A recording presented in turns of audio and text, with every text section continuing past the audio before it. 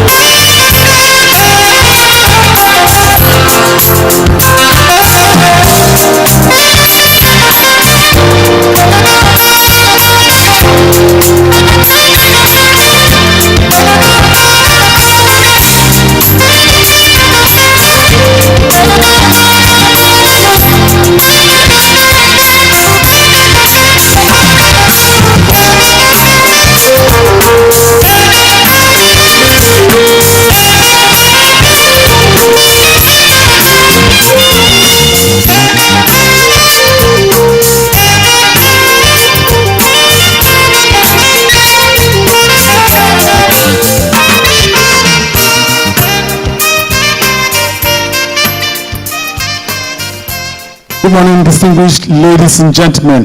May we all rise for the rendition of Nigeria's national anthem as we begin this event for today.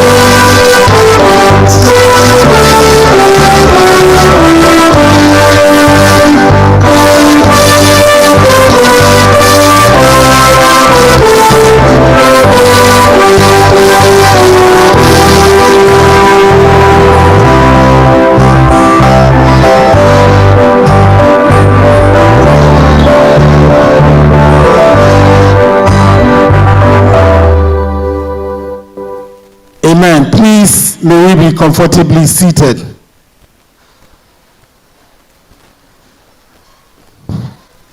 I must say this is the sweetest version of the national anthem I've ever heard.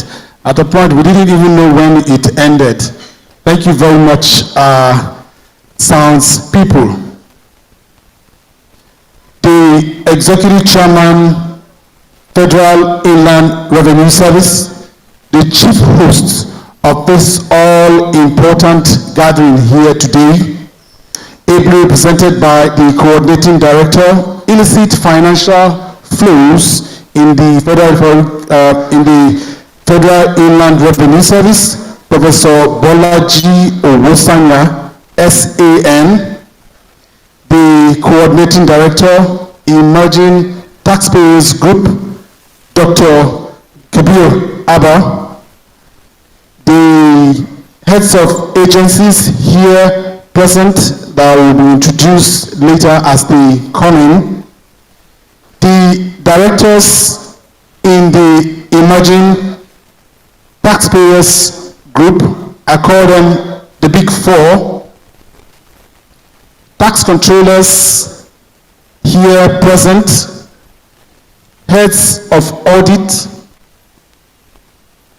SAs to the Executive Chairman, Federal Inland Revenue Service, stakeholders here present from various agencies, very distinguished ladies and gentlemen. May I this morning welcome you, our esteemed partners, facilitators, stakeholders, and ever-resilient Nigerian taxpayers who are here today. I must say, I'm delighted to welcome you to this landmark event, the event of the 2025 Tax Clinic, organized by the Emerging Taxpayers Group of the Federal Inland Revenue Service, with the theme, Tax Clinic for Tax Clarity. This year's theme is more than a catchy phrase. It is a call to clarity, to demystify, simplify, and dignify the tax experience. This is not just an event, but we are here today as a movement towards confidence, compliance, and our tax journey. Let's be honest for once. When most people hear about tax, their first instinct is to dodge. You want to dodge. The tax people are here. Or disappear. But we're here to say no. No more running. This is not a tax ambush.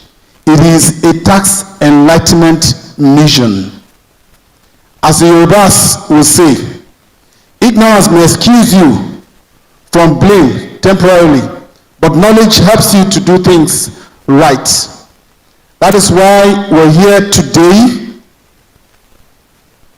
to teach you how to do things the right way.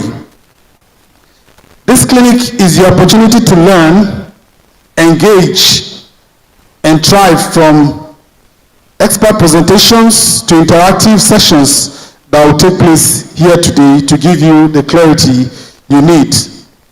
So whether you're here to ask about tax promax or to register a business and understand tax incentives, all that will be resolved here today. And as the Igbos will also say, he who refuses knowledge does himself more harm, not to others, but to yourself. Knowledge is light, and this gathering is rich in both knowledge and light. And like the Hausas will say, Ilimi haskeni, that means knowledge is light. You're here to gather knowledge and to get more knowledge and more insight into what you do in your various offices and your various endeavors. Today, you will hear from experts who will engage in panel discussions, and I know you're going to enjoy practical interaction from them. So on behalf of the Federal Inland Service and partners in progress, I want to welcome you to tax clarity, welcome to tax compliance, welcome to a new culture, one that listens, supports, and grows with you. So today, together, let the tax clinic begin. Ladies and gentlemen, my name is Frank Ogbole. I'm a staff of the Federal Inland Revenue Service, and I'm delighted to be with you here today. May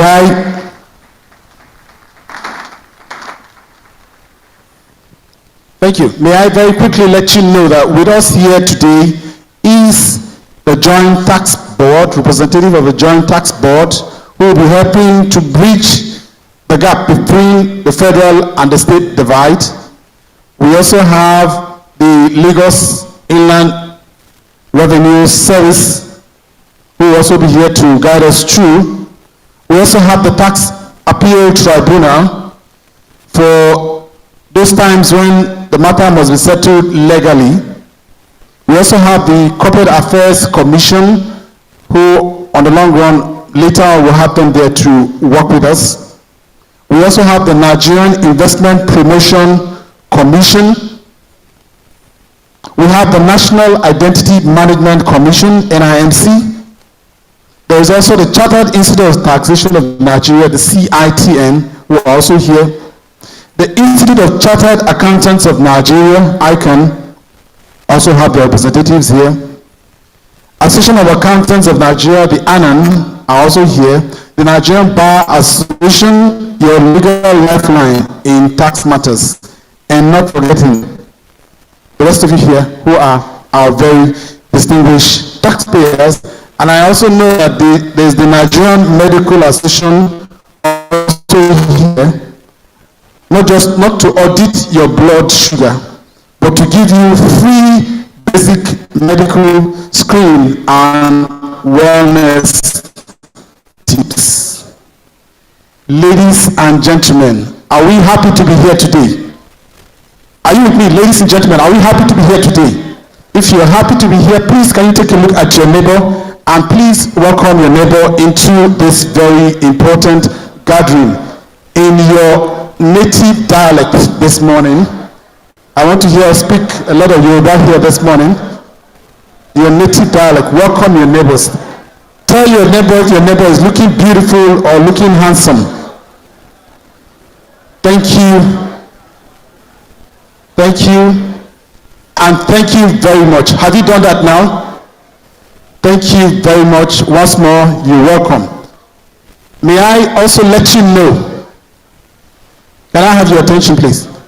May I also let you know that this originally was a 2-day event, but because of the incidents that happened, we were compelled to merge the activity to a 1-day activity. So for those of us who will be doing presentations, please remember we are keeping to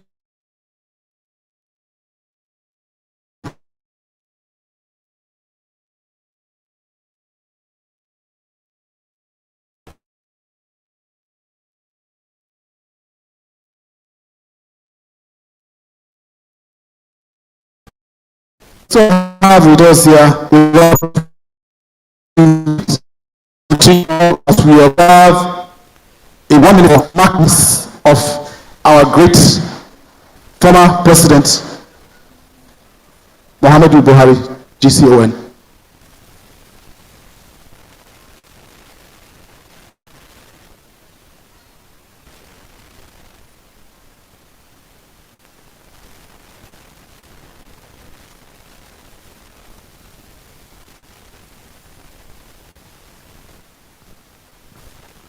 May Allah grant his soul Ajena Fidausi.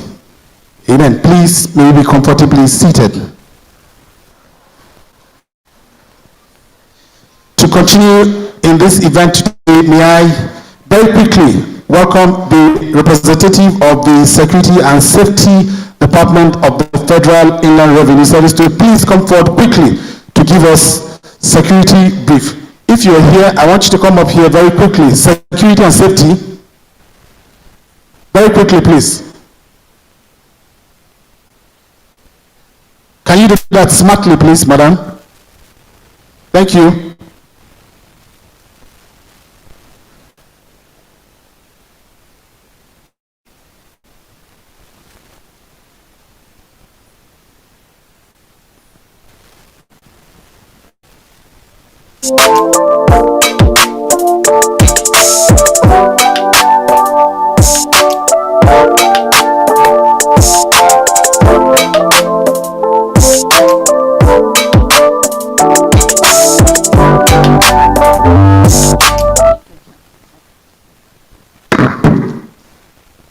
Good morning, sirs.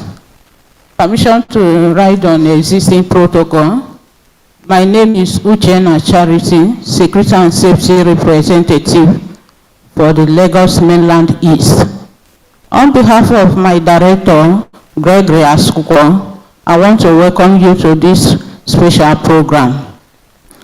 Threat analysis has been conducted and adequate measures has been put in place to ensure nobody gets hurt. In the venue here, we have 4 emergency exits, 1 by your side, 1 at the back, 1 at the entrance, and the 4th one here. Should there be any emergency, you are expected to use any of the exits closest to you. Also, you are advised that wherever you are, in any function or any gathering, you are expected to look around and know the nearest exit to you.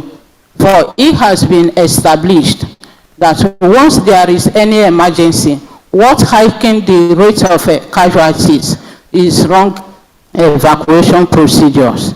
So you are advised always in any gathering to look around and know the exits nearest to you. Also in the hall here are portable fire extinguishers. Should there be any fire outbreak, you are advised to use any of them, especially if you are proficient in the use of fire extinguishers. But if not, you are advised to exit to assembly point by the exit way. By the exit gate is the assembly point.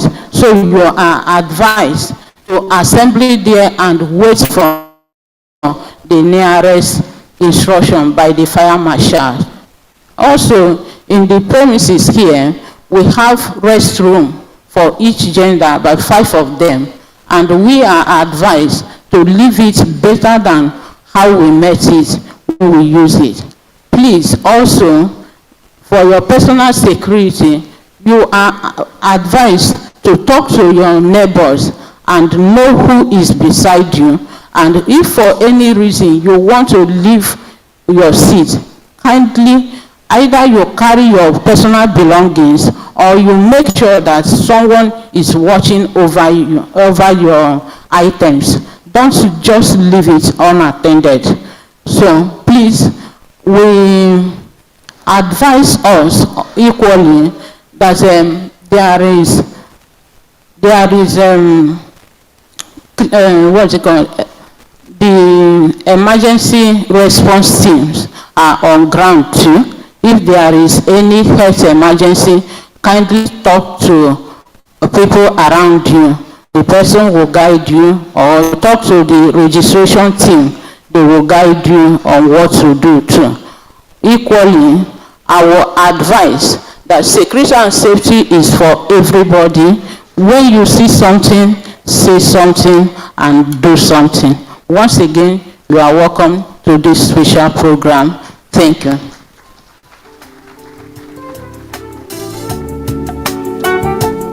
Thank you very much, the representative of the Security and Safety Department of the Federal Inland Revenue Service. As she said, may I reiterate once more, if you have your neighbor sitting beside you that is not smiling, he is a security threat. So please smile if you have your neighbor sitting beside you. And please make sure you know who is sitting beside you so that we will all be safe here. To take us further very quickly into this program today, may I very respectfully welcome to the podium a very pragmatic leader, a performing leader with the Federal Revenue Service. He is the man who is loved by all. He is the reason why we are here today.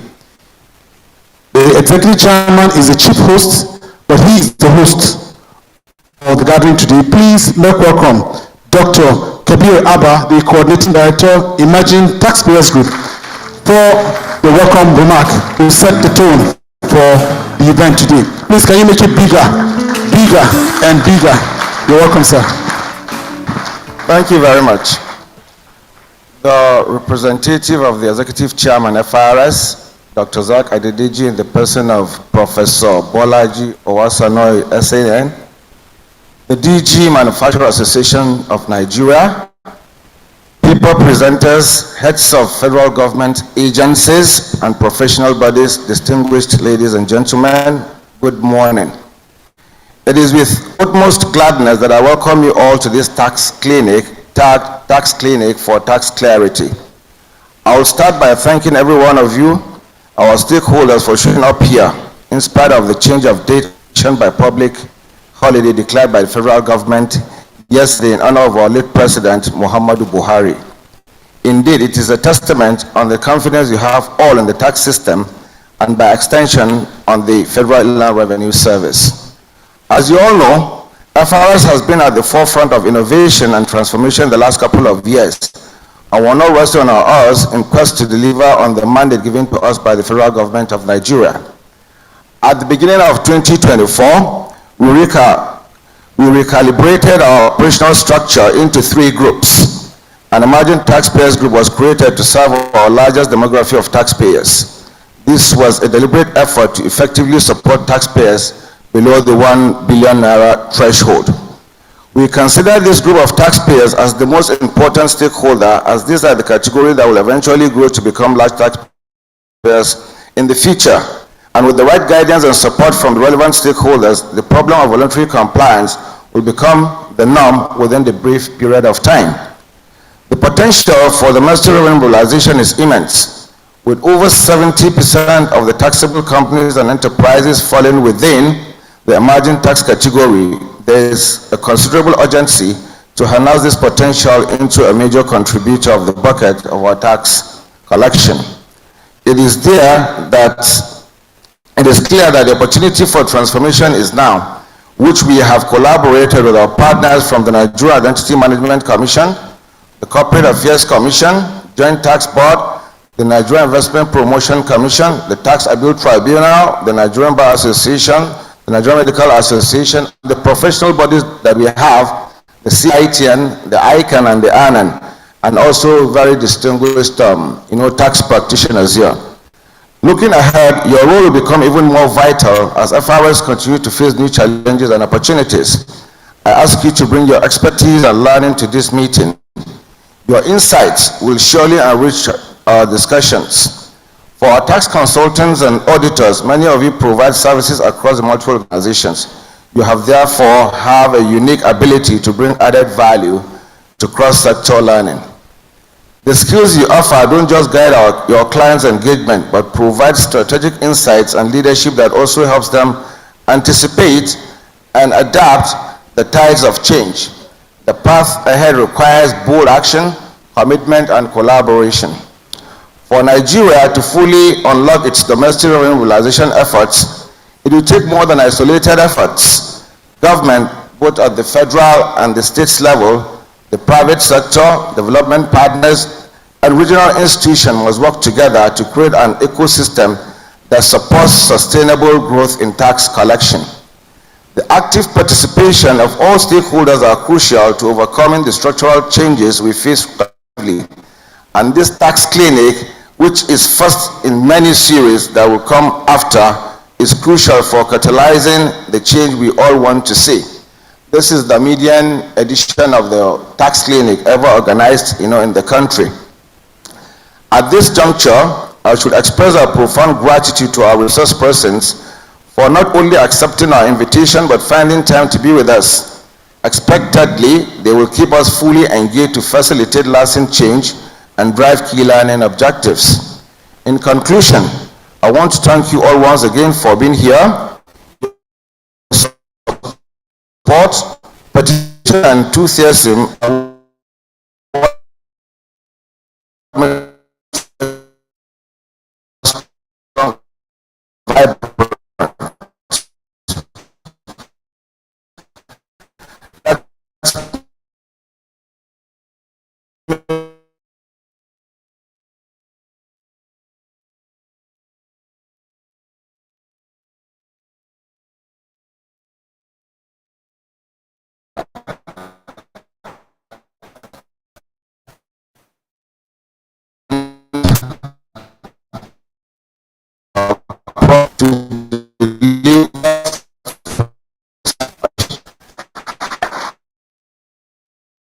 even with these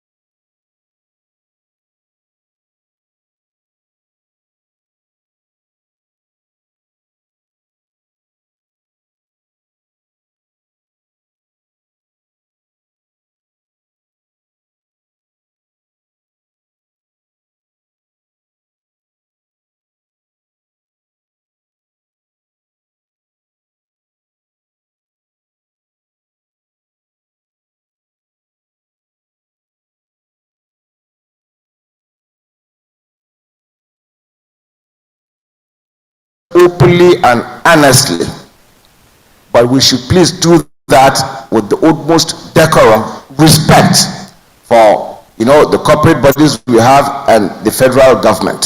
So we should please be very courteous in whatever we want to do.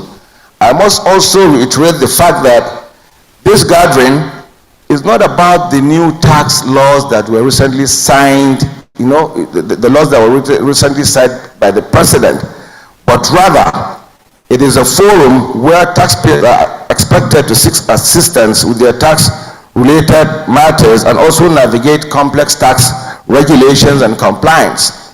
There will be sessions coming up in due course on the new tax laws. I know that is what is actually itching most of us. These laws are yet to even be gazetted by the federal government, but we can touch a bit of it, but let us not, dwell on that and tend to be distracted by the purpose of us being here. We have noticed that a lot of small businesses are struggling, to be on board the tax system in Nigeria, and that's the reason why we have the professional bodies and corporate institutions for them to answer your question. On this note, I want to welcome you once again, and I wish us a happy and safe deliberations at the end of the day. Thank you very much, and a very good morning to you. Thank you. Thank you very much. Please, may we put our hands together for the coordinating director, the leader in our midst here, for setting the tone. He has said it very correctly. We don't have time. So please, for those of us doing presentations here today, we are sticking to time. Like I said it earlier, right by my left there, we have somebody with the bell. We are going to ring the bell if you surpass your time. So please take note so that you don't feel embarrassed when you hear the bell ringing. Thank you very much. Now, in the next 30 minutes, it will be time for remarks by invited dignitaries and representatives of key institutions. You will have more time to doing your presentations, but for those of us who will be presenting and also doing keynote, please do not combine. You have enough time doing your actual presentation. The keynotes, the remarks will be done in just 2 or 3 minutes. No need for protocols. You may decide to align with the protocols already established. In no special order, but specially, once more, may I, to keep the ball rolling, may I invite to the podium the Director General of the Manufacturers Association of Nigeria, Mr. Shegun Kadiri, MNI. Please put your hands together for him. There is no better person to start this remark than the DG. Just remarks, sir. You will still come back for your actual presentation. Thank you very much. We're excited to have you here today, sir. Thank you. Thank you very much. I stand on all already established protocol. It is indeed a pleasure for us, for man to be in this gathering. I don't think there is any sector in Nigeria that is so fearful and yet so attached to tax. Nobody really wants to pay tax, except if you know that the money that you are paying will deliver service and that it will in turn improve your business. So tax is very important to us in the manufacturing sector.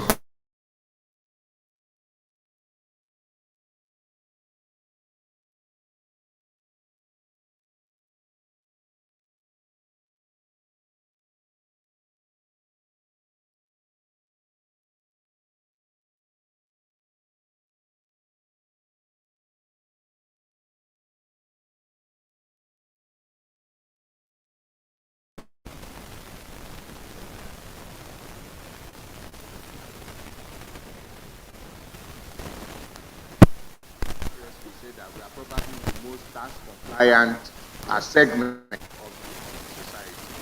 So as we seek to get government to be accountable on its own side, we pledge that we can continue to support FRS and that together we should be able to build a great nation that will rely on tax as revenue to carry out the responsibility of it. I thank you very much.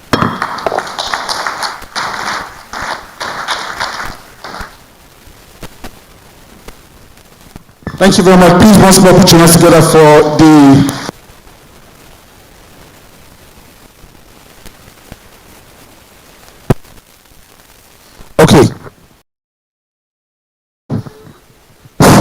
All right. To take us further very quickly, may I very quickly invite to the podium the Director, Incentives Management, NIPC, Mrs. Uchenna Okonkwo, to please come forward very quickly if she's here. Okay, while we're expecting her to come, may I? Okay, thank you very much. Please put your hands together for her. She comes forward. Thank you.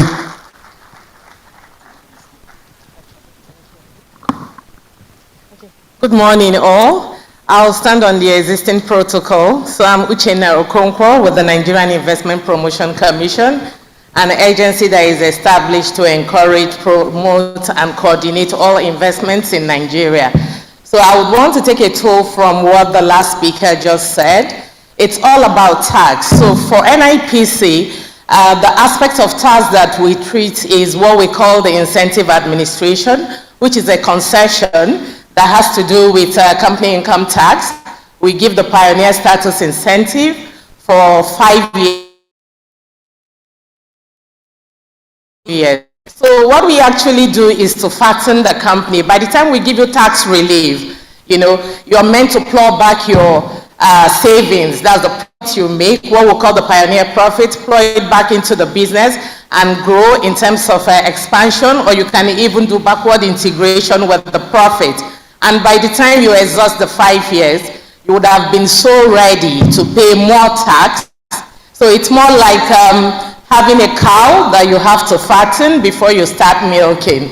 And I believe that this particular event is going to open our eyes to what we're meant to do in terms of our tax liabilities, and also how we can go and navigate through the stormy weathers. You know, initially when you set up a business, the weather is usually not, the environment is usually not that easy. So the incentive has a big role to play for sustainability and growth in the business. Thank you.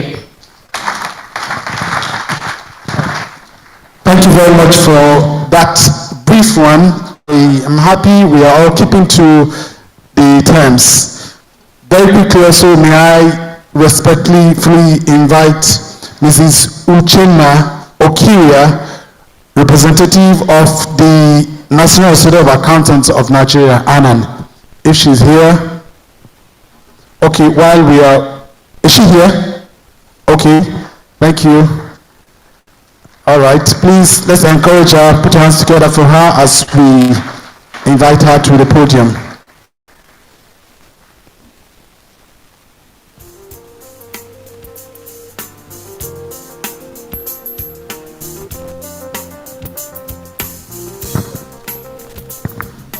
Good morning, everyone. Yes, on behalf of my president, Ajia Kishimi, I come before you to welcome everyone to this tax program. Well, in ANAN, Association of National Accountants of Nigeria, what we do, we have a college, the training arm of the association, where we teach our students tax.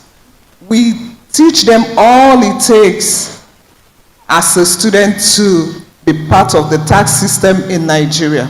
And as a professional body, Association of National Accountants of Nigeria, what we also do, we partner with other professional bodies to promote tax and all it takes also. So on behalf of everyone here, I appreciate you for coming. I say thank you. Thank you. God bless. Thank you very much, the representative of ANAN. Very quickly, may I also invite to the podium the representative of the Nigerian Medical Association President, Dr. Kayode Adeshola. Is he here, please? Please put your hands together for him as he comes forward very quickly. You wonder what the doctor is doing here. You will soon know when he does his presentation. Are you here, sir? All right, thank you very much. Dr. Kayode Adeshola. Please, you need to tell them why a medical doctor is here. Thank you.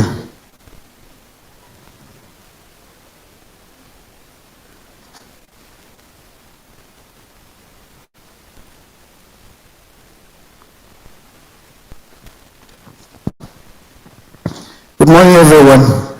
I want to adopt the existing protocol.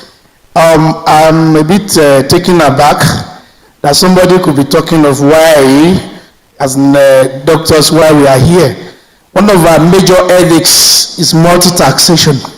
We suffer it from the federal to the state to the local government. We are harassed for things as bad as television tax, effluent tax. You just mention it, all sort of things. When you list them out, sometimes you have about 12, 15 different taxes. A hospital is expected to pay all this, and you get harassed day and night. Some people come, they don't even want you, they just come and stick to your wall. You appear at social place. Some want to backdate their tax 4 or 5 years back that you've not been paying this particular type of tax. So that's why I said I was shocked. Somebody will be thinking the medical doctors will not be concerned by a clinic of this nature. We are here to participate, even though we're running a side clinic there, but we are here as interested party, and we want to take part all through. As soon as the new tax reform was released, we've been trying to organize amongst ourselves to know how this will affect us, how this will help us to curb this harassment that we suffer every year, and they keep increasing. The number never reduces. So very much medical doctors are part and parcel of this clinic, and will take part of it from beginning to the end. Thank you very much.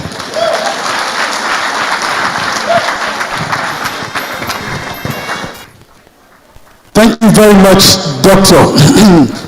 This is what we want. Doctor, you have spoken your mind. We are happy you spoke your mind. I actually thought you came with blood pressure monitor and all that to check. I didn't know you came with your questions too. Thank you, Doctor.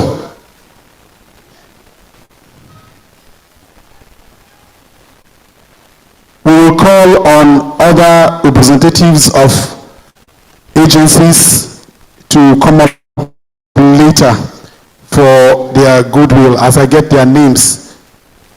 Okay, we also have the representative of CITN. Please, the president of CITN. Please put your hands together for Mr. Ohagwa, my boss, my former boss. Thank you. Sir, please can you come forward very quickly for your remark? In 2 minutes.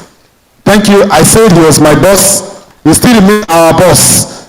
Thank you very much. Sir, you're welcome, and we're excited to see you here today.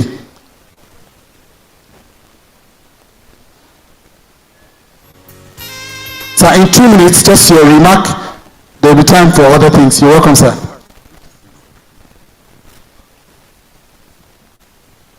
Good morning, very distinguished ladies and gentlemen, my bosses, my colleagues. I greet you, I salute you. Good morning once again. I just want to congratulate the service for this great day and to encourage the service to continue the good works that they have been doing, and our colleagues, please continue to support the service in the promotion of tax compliance and service delivery. I also want to use this opportunity to thank the service for inviting the CITN and myself personally, and thirdly, I want to acknowledge the tremendous support of the service during my investiture. Thank you very much, and God bless you all.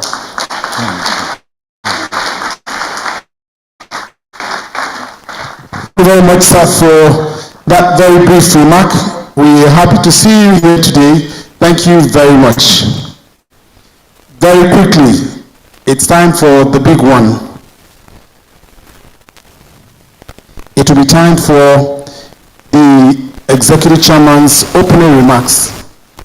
May I very respectfully welcome to the podium the man, now talking about the Executive Chairman, who has brought direction to the service, the man who is the reference, the man who has shown direction and vision to the service. the Executive Chairman, Federal Revenue Service, who is ably represented by the Coordinating Director, Illicit Financial Flows in FRS. He is Professor Bolaji Owosanoye, SAN. Please put your hands together for him.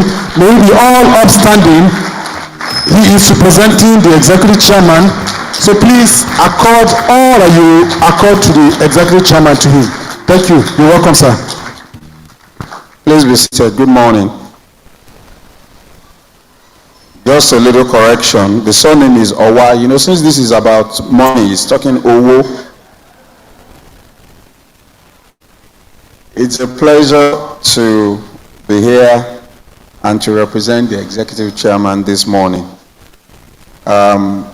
Distinguished guests, esteemed partners, colleagues, stakeholders, and fellow Nigerians.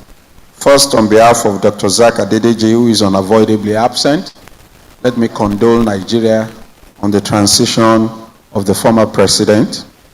God will grant repose to his soul and comfort the family and the country. It is with great honor and a deep sense of purpose that I welcome you all to the 2025 Tax Clinic, organized by the Emerging Taxpayers Group of the Federal Inland Revenue Service. This initiative is not merely an event, it is a demonstration of commitment to a tax system that is inclusive, transparent, and responsive to the needs of all Nigerians, particularly those in the small business, entrepreneurial, and informal sectors. The theme of this year's clinic is Tax Clinic for Tax Clarity. It aptly reflects our mission to demystify taxation, promote voluntary compliance, and provide direct, accessible support to taxpayers. We firmly believe that sustainable compliance begins with understanding. When citizens clearly grasp their tax obligations, rights, and the value of their contributions to national development, compliance is no longer a burden. It becomes a civic responsibility. Over the course of these 2 days, which is now crunched into 1 day due to the public holiday yesterday, participants will have the opportunity to engage with professionals from FRS and esteemed partner institutions, including the Joint Tax Board, the Lagos State Internal Revenue Service, Corporate Affairs Commission, Tax Appeal Tribunal, the National Identity Management Commission, Nigerian Investment Promotion Commission, and respected professional bodies such as CITN, ICANN, ANAN, NBA, and the NMA. Through expert presentations, interactive panel sessions, and one-on-one advisory desks, taxpayers will receive the support and clarity they need to resolve concerns and navigate the tax system with confidence. Importantly, this tax clinic embodies our evolving philosophy at FRS, a shift from mere enforcement to proactive engagement, from complex bureaucracy to simplified service delivery. It is part of our broader reform agenda that is smarter, more digital, more inclusive, and more aligned with the everyday realities of Nigerians. Initiatives such as the Tax Proax platform and our taxpayer segmentation strategy are critical tools in building a people-centered revenue system, one that works for both government and citizens. Let me at this juncture take a moment to commend the Coordinating Director of the Emerging Taxpayers Group, Dr. Kabir Abba, and his outstanding team for the thoughtfulness, passion, and commitment they have brought to this project. I also wish to sincerely thank our institutional partners whose collaboration reinforces the integrity of this collective effort. To our taxpayers, those present physically and those joining virtually, this clinic is for you. I encourage you to participate fully, ask questions, share your experiences, and take advantage of the resources available to you. Your active involvement is vital, not only to your own success, but to the progress of our nation. In closing, Let me reaffirm our collective responsibility to build a Nigeria where taxation is no longer misunderstood or feared, but seen for what it truly is, a powerful tool for shared prosperity, national growth, and inclusive development. Thank you for your presence. Thank you for your support.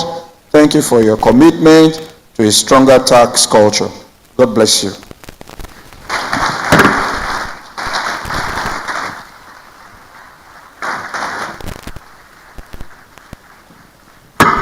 Thank you very much. Please, once more, put your hands together for the Coordinating Director, Illicit Financial Flows, representing the Executive Chairman, Federal Inland Revenue Service, Zach Adedeji, PhD.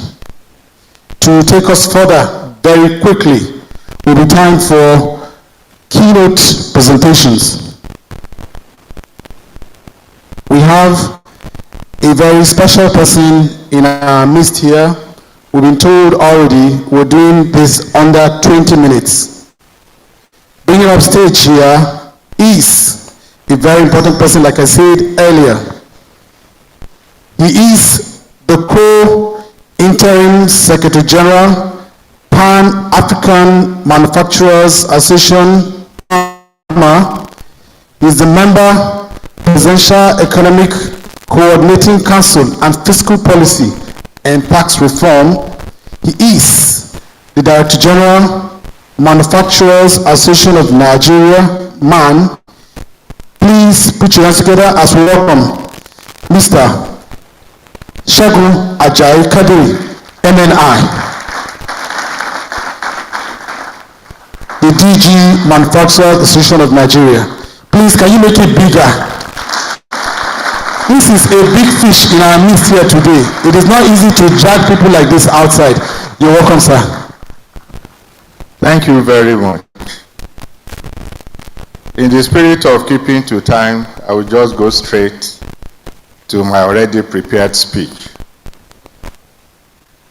Distinguished ladies and gentlemen, I will be speaking on the theme, Challenges of Tax Administration in Nigeria. I recognize this theme as central to Nigeria's ongoing economic transformation efforts of government. More importantly, as conversations around taxes and reforms dominate our national discourse, particularly in the light of the potential impact and efficacy of the recently enacted Tax Act, it is crucial that we engage. Over 95% of businesses are micro, small, and medium enterprises, and nearly 90% of them operate informally. Less than 20% of our 238 million people are active on the tax roll. With this backdrop, the central question should remain, how can tax administration be leveraged to convert the nation's vast economy and the economic potentials into reliable tax revenue most effectively and efficiently? Statistics show that Nigeria's tax to GDP ratio stood at around 10.3% in 2024, far below the African average. At the same time, industries, especially small and mid-sized enterprises, shoulder a disproportionate share of the tax burden. As the Nigerian proverb goes, the man who fetches firewood infested with ants invites lizards to his compound. Our previous tax system has done just that, inviting inefficiencies, distrust, and minimal public compliance. Data equally reveals that in the past years, for instance, in 2023, Nigeria tax regulatory quality was abysmally low, a score of -0.94. Similarly, the government's effectiveness score, a proxy for tax operational efficiency and public service delivery, was -0.85, indicating chronic institutional weaknesses. Other indicators such as the rate of public service funded by tax revenue, and the efficiency of the tax system point to the same conclusion. Nigeria's tax environment has been generally perceived as weak and inadequate.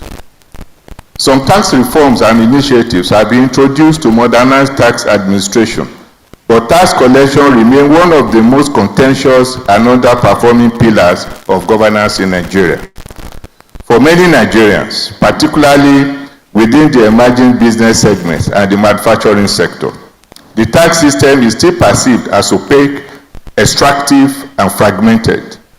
That is the truth. Nigeria's tax administration has often been plagued with hurdles. The dysfunctional not only undermines revenue mobilization but also penalizes formal businesses, widens inequality, and limits the state's ability to deliver public goods.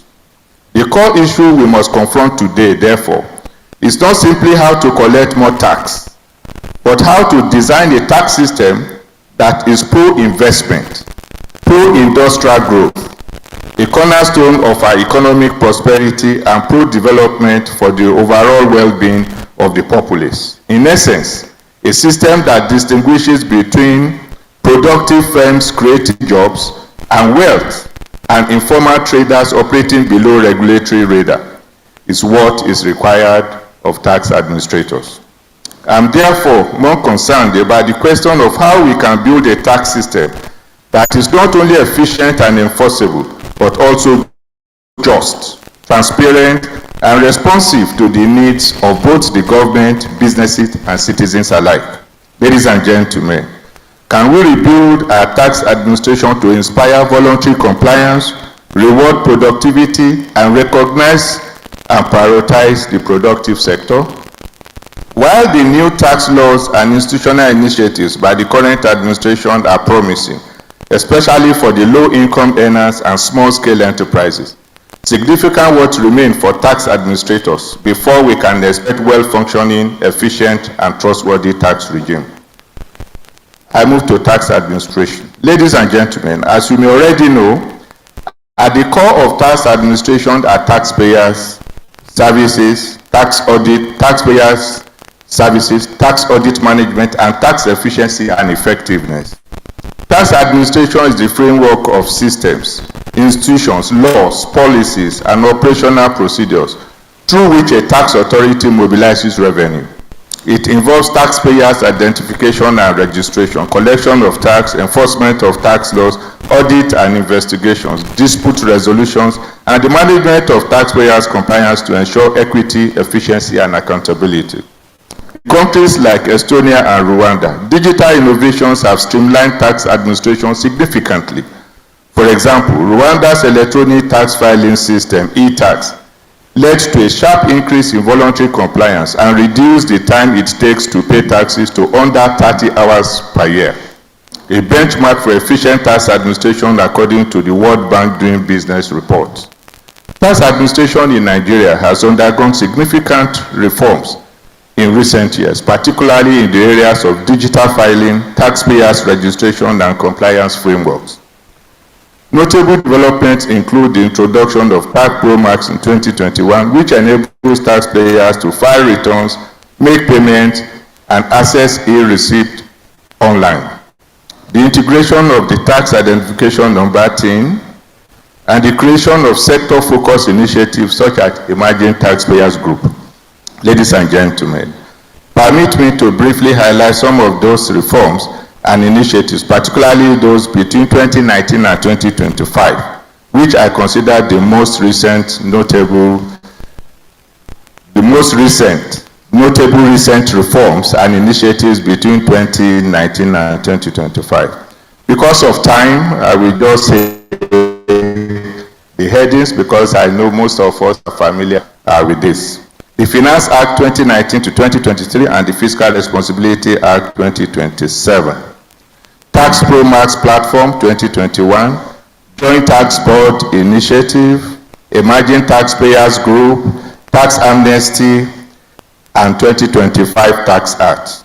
I will emphasize the last one. The recently passed tax acts, the Nigerian Fair Taxation Act, the Nigerian Tax Administration Act, the Nigeria Revenue Service Establishment Act, that's the one that concerns our host today, and the Joint Revenue Board. The Joint Revenue Board Acts were designed to harmonize taxes and tax bodies, digitize and simplify tax processes, and reduce the cost of tax compliance and the overall tax burden, especially for low-income earners and micro, small, and mid-sized enterprises. These reform initiatives and the innovation aimed to modernize the tax administration, but systemic and structural challenges remain key barriers to real transformation. The challenges undermine the credibility, reach, and efficiency of Nigeria's tax system, especially for emerging businesses and manufacturers operating in complex, multi-tiered environment. The key challenges of tax administration in Nigeria as I see it.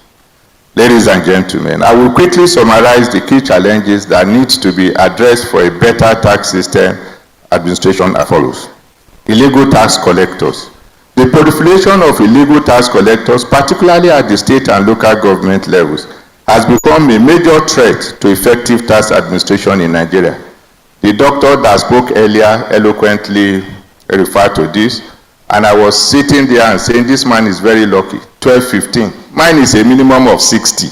So you are still being undertaxed, if I may use that word. These self-styled tax authorities are often involved in harassing and extorting businesses, thereby undermining public trust and sabotaging legitimate government revenue efforts. Based on the 2024 survey report by MoneyPoint, about 89% of businesses in the informal sector claim to pay taxes. Unfortunately, a larger fraction of the taxes end up with states and local governments and illegal tax collectors. Public trust. Trust is the cornerstone of modern tax system.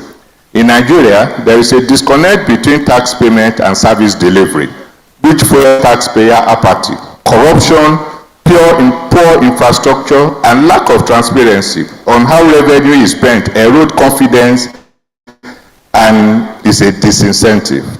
Taxpayers' engagement remains low and feedback mechanisms are effective, as long as taxes are seen as extractive rather than developmental. Building a strong tax culture will remain elusive, and in this regard we commend FRS for this type of thing. Is meant to abate this lapse. Low voluntary compliance. Voluntary compliance is weak because taxpayers often do not perceive value for money. Taxes paid often do not reflect the visible public goods provisions. The perception coupled with weak enforcement and inadequate tax education results in deliberate evasion. The informal sector thrives in this vacuum the most, creating an uneven playing field where compliant firms are punished while non-compliant entities benefit. Limited coverage. A large segment of Nigeria's economy, especially informal and cash-based enterprises, remain outside the legitimate tax net. Nigeria's tax system captures only a fraction of its taxable potential. The challenge lies not only in registering these actors, but also in building trust-based mechanisms to engage them. Many informal operators are wary of government's intentions and fear arbitrary levies once they become visible to tax authorities. Without graduated and tailored compliance strategies, broadening the base will remain aspirational. Operational inefficiency. Despite progress like tax promax, many tax processes, particularly at subnational levels, remain manual and bureaucratic, slowing down assessment, audit, and reforms. Agencies also operate in silos with limited data sharing between the Nigeria Revenue Service and state boards of internal revenue services. This disjointed system leads to inefficiency, revenue leakage, and a weak enforcement presence, especially in non-urban areas.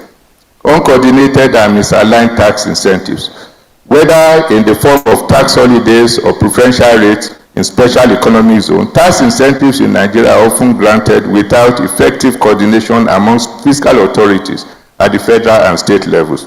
This misalignment results in policy overlap and weak oversight. There's also structural and governance fragmentation. Businesses face overlapping tax obligations from federal, state, and local governments, often for similar services. This fragmentation results in double taxation, increased compliance costs, and confusion among taxpayers. Distinguished ladies and gentlemen,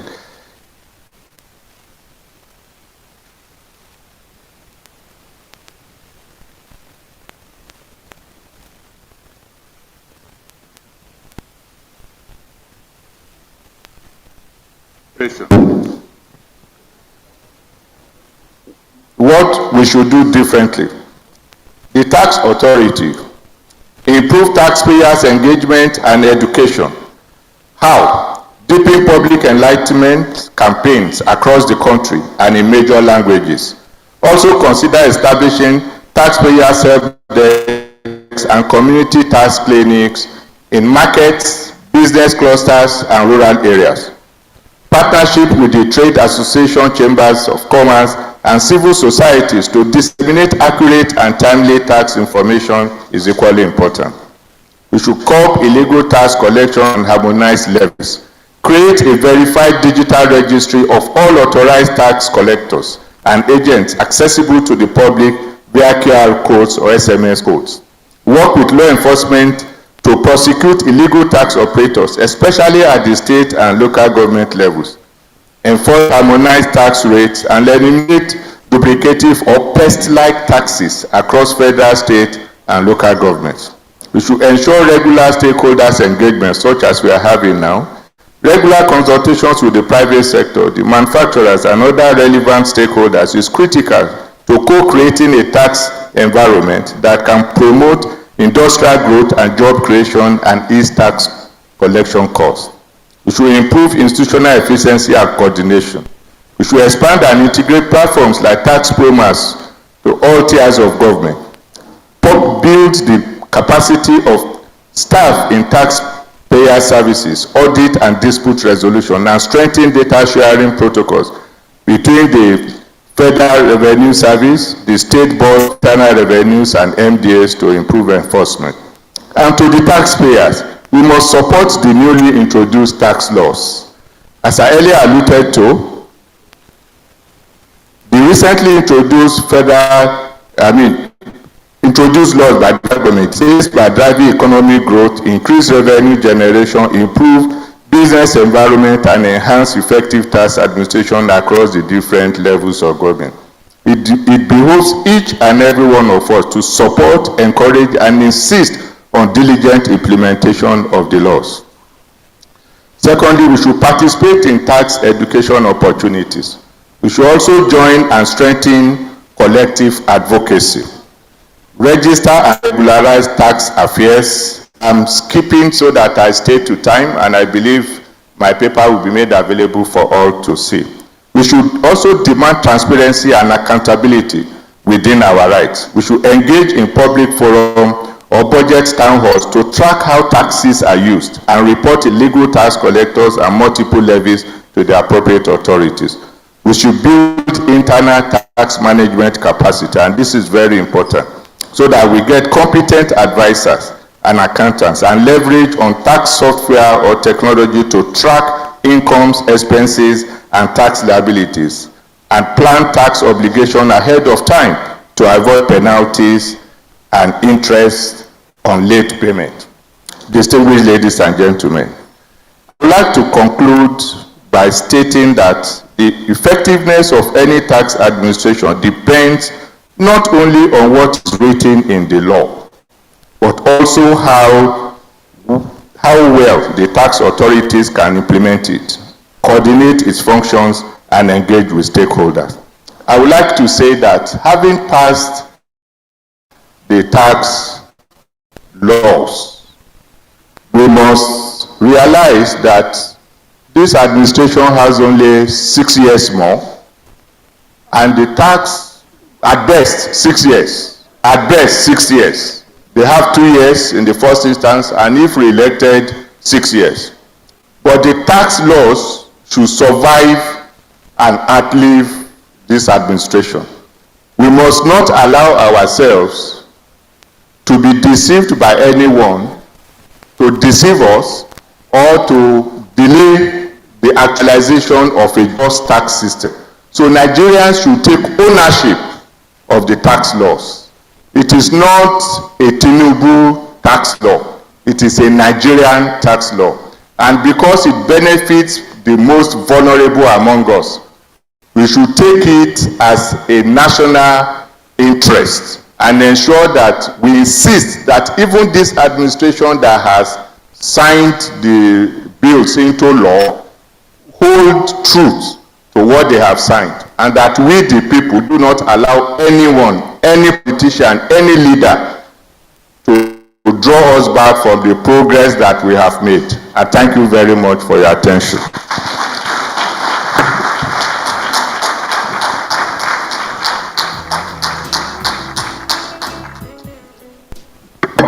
Thank you very much. Please, once more, put your hands together for the Director General, Manufacturers Association of Nigeria, Mr. Shagun Kadri, MNI, for that very concise presentation. He went straight to the point, and once more, please put your hands together for him, for setting the tone, and he kept to time. That is why I said you should give him a second round of applause. Thank you very much, sir. We appreciate you and happy you're here in person. Very quickly and deliberately, I want to acknowledge the following. May I very quickly acknowledge the Director, Emerging Taxpayers Department, ETD Lagos, Dr. Olufemi Oyibanji. Please, if you're here, just acknowledge. He is representing Lagos here, so for most of the activities, you have to deal with him. May I also very quickly acknowledge the Director, ETG, please put your hands together for her. Very quickly, may I also quickly acknowledge the presence of the Director in the ETG also. He is Chief Barrister Opai. Please put your hands together for him.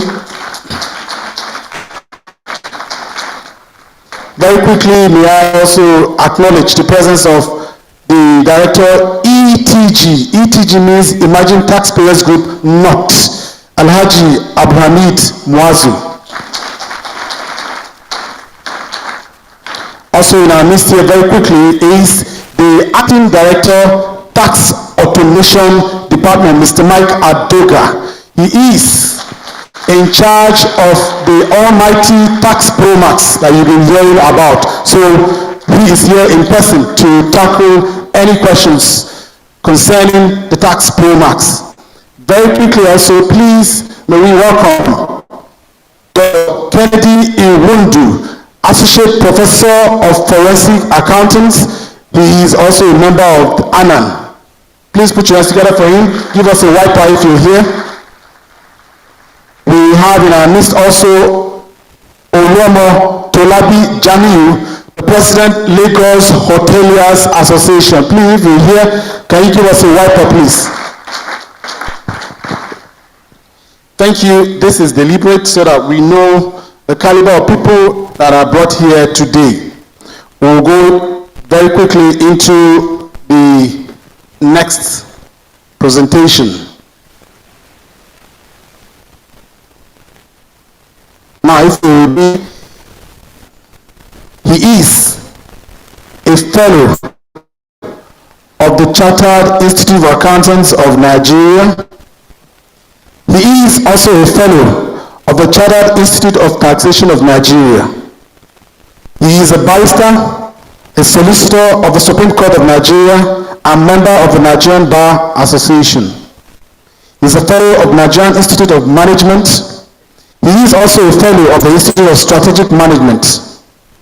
He is an associate member of the Chartered Institute of Arbitrators, UK, Bachelor of Law degree holder from the University of Bradford, UK, a holder of Higher National Diploma of Accountants, Kwara State Polytechnic, Ilorin. He has worked with Z.O. Ososanya, Price Corporation, Akintola William Gillette, and others. He has extensive knowledge, skills, and experience in fiscal matters, petroleum industry, tax matters, international tax, business tax, compliance and advisory, human capital tax, and direct taxes. His resume is actually very rich. May I very quickly unveil to you Mr. Aziz Olatoloye. He is the management partner, Ascension on consulting services. Please put your hands together. Can you make it bigger? Make it bigger. Is another big fish in the house. Bigger. Thank you. Sir, you're welcome. We're excited to have you here in our midst today. Thank you, sir.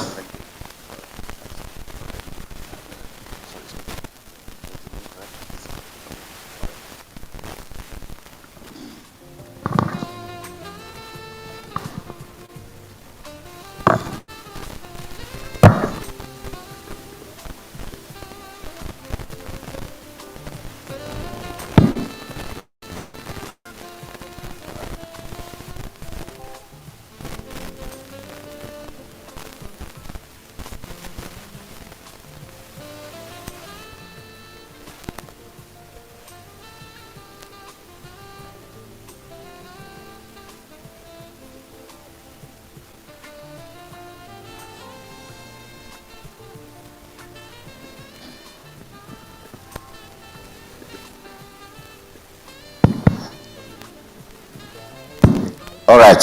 Good morning, everyone. Let me adopt the established protocol and thank the executive chairman for the opportunity for us to come together for this tax clinic, and also Dr. Abba Kabir, who is coordinating the event. I do recognize everyone.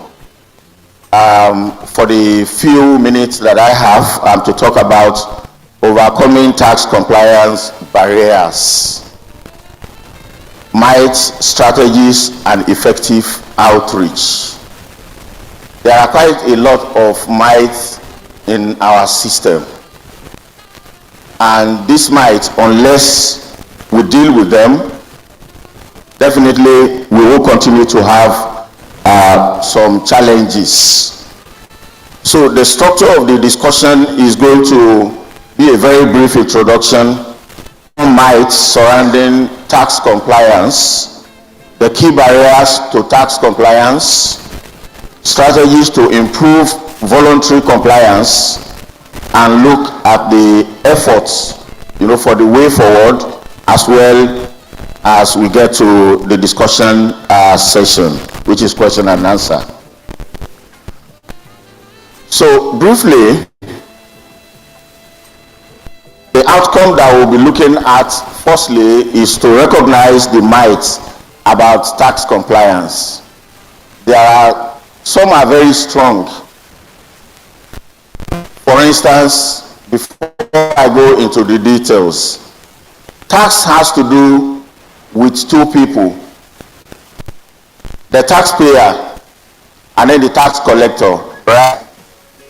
If somebody is not paying, is somebody not supposed to collect? Because we are very fond to say we don't pay tax, but somebody is supposed to assess, somebody is supposed to collect, and also enforce the collection.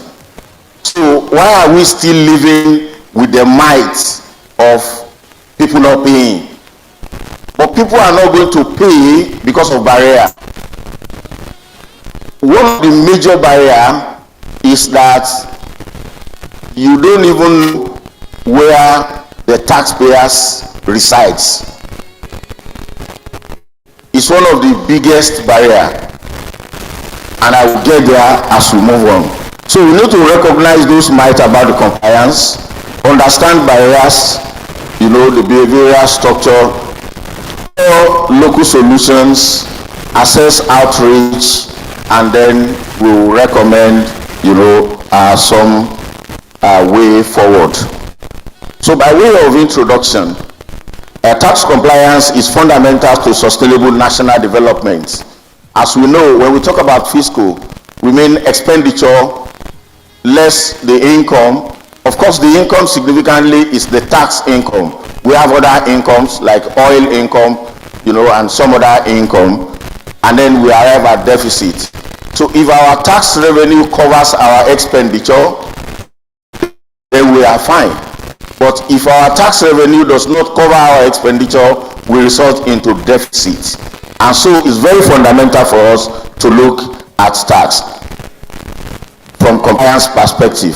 So in Nigeria, where oil revenue are steadily declining, the need to broaden our non-oil revenue base through effective taxation has become increasingly urgent.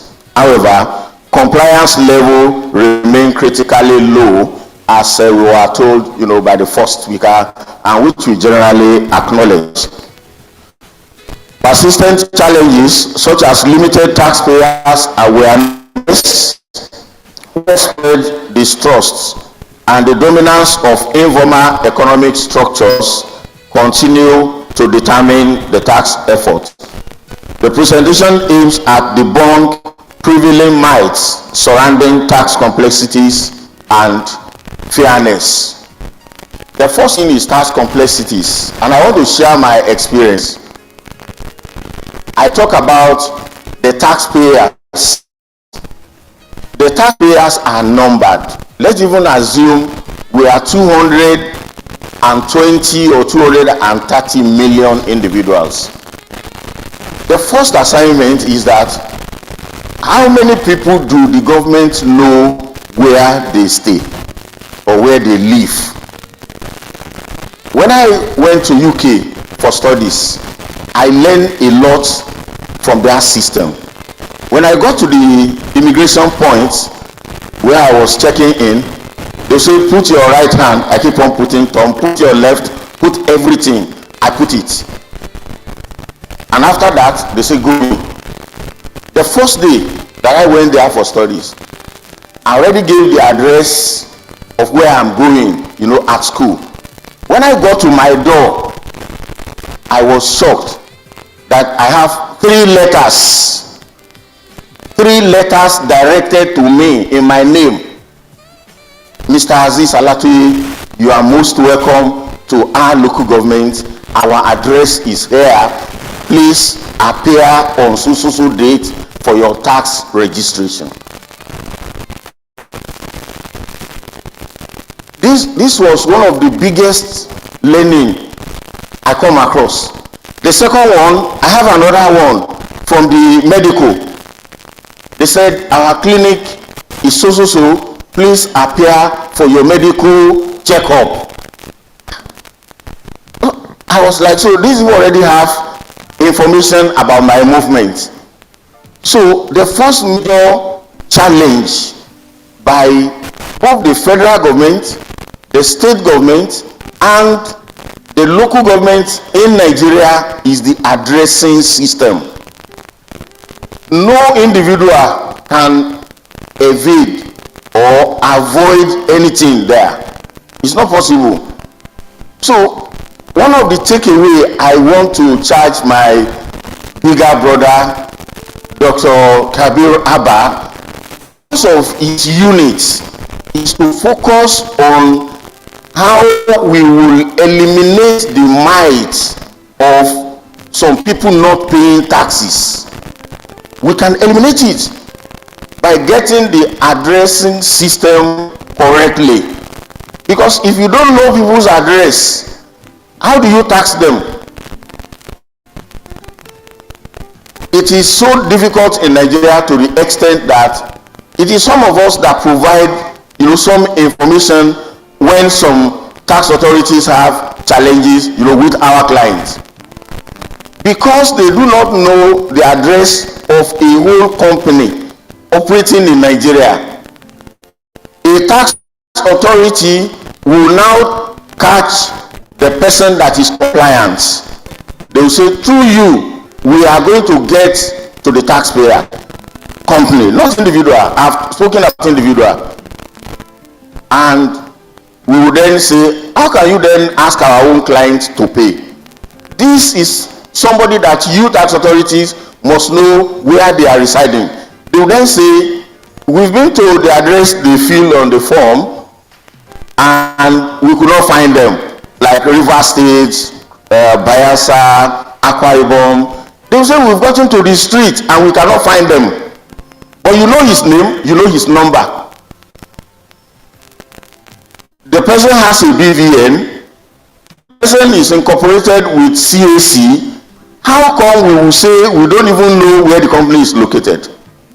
With ordinary phone number, you can get to where anyone is. You can know where the managing director is, where the CFO is, because you have the the police form, the enforcement unit of the FRS. You have access to the network, and network can tell you where any individual is in Nigeria. So addressing system is one of the major challenge we have, and the government now trying to work on it is the key solution that we need to work on. Share proving strategies, that have improved compliance in similar contexts, which is what we are sharing, and then propose effective outreach approach tailored to the Nigerian system. So understanding tax compliance, and I won't take time, on this. There are two sides to tax compliance, as I have said. If you look at section 52 and 53 of CETA, as well as section 44 of PITA, you have voluntary compliance, where the taxpayers have to voluntarily comply. How do we achieve that? We don't just drop the word voluntary compliance. What are the attractive things for voluntary compliance? We do tell our clients, in a session that, look, it's good you comply, because compliance is cheaper than non-compliance. That is the reason most of our clients comply. Although we still have challenge with that.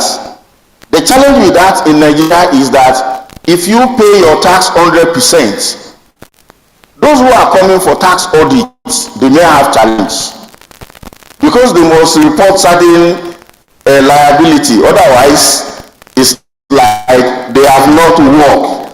So it's a might that we must demystify. I remember when I first filed my tax return, the first tax returns, I don't want the tax office to come to our office. As a business name, I don't need to prepare an audited account. I just fill my form and send it to you. But I prepared a financial statement audited by chartered accountant member. So I said, here is my financial statement. Here is the net balance supporting the financial statement. Here is the bank statement that I printed out, full, January to December. I attach it. Here is my tax calculation. If it's incorrect, please let me know. Here is my evidence of payment of the tax payable, and here is the schedule of the withholding tax deducted on all the invoices. I attached the list of all the invoices, and I sent it to the tax authorities. When the head of high network saw my tax returns, he called me on Sunday. He was praying. He said, Mr. Ladowi, God bless you. Thank you very much. You've made our job easier. I said, thank you very much, sir. Few months after that, I got a letter for tax audit. I said, to audit what? You have my bank statement.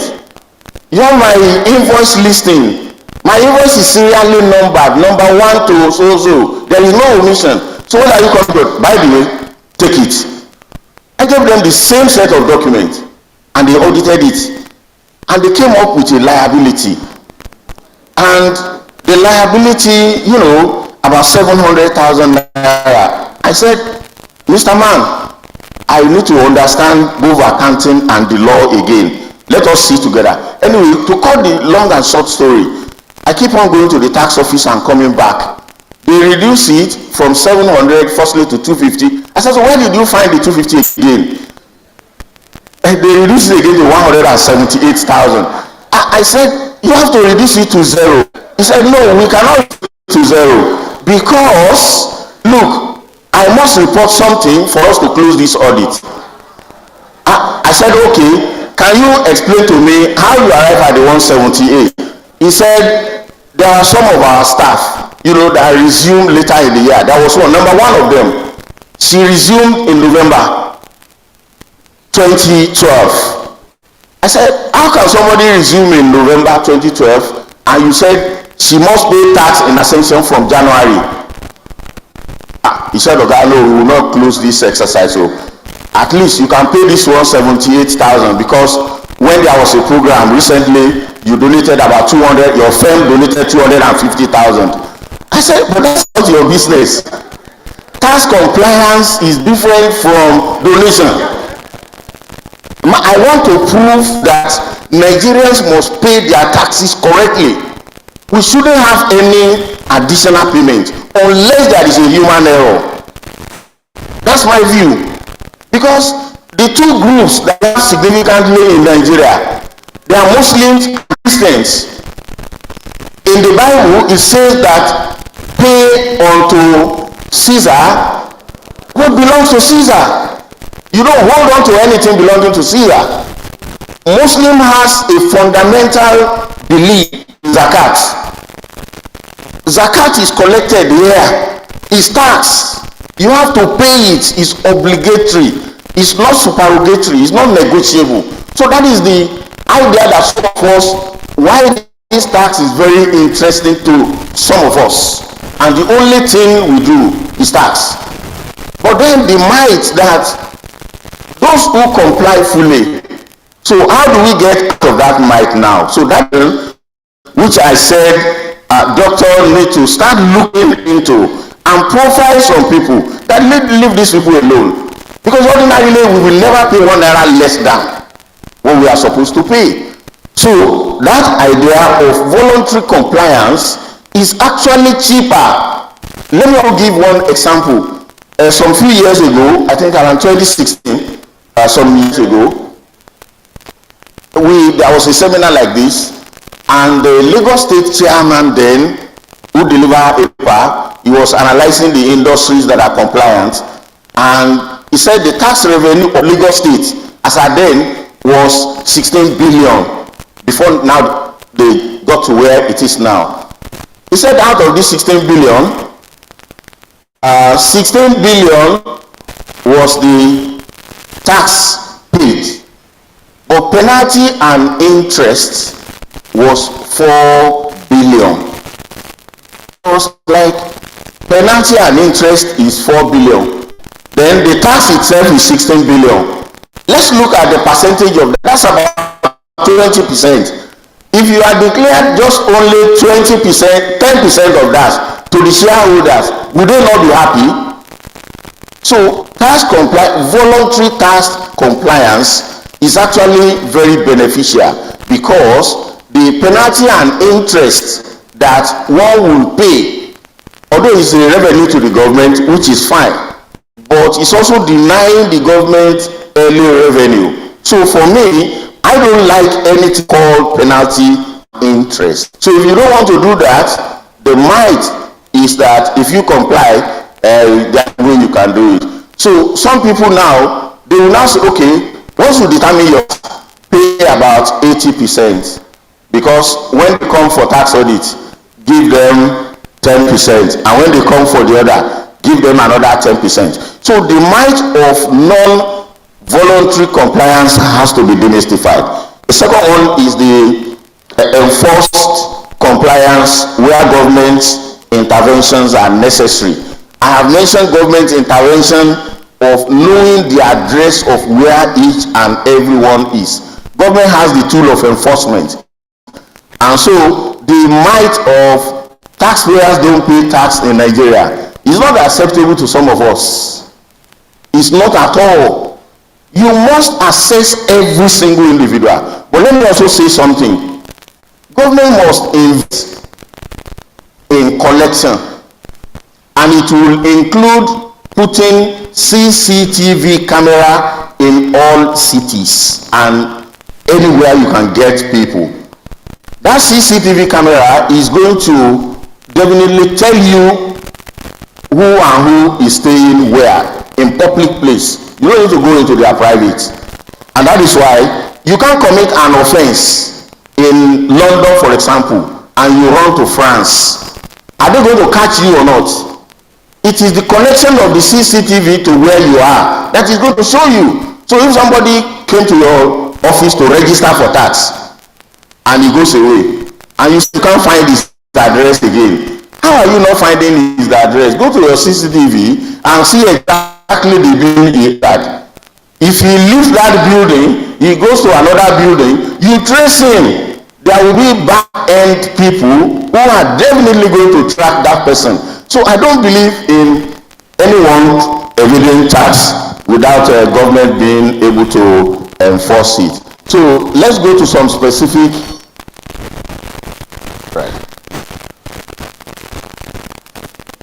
Right. So some specific rules. Tax rules are too complicated, discouraging taxpayers. Only large companies are targeted for tax. Government won't notice my compliance, especially in informal sector. I believe government is going to notice. The system is corrupt, so why bother? You must discharge your own duty and your own rights. That is very important. And debunking the myths, I've already said it, both the taxpayers and the tax authorities need to debunk, that. Some of the barriers, I have listed some of the barriers, to comply. We should simplify the tax system, but because the tax reform is going on now, by January 2026, we are going to have a fairly simplified. I had so many taxes, which is now under one digit. This is also going to simplify the tax system. So, right, minutes. Yes, okay. All right. So I thank the director for giving me additional 5 minutes. Yes, because I actually want everyone to be compliant, and that's why I try to emphasize some of these things.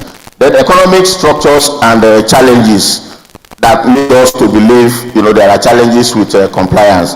Limited tax infrastructure, especially in our tax offices. That's where I said government need to invest, because when you get to some rural area tax office, network is a major challenge. So these are areas that government need to pay attention to. With data system, I will talk about that. There is no one that the government should know the details of where the person is and then be able to care for it. Cash-based economy, thank God now most things are done online, and tracking should be very important. We should have back end that are going to do tracking. You just get a letter explaining your transactions by yourself, disprove it if it is not so. Then higher employment is also another area. The legal and administrative challenges, high compliance costs for the SMEs, ambiguity in the tax laws, limited access to rural area, as I have said, then overlapping jurisdiction. So strengthening taxpayers' education. Tax education is one of the most potent means, of getting the taxpayers, like we are doing now. People will know that penalty and interest does not pay them, so they will pay on time. Encourage voluntary compliance, expand the tax base, promote transparency, simplify the tax processes. The leveraging on technology is very, like tax formats. I know the lead tax formats person is around here, getting connected. As I said, having somebody's BVN and NIN, we can't say we don't know where the person is living. Data analytics and AI is very important. Digital tools, and then big data monitoring. Effective taxpayers education and outreach. Sometimes you need to use local language so you can understand. Partner with NGOs, use technology, as well as engage schools. So the role of stakeholders, community leaders need to be involved. Government agencies lead policy design. Business and SMEs serve as a former sector taxpayers, and advocacy need to be done in that area. Media influencers can also use, as well as tax authorities, need to provide taxpayer services. People should be able to go to tax office and then be able to get information and guidance from there. So finally, effort of the way forward, enhance technology, promote transparency. I think you need to move that for me. Got stuck there. So, promote transparency and accountability, invest on long-term taxpayers' education, harmonize federal and state efforts, which I believe this new reform is going to do, and incentivize formalization of small businesses, just like the PSI administration. I know some of us have issue with investment administration. That's another might, that when tax incentive is given, that tax is lost. It's a might, and we must demystify it. If you give somebody tax incentive, you must monitor it, and if the person does not apply it the way it should be applied, then you apply sanction. Section 7 of the law is there to withdraw or cancel any approval that is given if the person is non-compliant. So I thank you very much for this.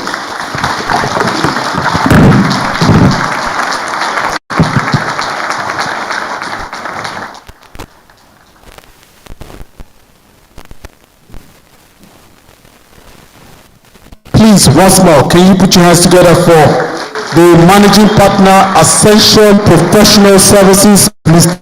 Aziz Alatoye. Thank you very much. So much passion about what he's doing. Thank you for your concern, sir. We are excited and we appreciate the fact that you came.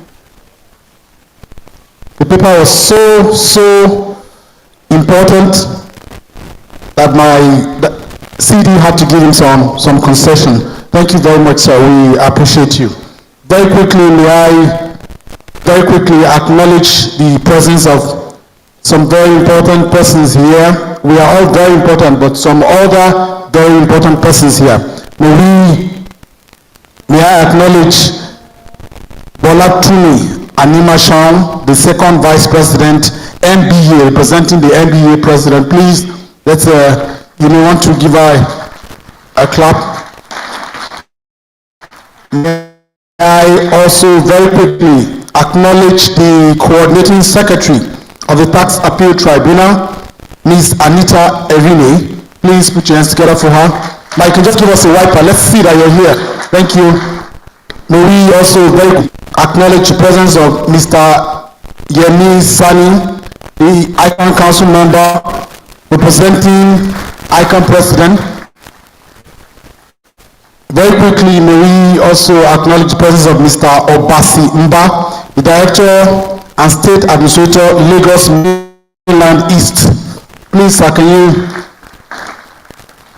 Also, very quickly, we have Aminat Olua, the Director, Deputy Director representing the Head Tax Enlightenment Unit South, representing the Director, Taxpayers Service Department. Thank you. We will acknowledge others as they come. Very quickly, thank you for keeping to time. Very quickly,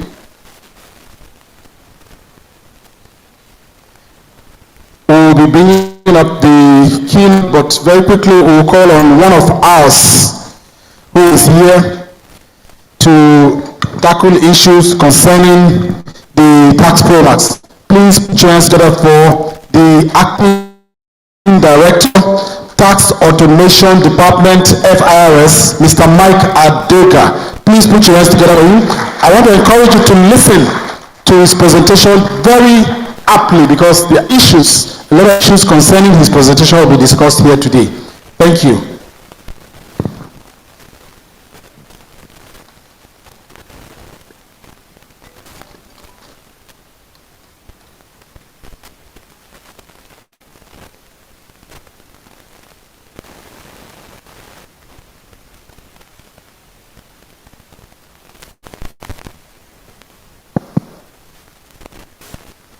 Good morning, distinguished ladies and gentlemen.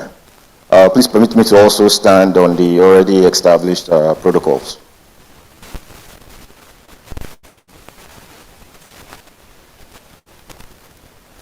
That's not mine.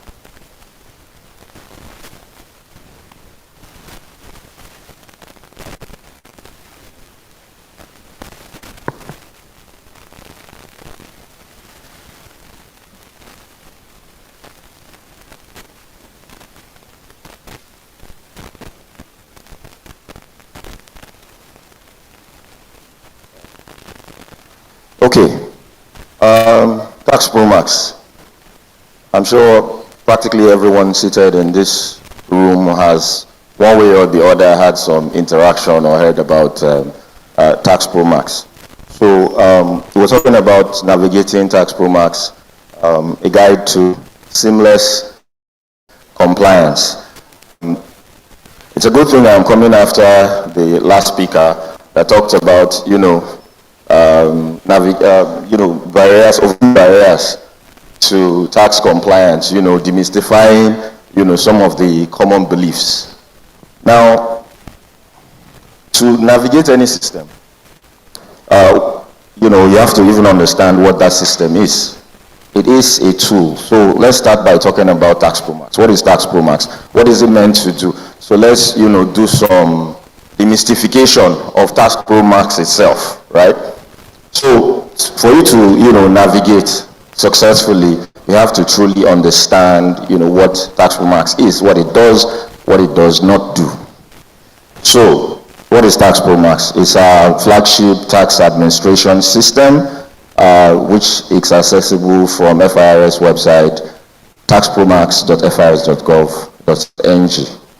What is it for? It's a tool for you to fulfill your tax obligations. That is the simple version, right? So it enables you to fulfill your tax obligation. You have to register, obviously. You have to make your declarations or file your returns, make payments, and then, of course, these payments are reported, you get your receipt, and then you get evidence that you have complied, which is what we call a tax clearance certificate. So in a nutshell, that's pretty much what you do with Tax Pro Max. It's nothing new. It's what has been provided for by all the necessary tax laws. Interesting thing with Tax Pro Max is, just like any other tool or automated system, if laws are coded into it, then that's how it works. So, I'm referring to interest and penalties. So you all know what happens by 12 midnight when your due date, 12 midnight due date, So tip is not to wait till the last day. Next slide, please. Thank you.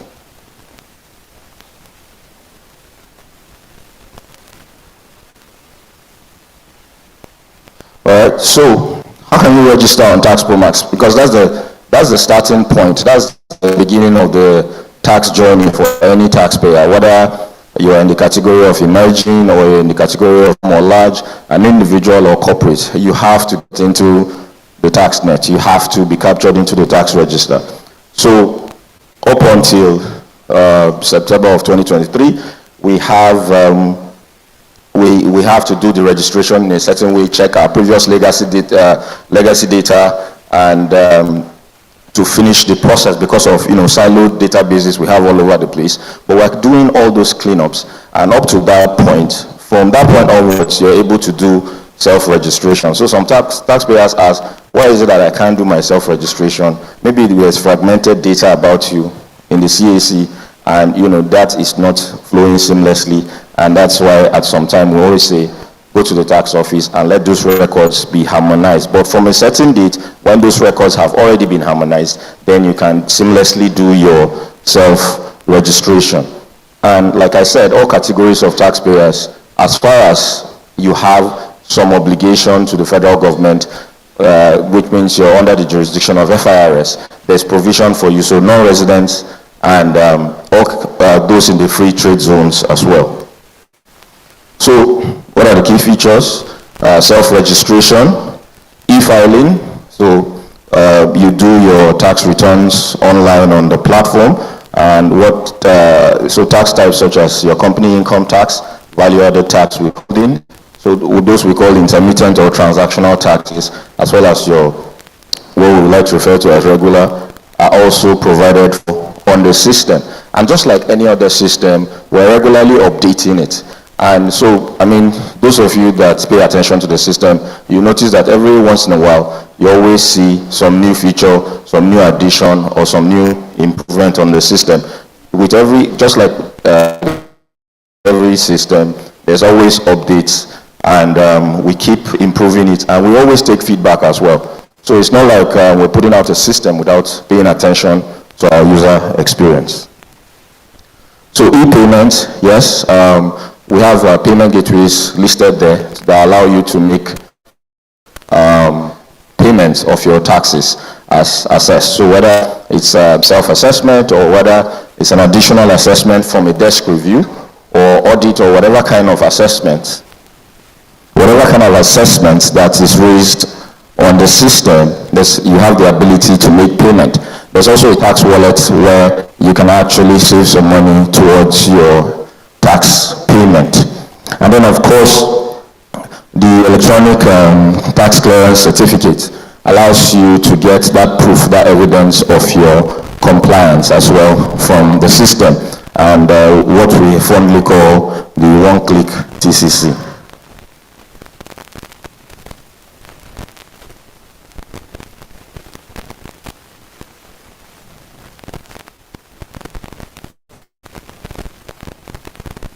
Which way am I pointing this? So what are the benefits? I mean, you can use your imagination with any automated system. I'm sure for those that remember the days of having to, the only way of moving funds across financial institutions in Nigeria was having to go and fill a teller, go to the banking hall and all of that. That sounds like a distant past in this day and age in Nigeria, because we're all used to mobile devices, mobile apps, using USSD codes to move money around.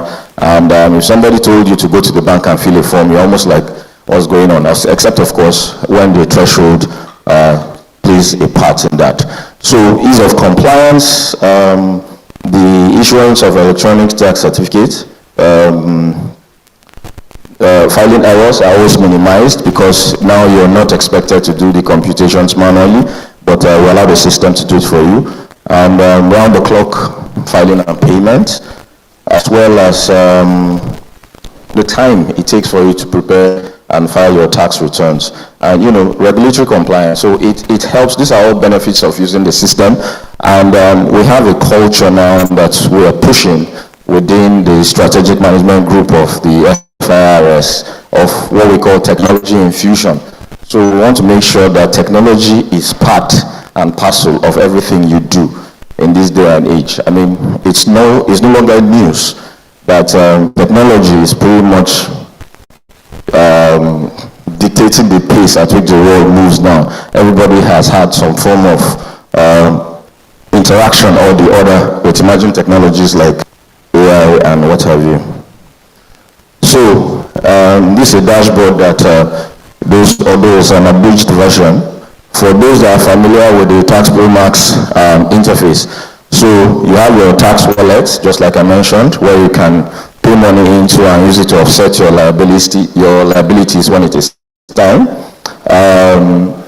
You have an icon for taxes due that talks about your current obligations, and it gives a summary of that. Your tax ledger talks about, gives a summary as well.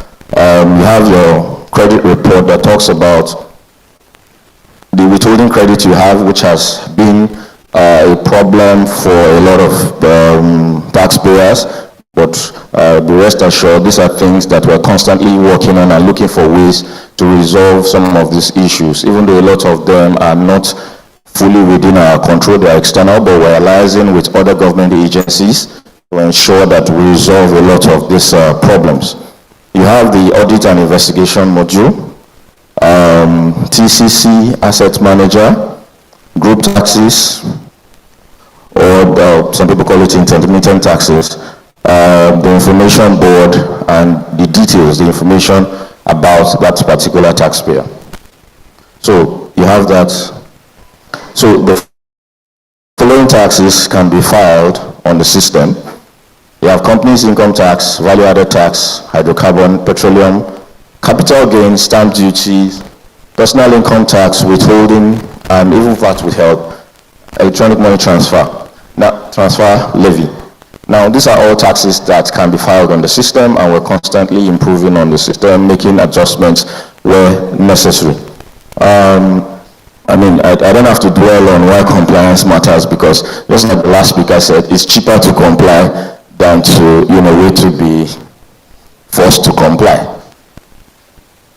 So, common issues. We can't talk about tax pro max if we don't talk about some of these issues. You'll be happy to note that I have my team stationed behind, so any specific problems you have on tax pro max, you can reach out to them. There's a desk set up there to quickly resolve some of your issues. But what are the common issues?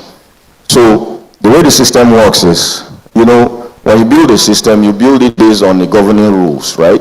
So taxation is based on law.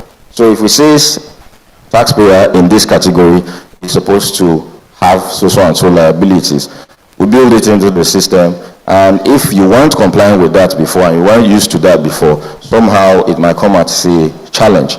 So profiling the taxpayer is very important in the operation of the system. So if you're wrongly profiling, like if you're supposed to be manufacturing and you're profiled under financial services and all of that, the computations might be different, and that would affect some of the things you see on the system. So ensure that on your tax profile that you are within your sector, your subsector is actually correctly captured. So, and we use the ISIC revision 4 classification for business to capture taxpayers. So that's a very important thing. And if you have wrong accounting periods or wrong, which of course would imply a wrong due date, if your accounting year end is 31st of December and you put 31st of March, obviously the due date will be different. So that's very important. These are things you should check first profile and make sure the tax office gets it correctly. And then wrong commencement dates.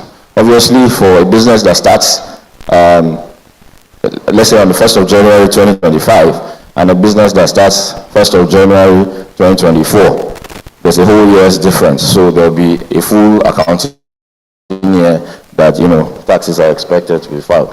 So profiling on the system is very, very important. Make sure you get that correctly. And if that is done, a lot of the problems will be reduced.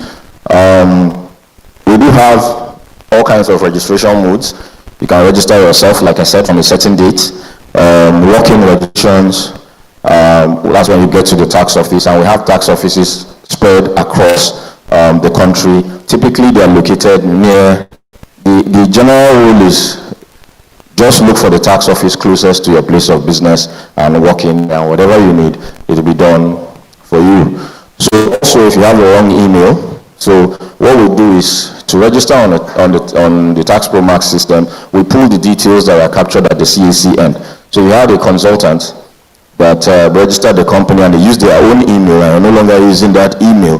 These are information you're supposed to provide to the tax office so that they can update your information, and then you don't have the struggle of you're not getting and all of that. Filing. So of course, if there's mistakes in imputing your filing information, it will lead to the wrong computation of the applicable taxes. If you have wrong classification of non-current assets, and imputing wrong beneficiary TIN as well when you're making, when you're filing group taxes like withholding. So let's say company A gives a contract to company B, and then they've withheld taxes as provided for by law, and when they are remitting such, they impute your TIN wrongly, so you don't get the benefit that, that advance payment doesn't reflect on some common cases that happen because, there's the wrong impact, the other tax, and it is self-assessment, it is done by the other taxpayer. So some of these are issues that we have some validation and reconciliation on the end of our tax office. So those are some of the issues that happen. So we have the implications, the challenges, the implications, and the resolution. I'll not read through all of them one by one because of the time constraint as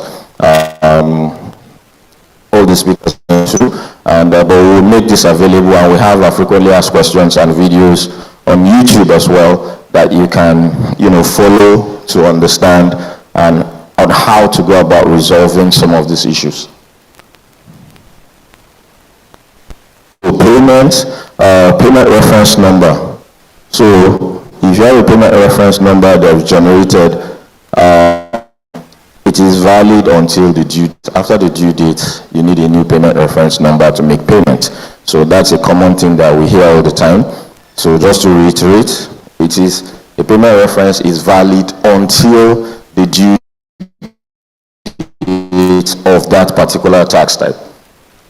But after that, you're expected to generate a new one because, like I said, the due date elapses and you haven't paid. Obviously, LRP and interest will kick in, and then those are additions to the liabilities you already had, and then you have to generate a new payment reference number for those additional amounts as well.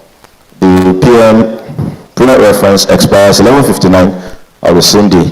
That is for those additional payment types. So based on using, that's a constraint coming from the payment side, because financial institutions are the ones that at the end of the day still move the money. So we have a 24-hour window for payment references. But for the one of the regular self-assessment, it is valid until the due date.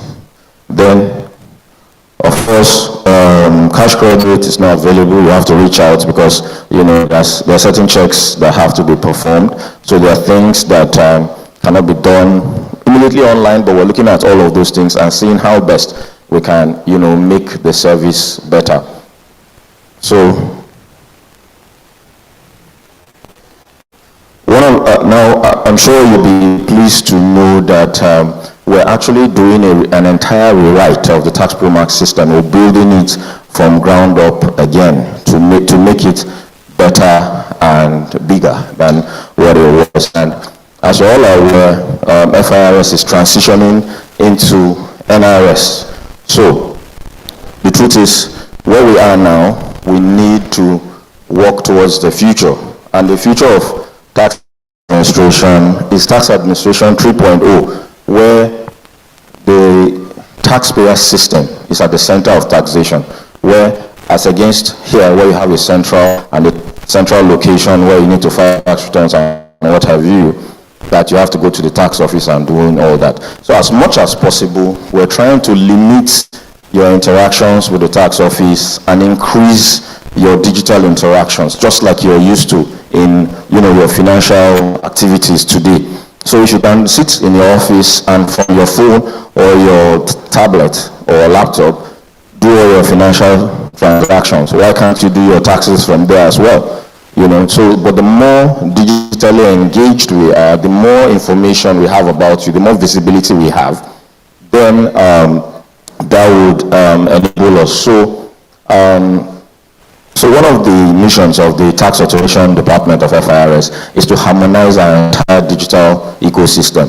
I'm sure you're pretty maybe aware of the e-invoicing, the electronic invoicing and fiscalization project going on right now. Even though we're starting with the large taxpayers, for those who have a turnover of 5 billion and above annually, we're starting with those because they use those systems that we've integrated with at the moment, but it will still back to this group. It will come back to the emerging taxes, the emerging taxpayers group.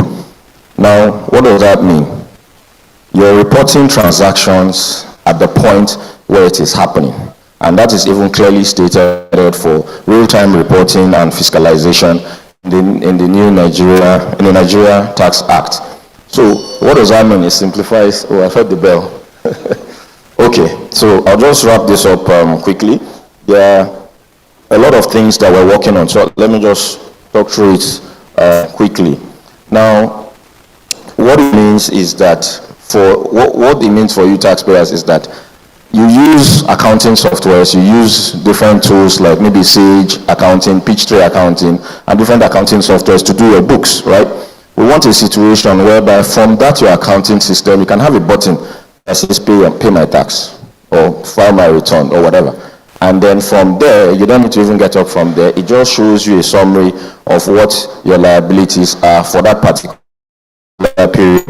And then you accept, it shows you your tax computation. And from your system, you're able to push it to FIRS or NIRS, as the case may be. And that can be done, and you can do that offline, and then when you have internet access, it just gets sent to us. And a better experience for all our taxpayers. That is where we're headed to.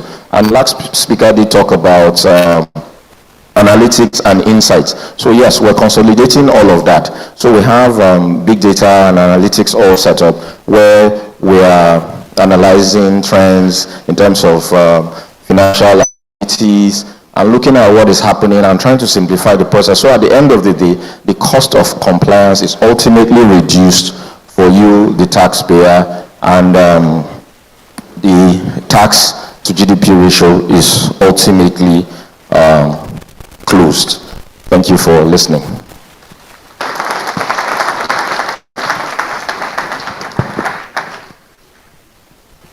Thank you very much. Please once more put your hands together for the Acting Director, Tax Automation Department of the Federal Inland Revenue Service, the Tax Promax people.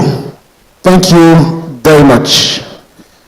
Very quickly, may I remind you that the papers presented will be shared to you, so you don't need to worry. Papers presented here will be shared, so don't worry about how brief and summarized or doing it. Please also be reminded there are dedicated desks of all these agencies we've mentioned, the CACs here, the NIMC, all these people that give you issues, they are all here. And several other agencies, every agency that gives you issues, they are all here to attend to you. The Tax Pro Max desk is also behind here to attend to issues that you want to attend to. There's a CITN, there's a CAC, there's a NIPC, etc. Several others. I actually went through them right from the beginning of this one. Now, your questions.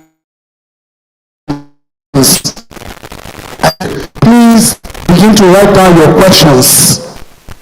Write down your questions on a writing pad right in front of you. Write down your questions, and your questions will be attended to during the panel discussion. There will be a panel discussion, a 1-hour discussion, so all your questions, issues that concern you will be addressed. I also want to let you know that we have the representative of the DENIMC, Mr. Omide, and you could just give us a white paper here. Thank you. Representing Nasima. Nasima is also here too. If you're here, give us a wiper, please. I also need to let you know that the Joint Tax Board are rightly here, right behind you, to address issues of your any form of harmonization, team harmonization, and all these issues that keep coming up. Very quickly, bringing up to stage for the key is another very big fish.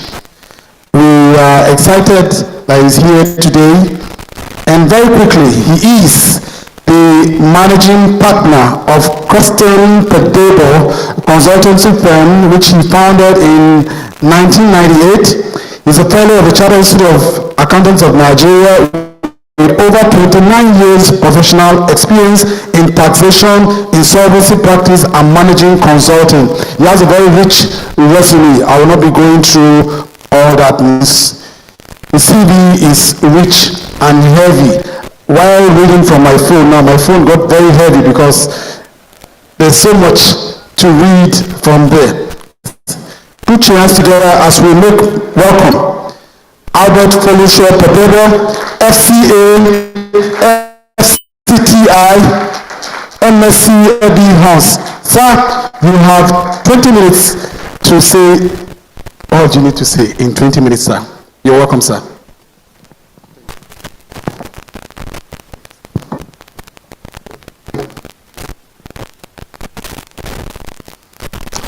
Good morning, ladies and gentlemen.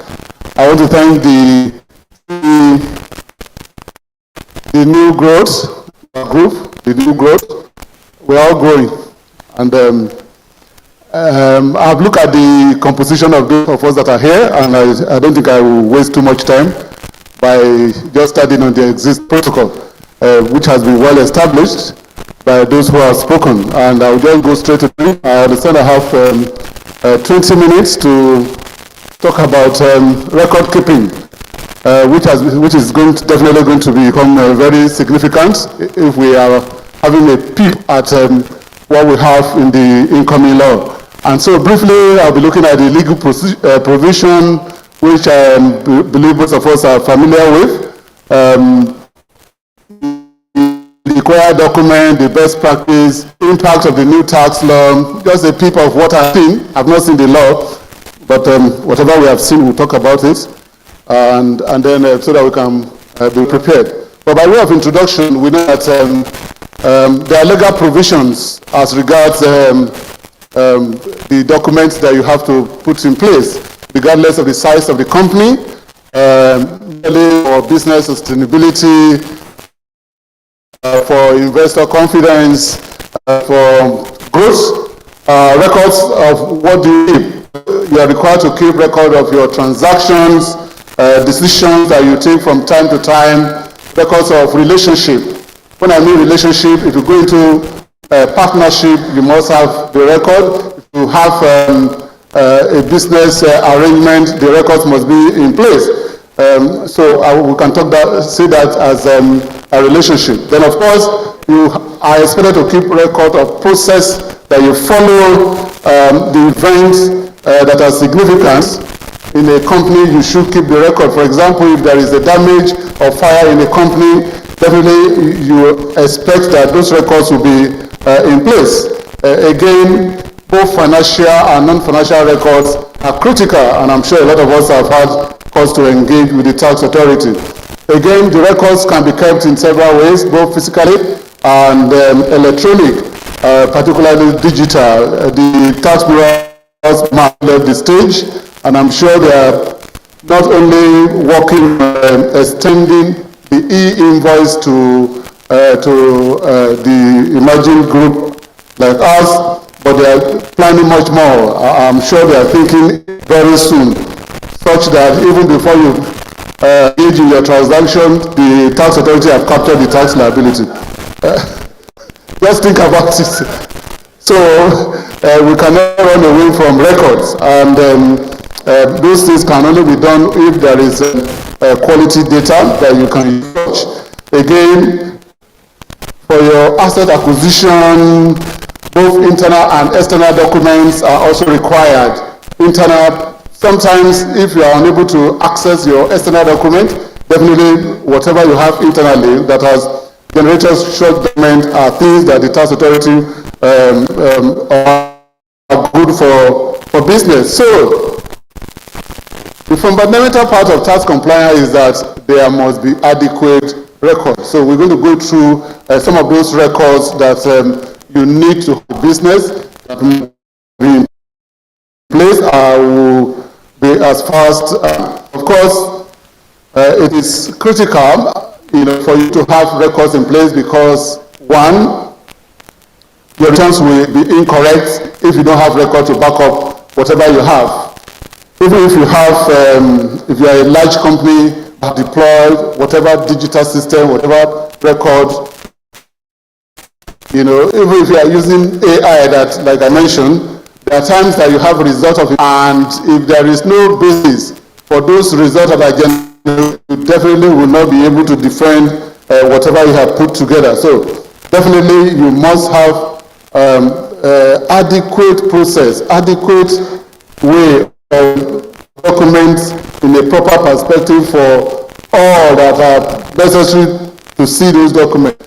Of course, the documents are not usually prepared for the purpose of taxation. And of course, by the time you start preparing documents for taxation, we know you are planning a lot of things.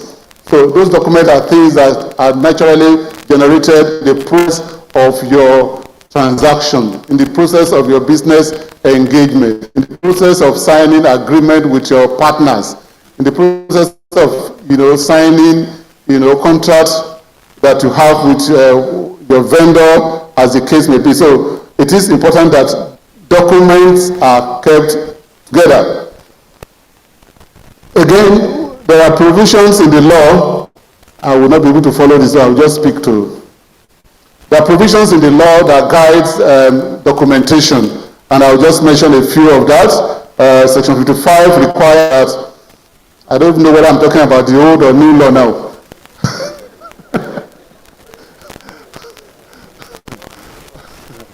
Okay, I think the old one is still more familiar. Where I need to talk about the new law, I will let us know what I have seen. All right? But of course, we know in Section 55 that we are familiar with filing of tax returns. We all know what should accompany those returns, what the makeup of those returns are. For any exercise, for any investigation, for any even internal justification of your transaction, those documents are critical. Your financial statements, your underlying records, your bank statements, your returns, your computations, your assets, schedules, and all of that. From the faces I'm seeing here, we are looking very much familiar with what I'm talking about, and all of those are contained in Section 55(1). Whether you are a company that is liable to pay tax or you are not, you are still required to file your return by law. Then, of course, if you go to several of the sections, require companies to provide information or record of their transactions. Section 23, keeping records. Section 26 and 27 gives condition for liability of expenses. Of course, we also have, from what we have seen in the documents that are circulating, a lot of those things are likely to change. Some of us in school, we are familiar with the rent test. I'm not sure there's anything like rent test in the new law. We are going to be focusing majorly on wholly and exclusively. And how do we justify wholly and exclusively? It is only with what? Documentation. So documentation is going to become more critical than what we used to have, where you will say it was necessary now. You don't even need to see document. I mean, can't you see that police people are following him? Okay, whether I pay them or not, you know that they will collect money, whether officially or unofficially. But of course, those are things that are not going to be in the forefront. We are going to, the tax people will focus on what? On the fact that the expenses you have been incurred are exclusive. And of course, only the total expense can be deducted. Okay? Then we have Section 41, declaration, that is personal income tax. I believe that this is also something that we have to bring into the fore when we have the Joint Tax Board or the Joint Revenue Board, as the name may be. Okay? So even for individuals, you have to file returns. And in filing your return, there are documentation that should be provided. For an individual, you must be able to state the sources of your income, the expenses you have incurred, the type of cost, your peculiarities, whether you have health insurance, pension, all of those, you must be able to back them up with documentation, whether you have a loan you have obtained to build your own owner-occupier residential building. All of those are going to be very key in the new provisions that we are going into. Of course, again, it's also supported by Section 43 of the Personal Income Tax Act. Again, if you move to Section 11 of the Value Added Tax Act, okay, documentation, VAT is all about documentation, all right? You have to be able to show what you have sold, how, and of course, in selling, you must show the fact that you have what? You have charged VAT. Okay, it is an offense when you issue a non-tax invoice. So, and that invoice has to show that you have charged VAT. That is if you want to make a claim that you have incurred or you have paid some VAT in your purchases, it is only by documentation. You must be able to show the invoices that you use in incurring those expenses for you to be able to take deduction. And now it's going to be more critical now that we have so many of those the new growth businesses, most of their transactions are moving into from exemption to zero rating. And for zero rating, the implication is that whatever VAT you have incurred, you are eligible to claim what? To claim a refund. How do you claim refund without document? It is just impossible. So you must be able to collate all your documentation that shows that you have incurred so much in expenses, and then you are matching it against your zero-rated VAT that you have charged at 0%. And that so many items have moved from exemption to zero rating. And like I said, it's going to be a major work for both the taxpayer that wants to make a claim and for the tax authority that are hoping that the claim will be reduced.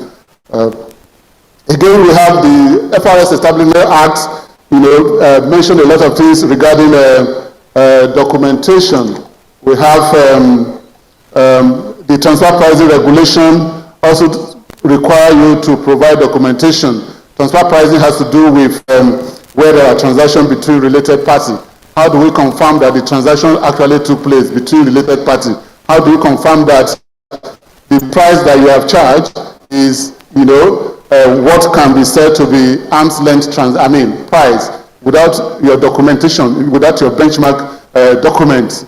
There's no way you can do that. And of course, even where you justify that the transaction has taken place, at arm's length, you also need external, document that will be able to show that the transaction between unrelated entities have also aligned with what you have done. So a whole lot of that, everything about TP is just showing the document, showing external document, show your benchmarks, show the details, where did you get your comparables, how did you determine the comparables, what type of method have you used. All of those can only be presented through what? Through documents. So whether you're a small company or a large company, you are not excluded from, smaller companies even have more relationship. It is only when you become large that you want to detach yourself from those entities. So for small companies, definitely, if you are lucky to have company A, B, and C within the same group, you are definitely going to trade with yourself. If as an individual that is the owner of one company, sometimes you incur expenses and you are unable to separate what is personal from what is official. You can only defend that with proper documentation. Okay, so of course there are also some companies.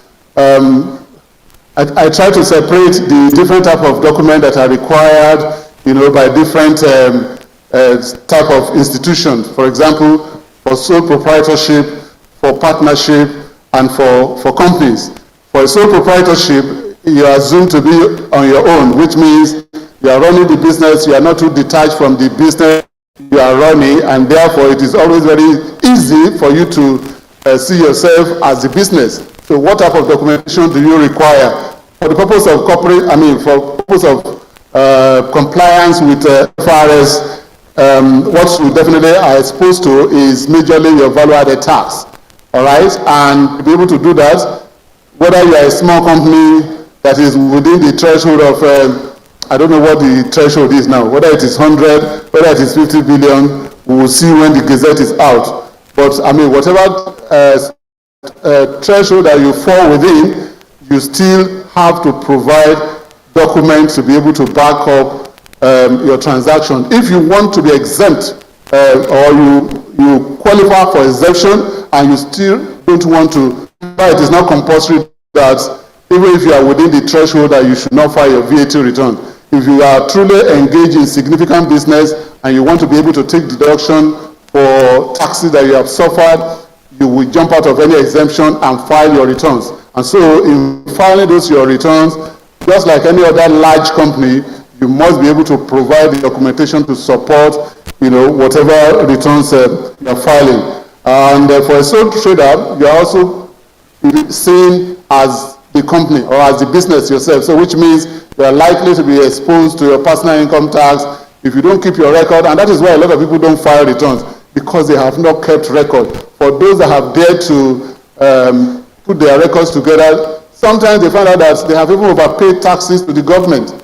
All right, so if you put your documents together as a sole proprietorship or as a small company, you are not likely to be exposed. You want to be able to justify the fact that even your turnover has not even, gone out of the threshold for exemption. Okay, there's a company that we had to file their return. In the course of engaging them, they were within the threshold of exemption, and they were still thinking about, should we file, should we not file? And if you are exempt and you don't file within time, the exemption will no longer apply if you are filing late. All right, I hope you understand that. So if you are supposed to file your return by 30th of June and you are exempt, but you fail to file and you file in September, that exemption does not apply. You'll be liable to tax. So by the time we sent the initial submission we gave to them, they were like owing maybe 12 million, and then suddenly 5 months after, they said, oh, can you file the returns? And we sent them a revised computation. Because you are filing your returns late, the tax rate now is 30%. It is no longer 0%. Okay, because you are filing your returns late. And that has to do with documentation. If you don't examine your record to see what you have even done, what is your tax exposure, you are likely to be just exposing your tax to taxes that you are not liable to. Partnership is also one of them. Of course, your agreement is critical. The transaction is critical. The relationship between you and your partners, you have to show it properly.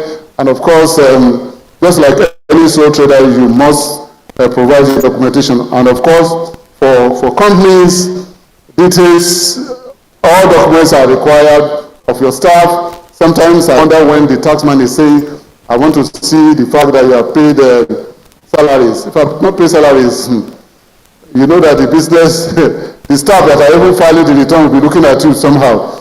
Okay, so those are things that is not something to run away from. Your documentation, which I have outlined, are things that you must keep properly. Again, we need to look at how do we keep record. I see here that banks, big company, multinationals, they spend so much money on documents. All right, they will tell you that they have archive. Just ask them for one voucher. It's difficult to bring them out. So sometimes you wonder, what is the essence of those records that they have spent so much money to put together? Some of them tell you, my records are at Ikorodu, they have one warehouse. But this is that records can now be outsourced through digital, arrangement. You have a data center where those records can be kept and which can be retrieved. It may be a little bit expensive now, but of course, why are people thinking about AI every time? It is because the cost of keeping digital documents are a lot cheaper, and the fact that they can easily be processed. And so if we are going into the age of those digital instruments, digital documents with AI, a lot of people are likely going to be able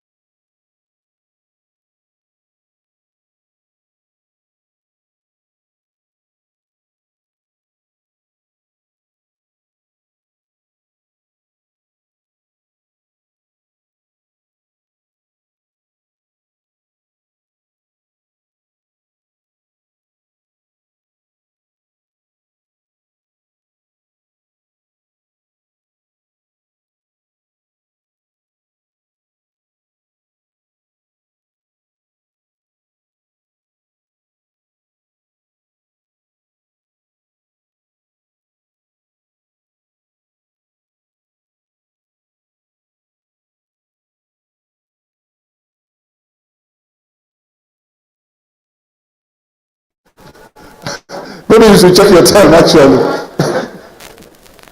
All right, but the important thing I want to close with is the fact that technology, we should leverage on digital tools to also help the FRS or the NRS, okay,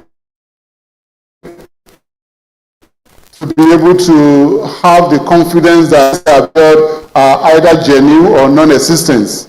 We need to implement of instrument. You know, you don't have to be a large company to be able to keep documents in digital form. Okay,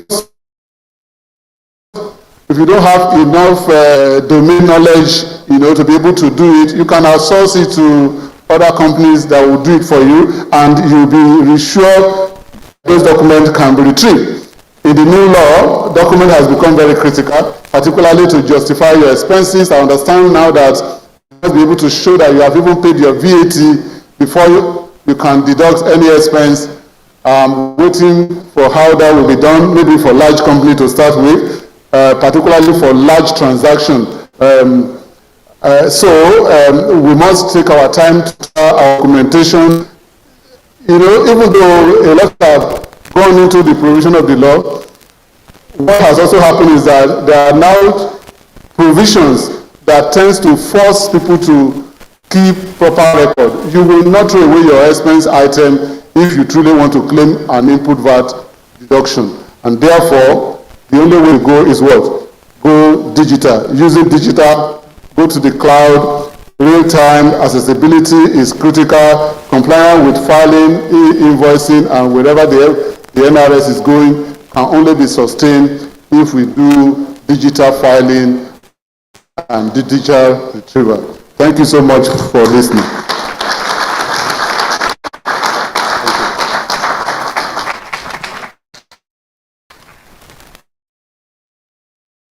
Thank you very much, sir. Please get up for the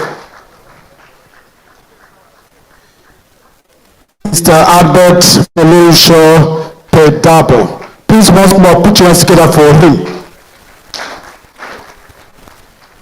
Very quickly, may I crave your indulgence, please. We're having photo session for those of our dignitaries who want to leave any moment. Please, we'll beg you to just give us 5 minutes of your time. Very quickly, may I first of all call on my coordinating director, Emerging Taxpayers Group, to please to the podium. Please put your hands together for him as he comes.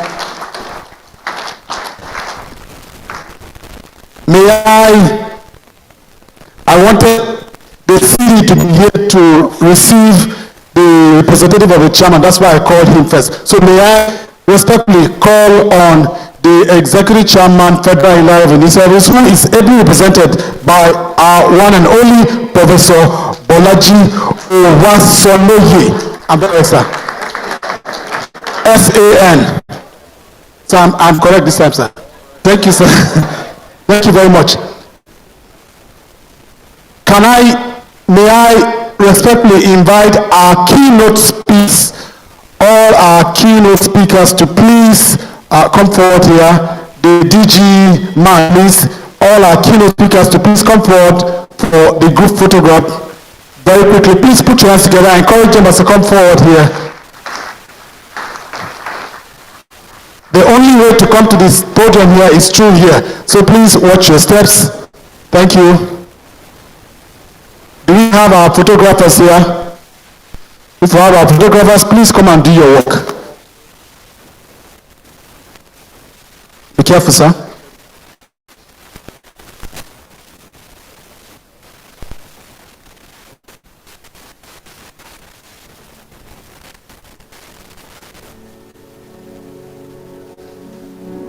Keynote, sir, NMA, I thought you did the keynote speakers, I said, sir. Keynote speakers. Keynote speaker.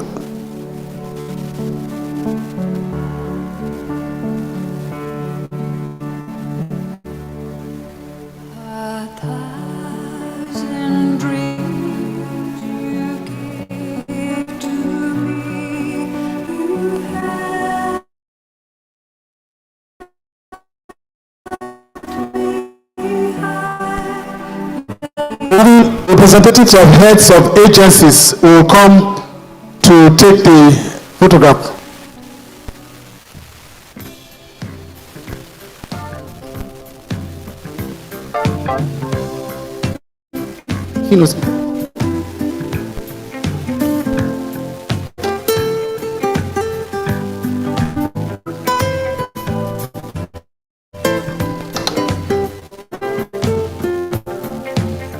Okay, please, all representatives of heads of agencies, please come forward right now.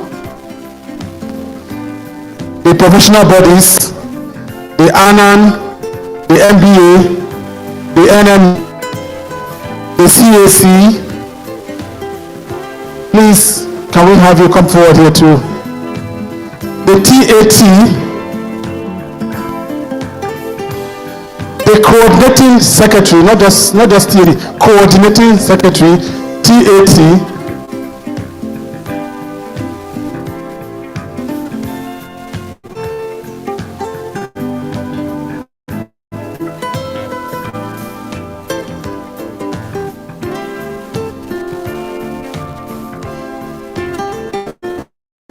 that's our coordinating TAT. This is Anita Erine.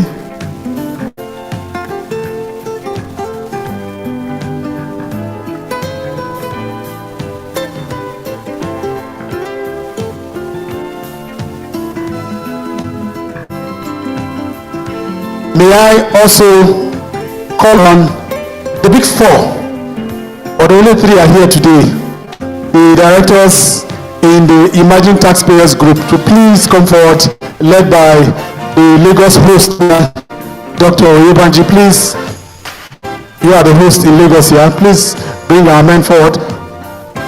For want of space, for those of us who have taken, we can, for some of us, yes, except the key replicas, the other agencies can go now.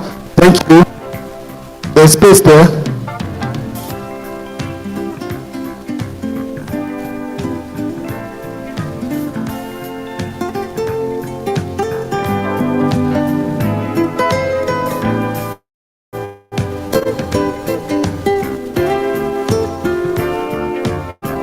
Okay, sir, can you go that way?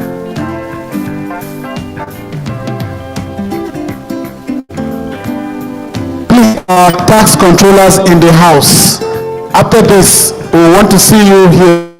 Our tax controllers and heads of audit. Please, all tax controllers here today.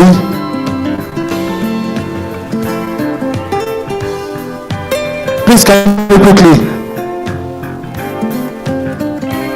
Okay, the tax controllers have been told that we will do that later.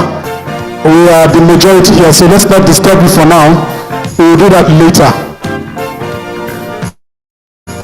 Every other director here, please, in the service, can you please join us here?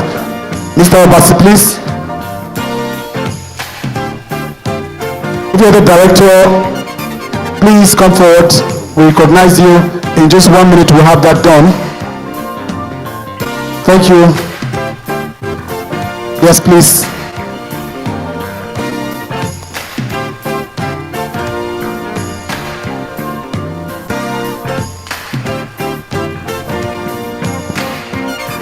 We'll take the other photos later. Please, very quickly, we'll have another director joining here. All our pictures will be taken later. For want of time, we'll take the other pictures later as we close. Ending the program yet, we're just taking these pictures for our dignitaries or need to leave for their respective engagement. Event continues. Please remain on your seats. Thank you very much, our leaders. Thank you very much, dignitaries, for making our time to come here today.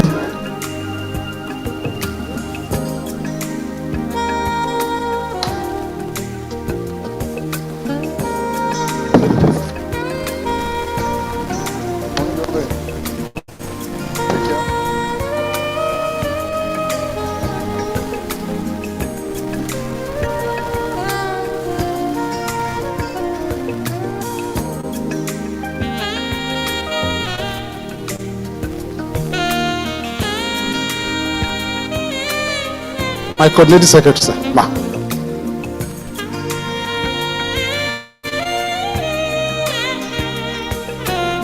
Thank you very much. Please, the rest of us, may we remain seated as we have some of our dignitaries step out.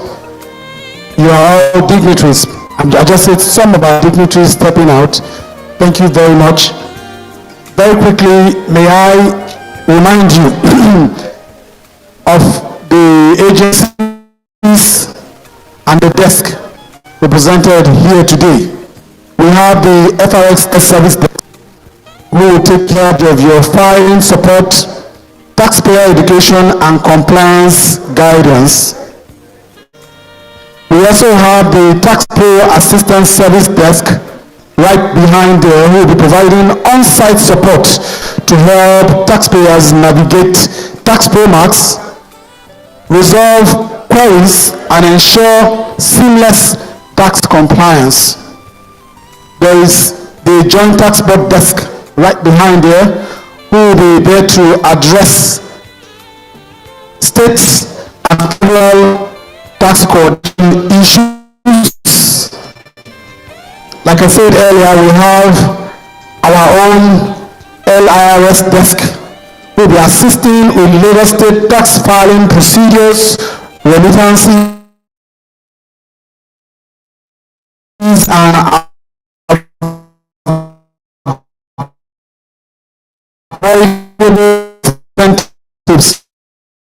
services who will be assisting and investment inquiries. There's also the CAC, the tax appeal,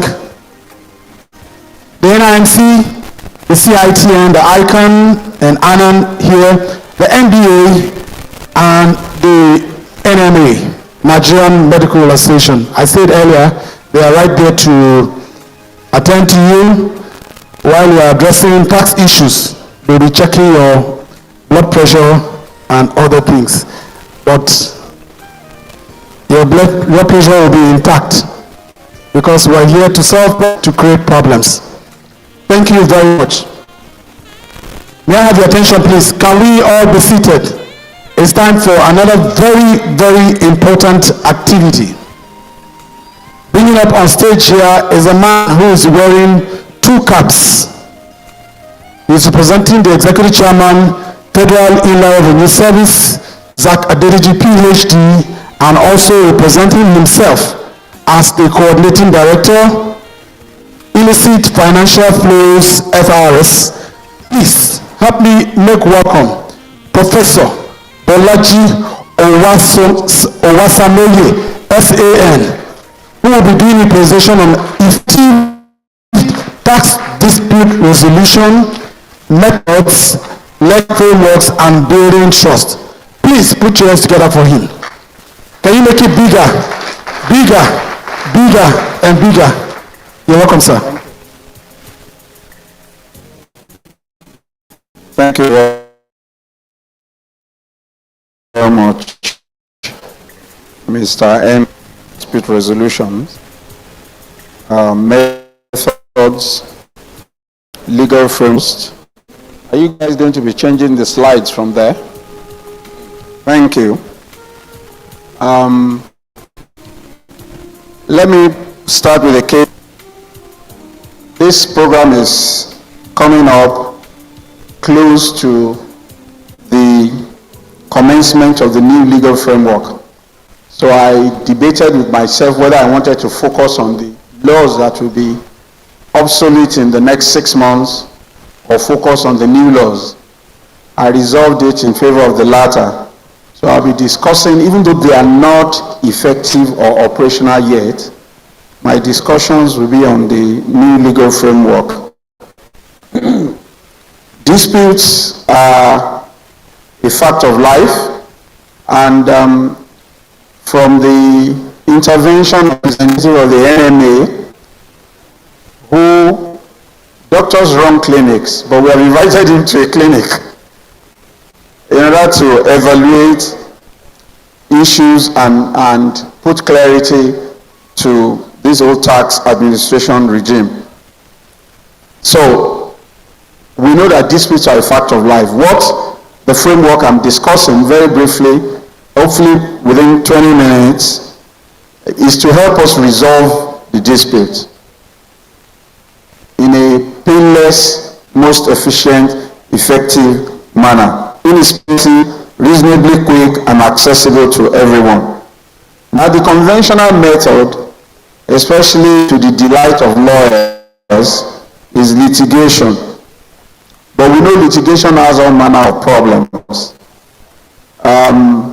So we would rather not litigate in the conventional way. We would rather resolve the dispute. At the end of the day, especially for a tax dispute, you pay the lawyers, you pay the tax one way or the other, because it is statutory. You can't avoid it. At worst, the rightful amount, you reach a common ground on the rightful amount that you should pay. But you pay the lawyer, there'll be time and all that, and penalties may be added.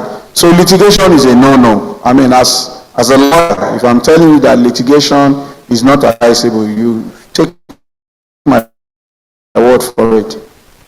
Let's go to the next slide, where I looked at litigation alternatives. Why you should not go for litigation and the ADR options, very basically. Mediation, conciliation, ombudsman, good offices, arbitration. Arbitration is a common, famous ADR mechanism, but it is not applicable to taxation. You see, because in arbitration, which is what many of you are possibly familiar with, you reach a contract that the parties will be bound by what they come out with. But taxation is statutory, it's by law, it's in fact constitutional. So you can't negotiate your way out of it. And there are court cases to that effect. So all these ADR options are available except arbitration. All right. I move on to taxpayer rights. The FRS is not doing you a service, a favor, by creating a framework for resolving disputes, for settlement, or giving you a right and access to complain. It is constitutional. Okay, and I've cited the provisions, but the FRS has, in addition to those constitutional provisions, and in recognition and respect of those constitutional provisions, which is in its own taxpayer charter, binding itself to create a framework to resolve disputes. All right. So I look at the legal framework, which have been referred to by previous speakers, who also had a dilemma like I had about what framework, but I resolved the dilemma very easily for myself, because by 2026, this new legal framework will kick in. So there's no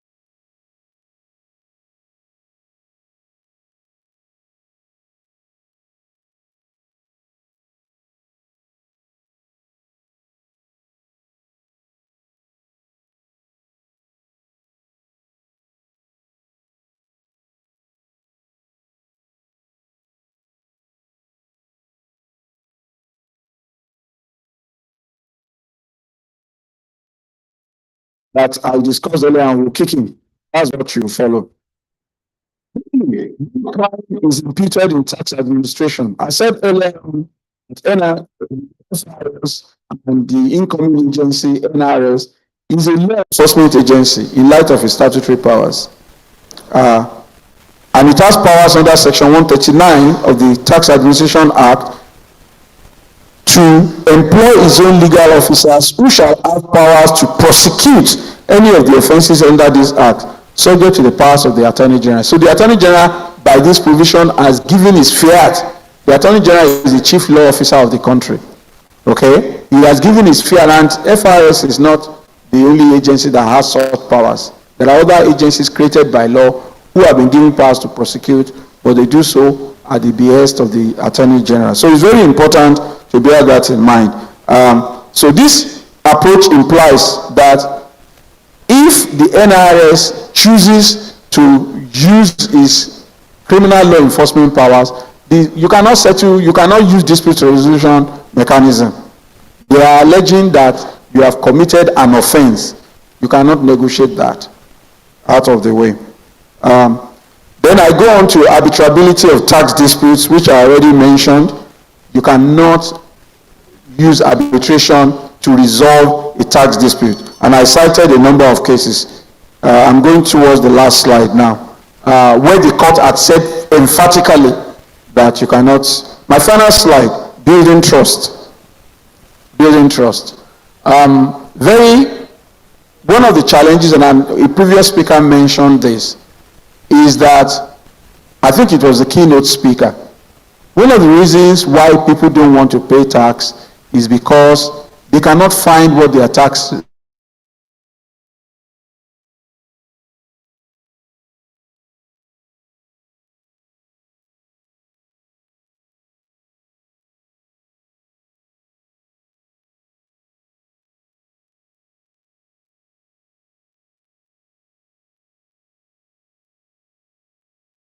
gives an opportunity to ask questions.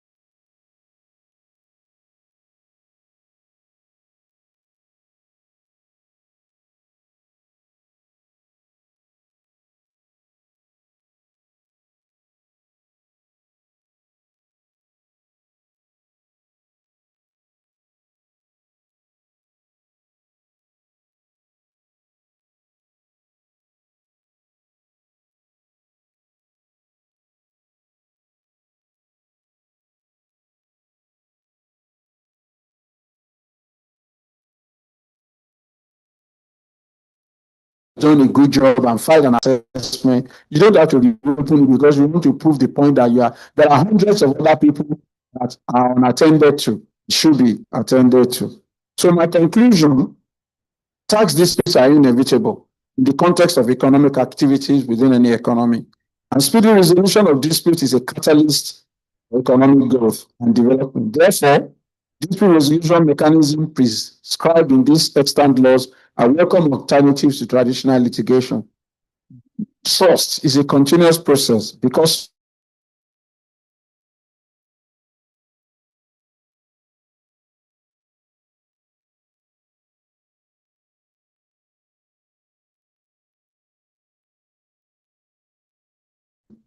customer centricity is important to building cooperation. As the Bible says, all things are lawful, but not all things are expedient.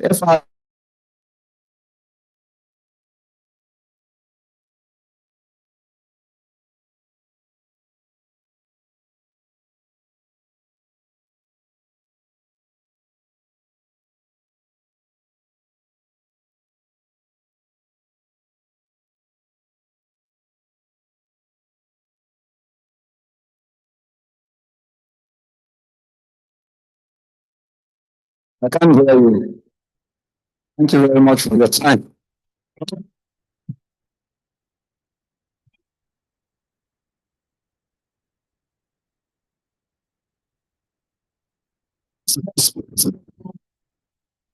Instead of the financial claims, so I can see what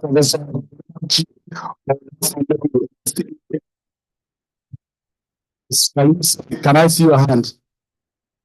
There's no other part for the house here. And thank you very much, sir. My chair. Try that again. Sir, please forgive them. They are doing something. Thank you, sir.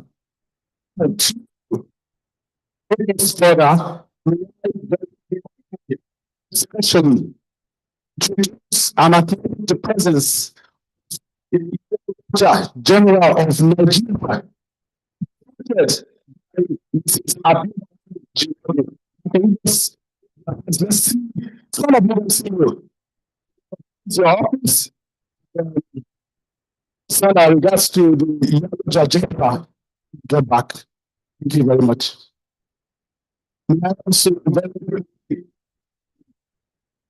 Yes. If student live, YouTube. There's also the Zoom to ask any questions, you want to interact. The RST is here also. We are also once more. So just beside you. That's why we see earlier. Try and sit beside you. We are a special breed here. So thank you very much. Before we started, I asked you to write your questions. Questions, remember to put your and your address. This is because questions that may not be taken here, let's take those questions and send them to your emails. Together, do you have your questions written? It's written. So that is I invite the special person in our session.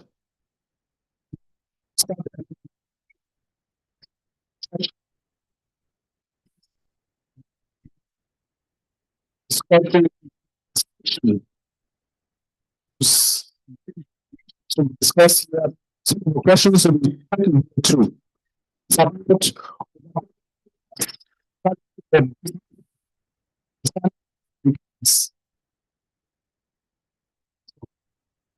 charge of this process is one, special advisor to executive chairman, service on communication and advocacy.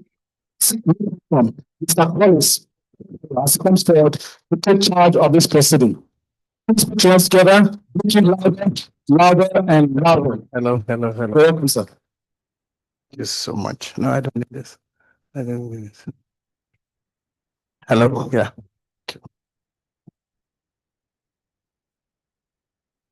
The executive chairman represent coordinating director, illicit financial flow, our well-respected Professor Bolaji. Thank you so much for honoring this session and for your. Okay.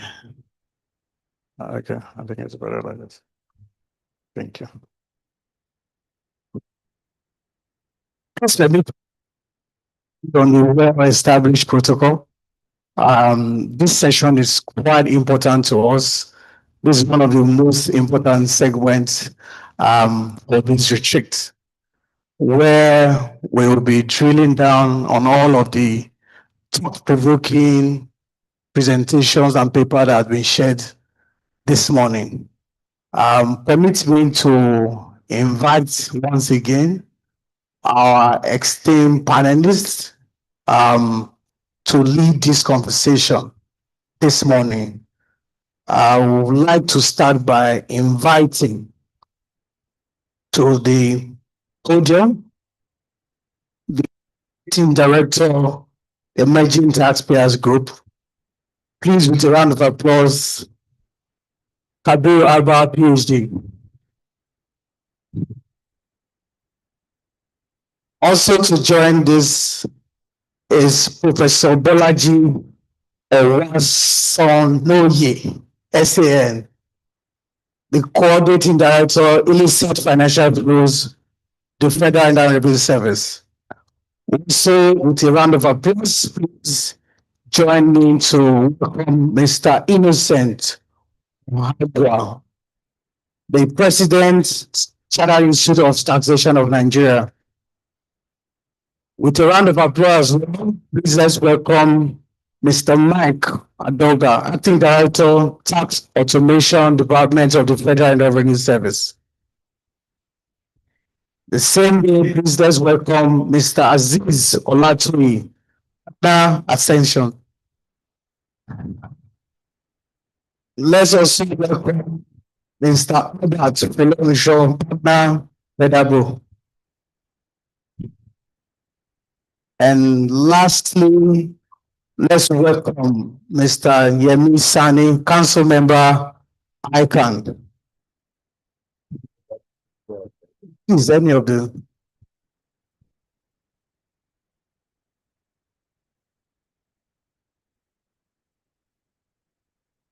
Yeah, I was correct. Ms. Sani, thank you so much. Please.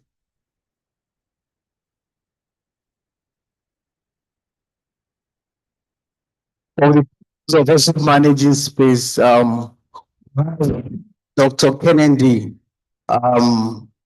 Associate Prof representing Anna, we will also call on you to take some questions as we engage with our distinguished speakers that have shared thought-provoking conversations today. I would like to say this, that a lot of the presentations that we have heard today essentially speak deeply to the of what a clinic represents. And again, we want to say thank you to all of the depths that are put into the presentations that have been shared and the paper that have been presented.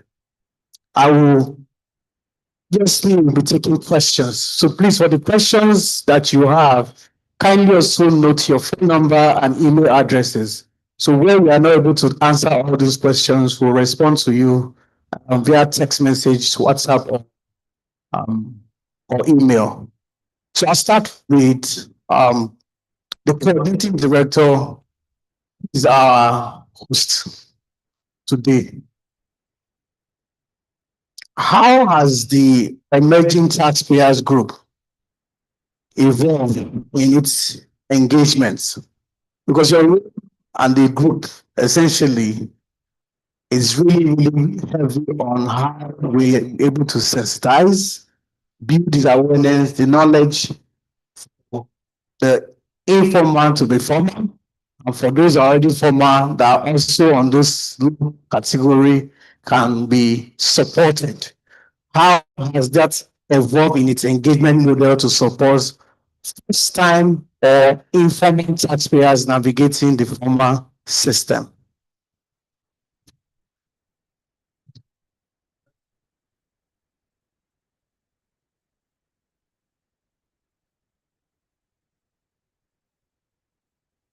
Somebody to help. Okay, that's good. Thank you very much, ma'am. And thank you once again for honoring our invitation. I'll start by saying in 2024, when the FRS unveiled its corporate structure, categorizing taxpayers into three, those that are large, that's from the turnovers of 5 billion, medium, and to the emerging taxpayers, whose turnovers are up to $1 billion.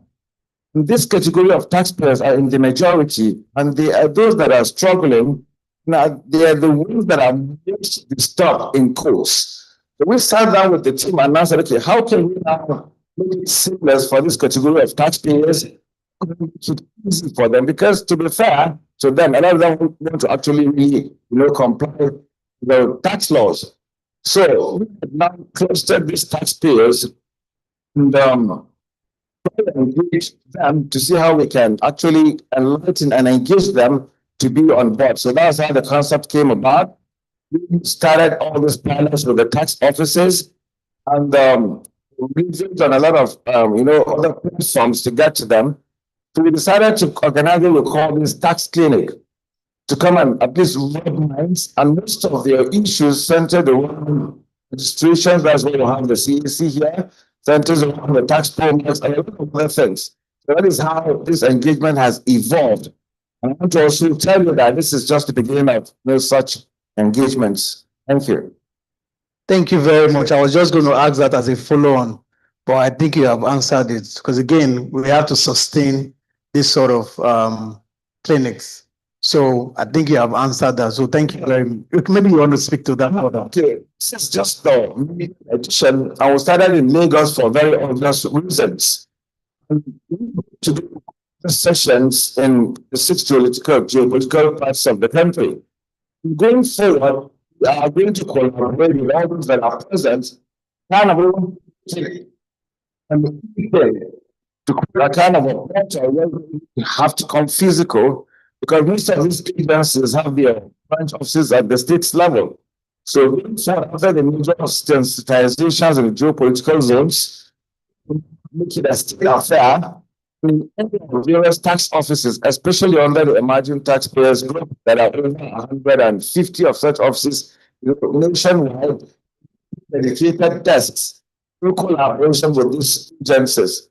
So this is going to be a continuous process. Thank you very much, my coordinating director, for the depth that you have put into that.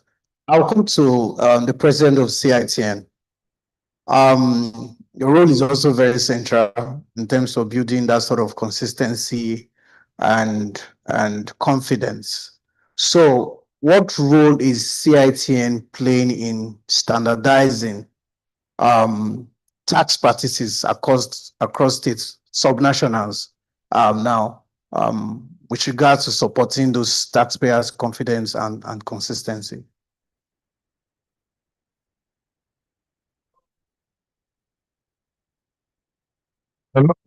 Yeah, should go on. Okay. Thank you very much, distinguished ladies and audience. I'm certain doing a lot in that regard. Apart from the setting, headquarters, we have treatment of position standard from 1 to 9, which try to harmonize practice also have education capacity.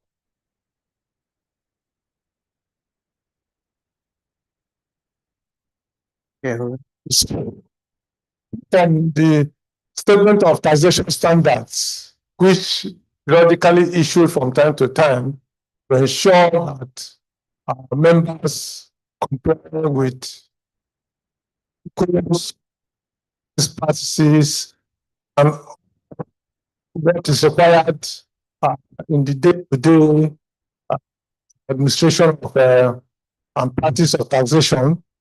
There is also at the hello, both at the headquarter level and at the district level. We have about 47 districts in Nigeria and then 2 outside the country. These districts at their level, try to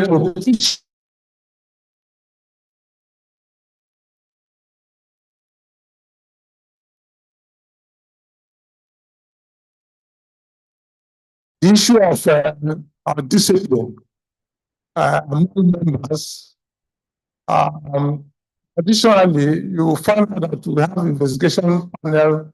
We also have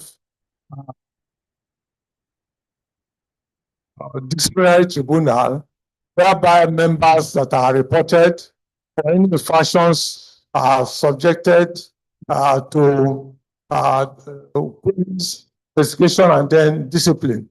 So these actions try to ensure that members do not go outside what is required of them.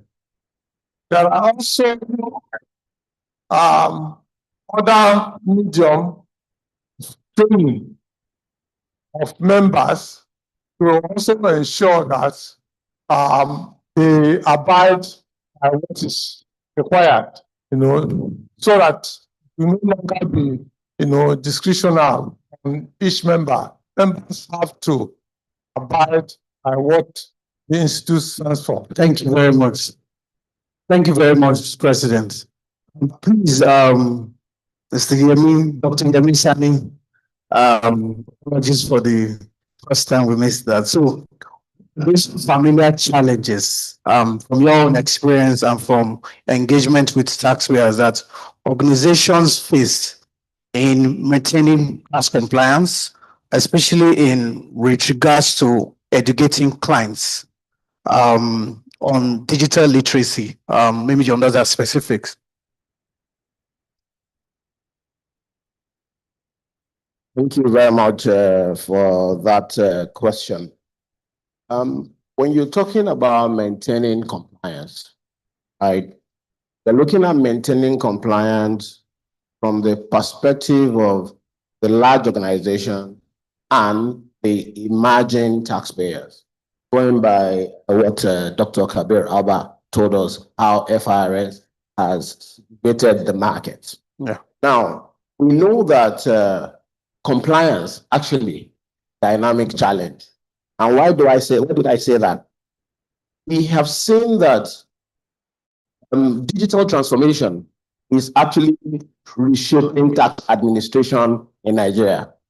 We have been here where we listen to Mike Adoga talking to us about tax roadmaps, meaning that FRS as the ante ensuring that they have moved from manual processes into digital tax filing purposes.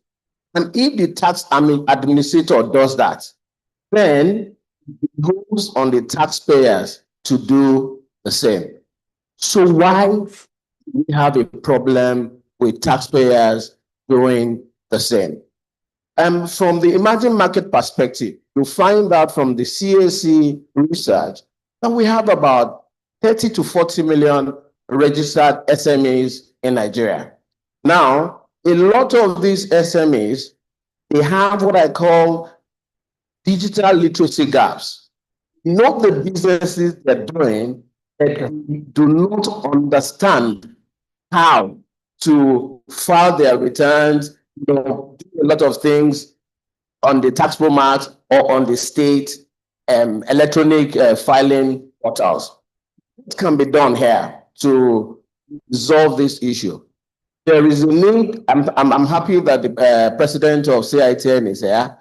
There is a need to have collaboration, structured capacity building, right, between the Institute of Chartered Accountants of Nigeria, the Taxpayers of Nigeria, Federal Land Revenue Service, as well as the state internal revenue services. He just mentioned that there are 47 districts. So does ICANN have so many districts, which enables FIRS to hit the grassroots to be able to educate taxpayers. Next is regulatory complexities.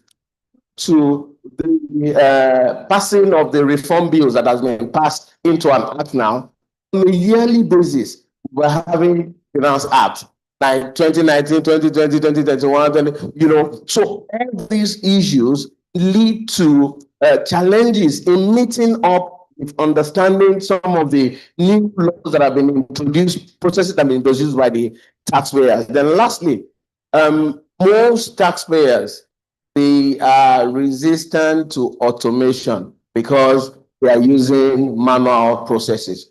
Now, I believe with the new law, FIRS can have agreements with most vendors, like accounting vendors, QuickBooks, Zoho Books, to ensure that the accounting softwares that are being used by these SMEs have integrated the Nigerian tax system, because you find out that the majority of the accounting software they use, they have South African tax system integrated to them that you need to now be adopting. So with that, I think most of these challenges will be addressed. Thank you. Thank you very much for that. Please, can you help me pass the mic to Mike? Mike, please check if your mic is on.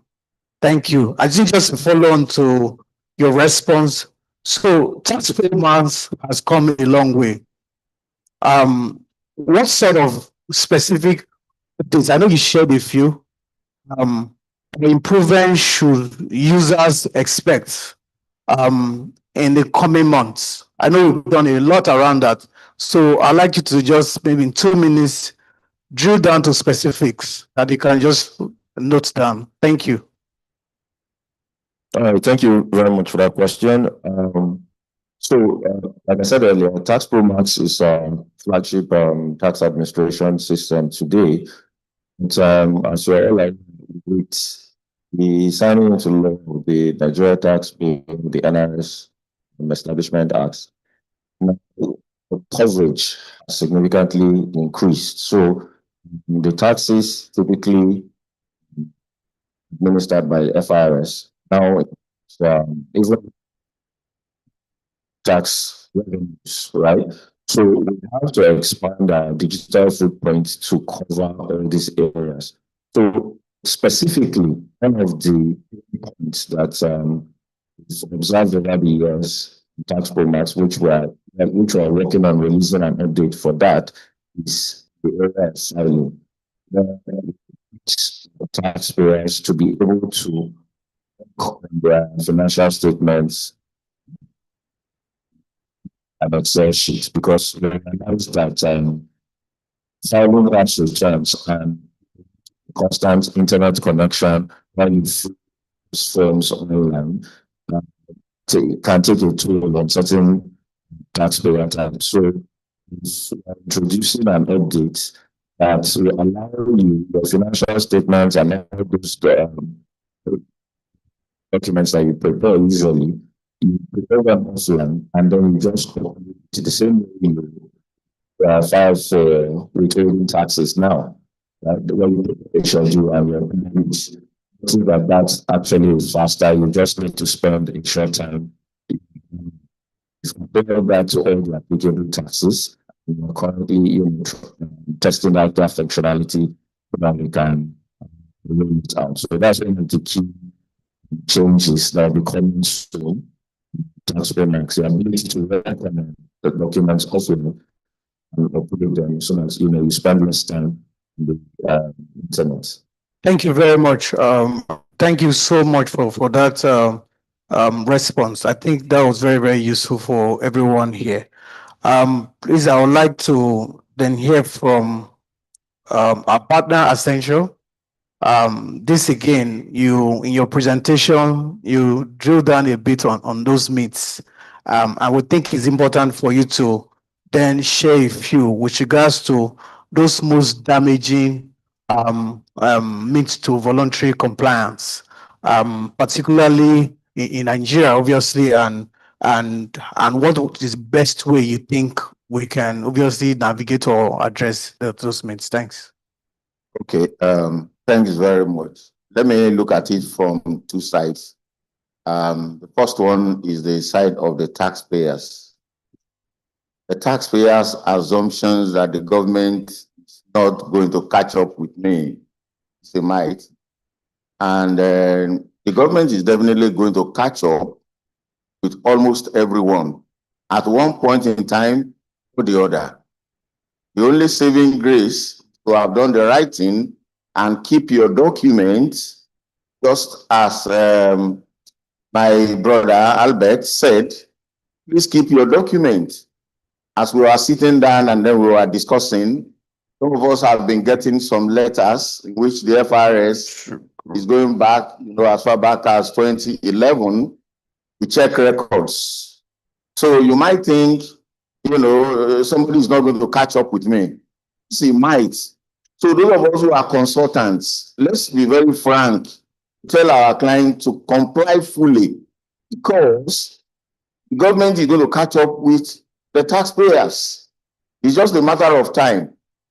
Just give an example. Very recently, one petrol station said the government cannot, they will not catch up with us, find a way of doing our things. I said, but you lived at the NNPC depot, and the name of your company is there. As to the number of liters you lived every single week. So the government has the data. How are you telling me the government is not going to catch up with you? So you have to prepare your account properly and make sure that you pay the right tax, and that is the only solution, the future. Now, everybody is shocked and say, why can FRS go back to 2011? And we thought it's 6 years. It's another might. It's a legal might to think that FRS cannot go 6 years. There are 2-3 notes there where the FRS is of the opinion. It doesn't have to prove that there is a fraud. You only need to write a letter to you that we are of the opinion that there is a fraud, a willful default, or neglect. Therefore, bring your books to us for the last 20 years. Don't stop the FRS to do that.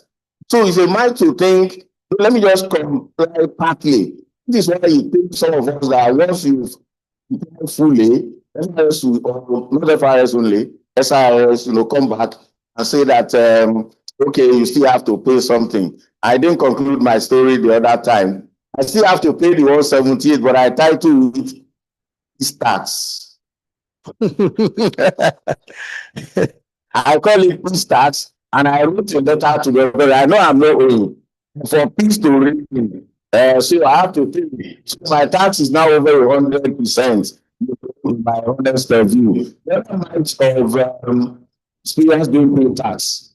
I want the tax authorities to remove that from their mind.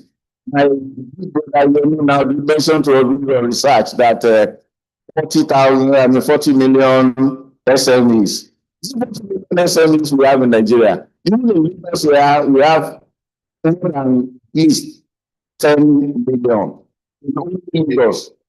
So if you go to Kano, if you go to Aba, you put all these 3 locations together, you have more than 50 million. So the issue is that authorities also sit in comfort zone, need to invest in technology of tracking each and everyone on a very good addressing system so that the government can be having the right revenue. So these two might change both on the side of the taxpayer and on the revenue. I think we need to work on to make sure that Nigeria is leading in the area of tax compliance globally. Thank you.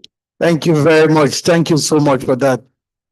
I think I'll go to Pedabo now. I have two questions for you. Your session was quite practical in when you were speaking. So, again, we have a whole lot of SMEs here.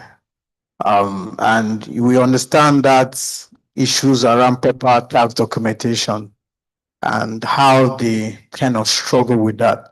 What sort of scalable record keeping system will you particularly advise or recommend for them?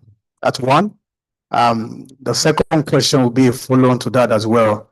How do evolving tax administration space today, especially around digital reporting, affect businesses not yet matured? So those are my questions for you. Thank you, sir. Thank you very much. I already envisaged the likely questions. And the question is, what type of transaction do they go into? And again, how do you classify an SME? Are we referring to multinationals that are, as SMEs, SMEs? Those are two areas that we need to also address this point too. We have quite a number of companies that we still call informal sector that are truly formal and are operating at a local market all over the place. Billions in turnover. So these companies, most of them can actually afford per accounting system, per record keeping. It is physical or digital, or whatever name you give it. They can keep the record. Even as an individual, a lot of people in the evening, they take their pen and paper and begin to, write down what they have done, the expenses they have incurred. I see a lot of market women, and if you pick a bureau de change that is just the change of dollar to naira and all that, if you see the quantum of transaction that is going into, and they don't lose money, try them, you know that they are very smart. They don't lose money, they keep their record. They know when they have made 10 couple gain. They are giving a bonus for you to come back. So record keeping is not too difficult. Sometimes we just don't want to keep the record because we don't want the tax authority to be able to have access to proper record. And again, you see that such companies are just putting themselves in unnecessary trouble. So, for the question, it's straightforward. You can either keep your record, even record for small businesses, are still okay. Again, you are not supposed, you are not required as a small entity to engage an auditor to do your account. You can prepare your account and file those returns yourself. From what the Promax man is saying, you can as well just clear it, and then come to a situation where those documents can be approved the way it has been done. That's what we have now, that the Promax is now the tax authority raising assessment. Sometimes. Okay, so these are things I believe we should be able to do. In addition to that, I want to quickly mention a few points which has to do with the professor mentioned in his ruling, his presentation. It has to do with consistency in money. At times you go to the tax authority, you have obtained in the past. In this ruling, they are telling you different things, depending on how the person woke up in the morning and all that. That is really making tax practice very difficult. I think since he has mentioned it, it's something we need. So, fighting each other over the review, especially when we do the tax audit. As I was sitting here, I was receiving letters of audit. Songs I just found last week. And I was like, it's better. What is the rush? What are you going to? Those are things that are making taxpayers very agitated as to what exactly is the issue. The fight is getting too much. So, that's good. If you look at the condition of the law, the profit such is going to increase to 50 million. And there's not what to do. Okay, so that you cover before you make to cover them. I hope they help us talk to policy to be consistent in their rule and not to be timid. When I see people that are timid, they don't want to be able to defend. Thank you so much. I mean, Thank you very much, sir. A round of applause for him on that. I think I'll just pass the mic to Professor, the coordinating director, illicit financial flow. My question obviously relate to what he has spoken to. From your perspective, how can dispute resolution frameworks be strengthened, particularly to boost taxpayers' confidence in the fairness of our system, of the system, the service and other revenue structure? Thank you. Thank you. The first thing is that an effective dispute resolution framework should not compete with litigation, the traditional in its negativities. So first of all, it must be time efficient. Parties need closure on time. As far as the tax authority needs closure on time, the taxpayer needs closure on time. So that's the first thing. Don't forget that alternative dispute resolution mechanisms, because litigation failed us. Litigation, you know the day you enter, you don't know when you go out. Tax dispute resolution system should not be like that.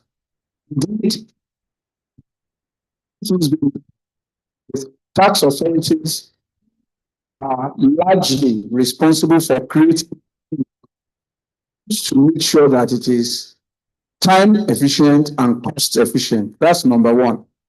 Number two, we should start considering digital or online dispute resolution mechanisms as well. It's already happening in some jurisdictions. It's not impossible. In some of the presentations today, especially that from the last speaker, your documentation in order, and tax payments, you upload everything. This is digital. Do we need to meet to finish the conversation? Okay. If all the parties have done all they need to do in terms of all the records, physical meeting becomes unnecessary, and you can resolve disputes if you are in charge and you are in China. Once you agree on the time, things are progressing. Unlike you have to set up a physical meeting, FRS staff have to come to your office, vice versa. Time consuming and time wasting. Last point is to build capacity that dispute resolution system is put in place for a purpose.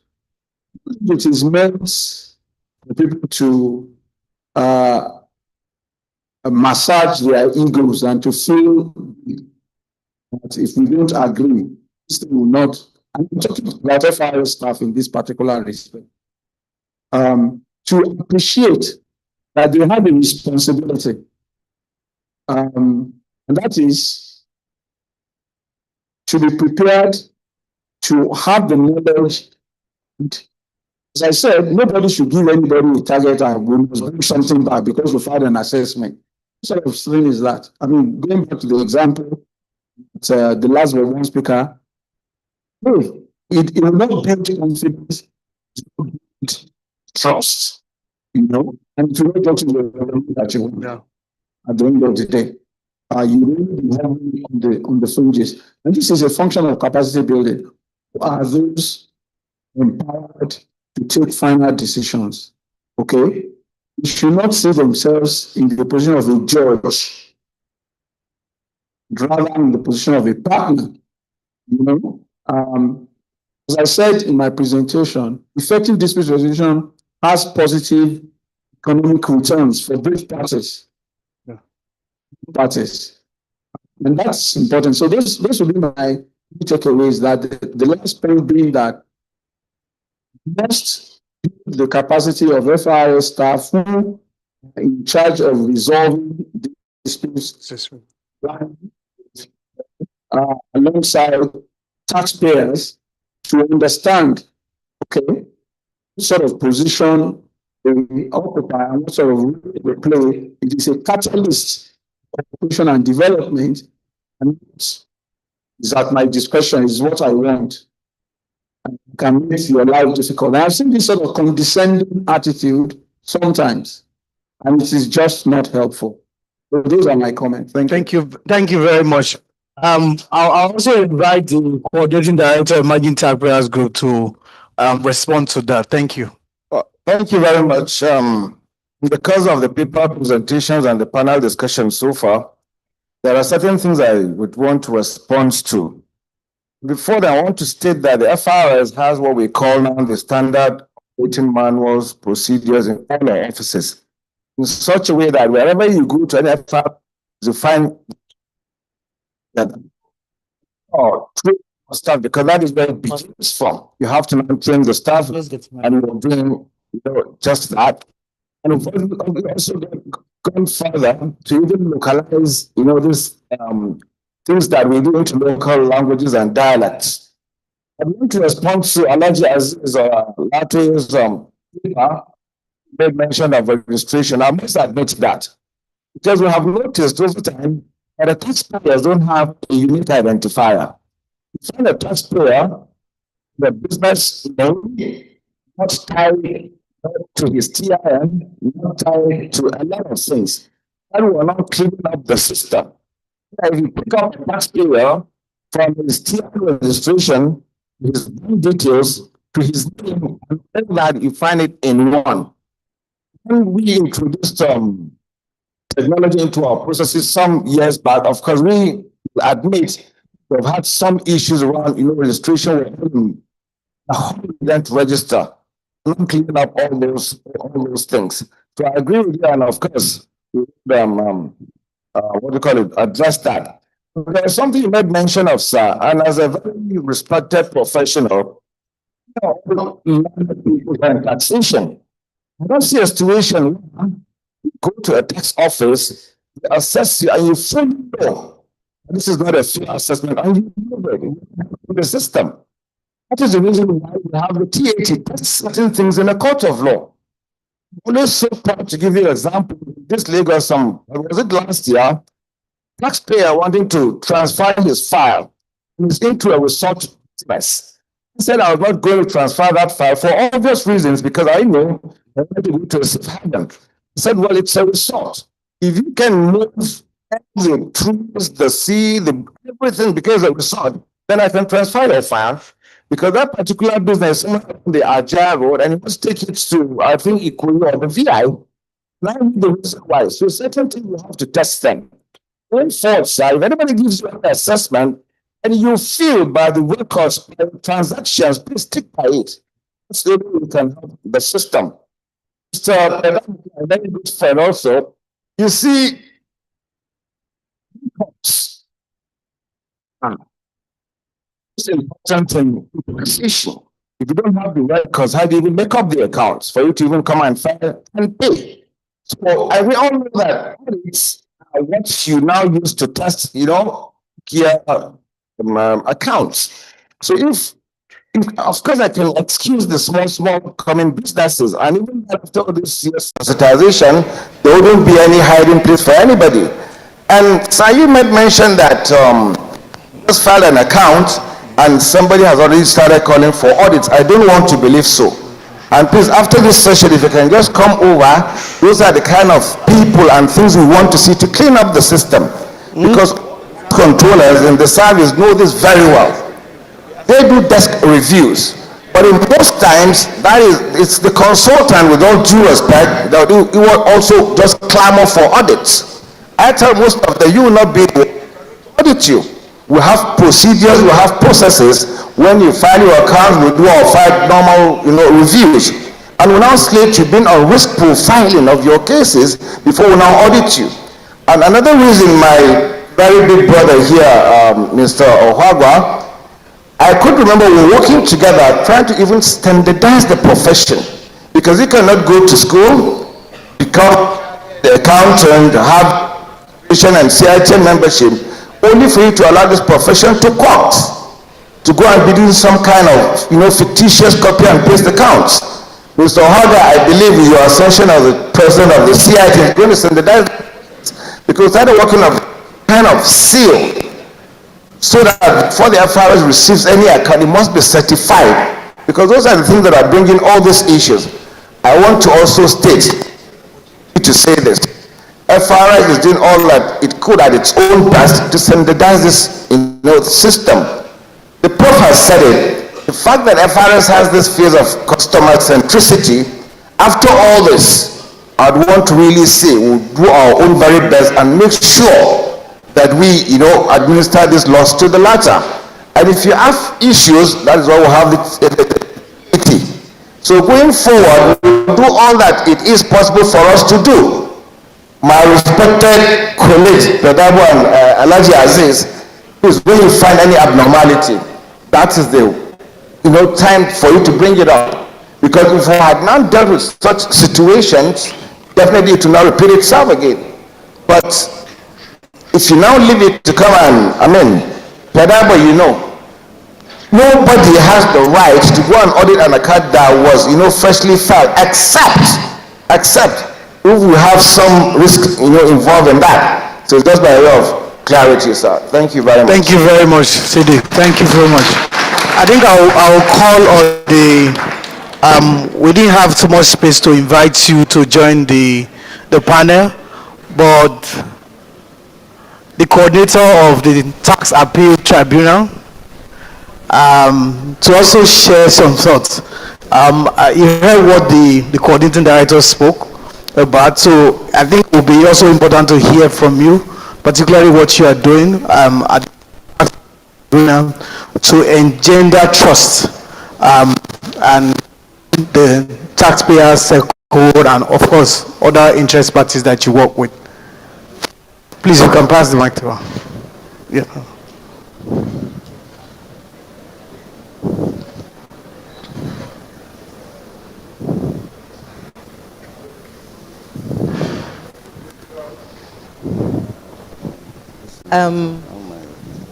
Thank you very much that it's recognized that TAT has a role to play in the tax landscape. When I got the invitation, I was quite delighted because I felt that we're on the right trajectory. So TAT is doing a lot. The Tax Appeal Tribunal is to engender trust in the tax system. You bring the disputes, and the disputes, I'm talking to you. So, the disputes are adjudicated over by an expert panel. So we're doing a lot. First of all, the commissioners, who are the tax adjudicators, are appointed or selected based on their expertise and professionalism. And then we have procedural reforms. You have the tax TAT procedural rules 2021. So it makes everything, the procedure is transparent. You're sure of timelines, you're sure of evidence tendering, you're sure of everything, and it's standardized. And of course, the TAT procedural rules is downloadable freely from our website. We're doing quite a lot. Institutional integrity, where our judgments are published. I'm sure a few of you have received freely, very freely, the TAT law reports. Why do we go to such great lengths to do that? We do that because we want to demystify things and let transparency be the norm. You know what TAT is all about, you know how things are conducted, you know the judgments are well thought out and reasoned. And of course, transparency also goes to our digital reforms. We have the online portal, where it's end-to-end, file online, you can request for virtual hearing, so that's time efficient, cost efficient, and you can also monitor your cases online. There's the status of your cases. You have our e-cost list, e-case management system. We have so much online, and it's for ease, so that taxpayers are not put out, or even the tax authorities. So when you file appeals, or when taxpayers file appeals, they are asking for transparency. They are testing the system. They're also developing the jurisprudence on taxation. So, and we also encourage tax authorities, of course, to come to TAT. When they are TAT, they are sending out a message that this is not under the table, whatever it is that the appeal is about, that they really believe that that should be upheld. And then we find out that when there are judgments on it, and as we all know, most of our judgments have been upheld, the TSKJ case is there, the, what's the other case that also says that, you know, we're there and you should go to the TAT before you access the court. The TSKG is a Supreme Court decision. So all of these things are aimed at engendering trust. It's all about transparency. And we all know that transparency builds confidence. And when taxpayers are confident, it raises voluntary or increases voluntary compliance. So there's so much TAT is doing. The Minister of State had acknowledged TAT and its efforts at ensuring fairness and transparency of the tax system. So all of this put together is just to ensure that our tax landscape is fair and it is transparent. Thank you so much for your response. Please, why you join us on stage as well, man. Thank you so much. Thank you very much. Please. Yes, please. Thank you very much. I think in the same vein, what we have also shared or heard today largely will also be effective when we collaborate a lot more deeper in engaging within our various or relationships. So we have also seated among the panelists Dr. Kennedy Wodi, Associate Prof, a member of the Council of the Association of National Accountants of Nigeria, ANAN. My question to you is just to wrap up this panel session. In your view, what role should professional accountants play in strengthening tax compliance, especially among growing businesses with limited financial structure? Okay, thank you very much. Before, I want to say, Dr. Kennedy Wunda, I'm Associate Professor of Forensic Accounting. For those of us, I'm lecturer in the class, and I'm also practicing tax. I'm a tax practitioner. Before I go to your question, I want the FRS in their practical reforms and support structure to take a cue from His Royal Majesty Revenue and Customs. What do they do in UK? They send tax officials to tax emerging taxpayers to educate them on how to keep their records and tax laws. So you can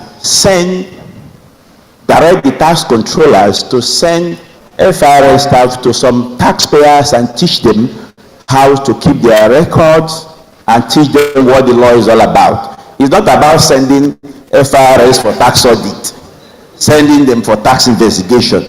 You can also send them to educate our taxpayers how to keep their records, how to obey the tax laws. That is what His Royal Majesty Revenue and Customs is doing. So FRS, you can take a cue at that.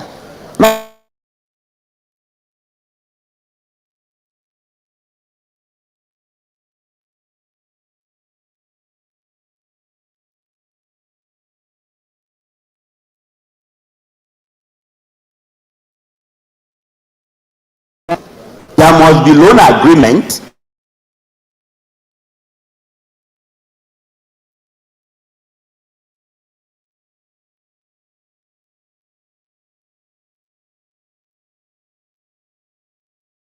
Also, what my friend said, in section 33 of the new Tax Administration Act,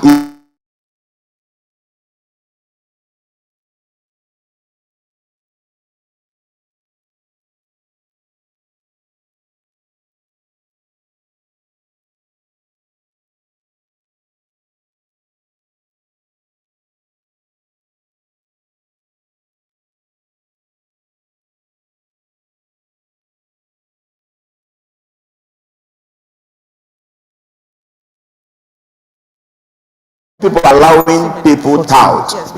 The Nigerian Revenue Service under the Nigerian Tax Administration Act has now permitted the Revenue Authority to accredit tax consultants. You should accredit tax consultants.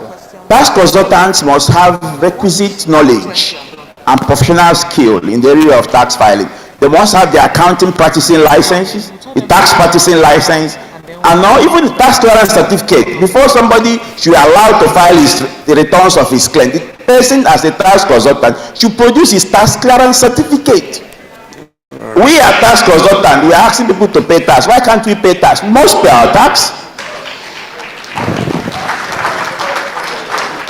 So the Revenue Authority, you have a lot to do to eliminate these quacks from the system.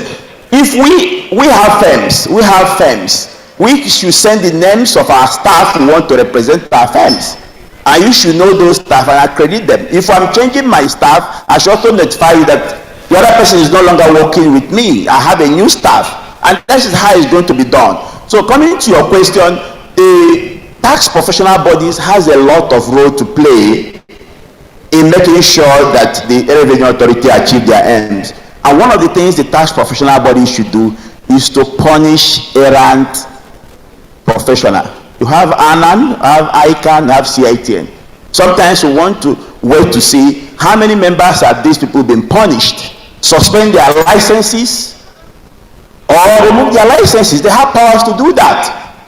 So by the time you use one or two people to as a scapegoat, you make some of us to be serious in our practice, and that will go a long way to ensure that we do the right thing. Thank you so much. Doug, I think you agree with me that this session has been very insightful and powerful. A lot of strategies have been shared as well. At this point, we'll take questions from participants and everyone on this. So we'll pass some mics around. So if you have questions, please let the ushers take this around. And for those that have been written, you can also pass them to me. Let me look at some of those questions then.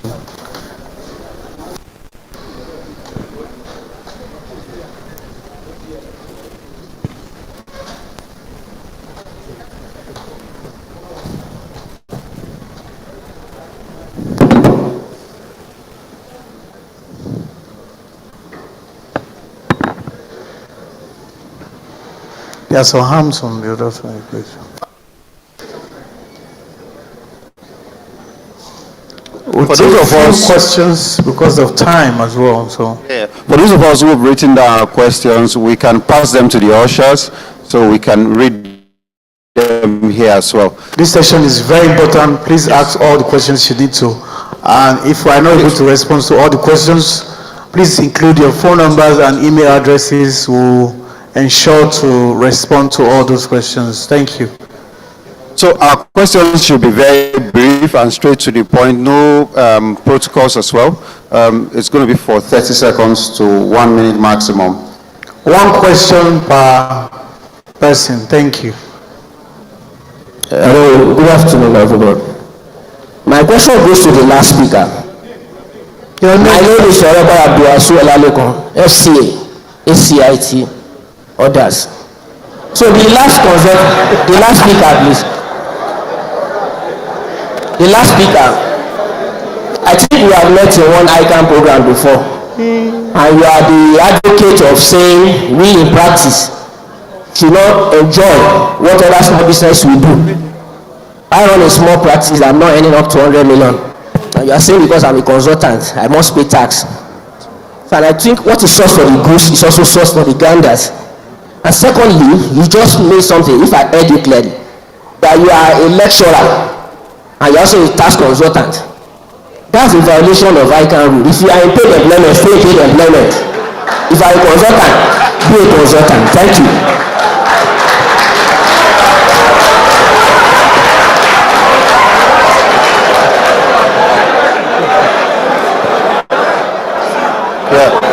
I know. So, order, please. Order, please. Order, please. This guy should have spoken to him. Sorry, sir. Sorry. Just to clarify, thank you very much for your question. Please, let's keep our questions relevant to the tax clinic, okay? We are not going to be involved in any politics between ICANN and other professional organizations. Thank you very much. Thank you. How do we activate it? I am Blessed Olasins, BHA Digital. So my question is as regards to digital and how Everest has been using that. So I want to ask why that new businesses will have to get to Everest office before you can get to team. Can't we do it online? And then I discovered that some of the banks don't recognize the gate number, like even the Bank of Industry. How do you help us on this? That if I have either FRS, the N9 or the GTB, those both can be recognized. Thank you.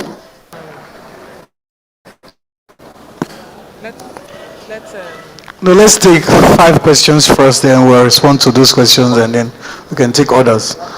But you have 2 already. There are people at the back, but we have questions here as well. We'll just take 2 more, and then we'll respond to the ones we have already written. There's so much you cannot do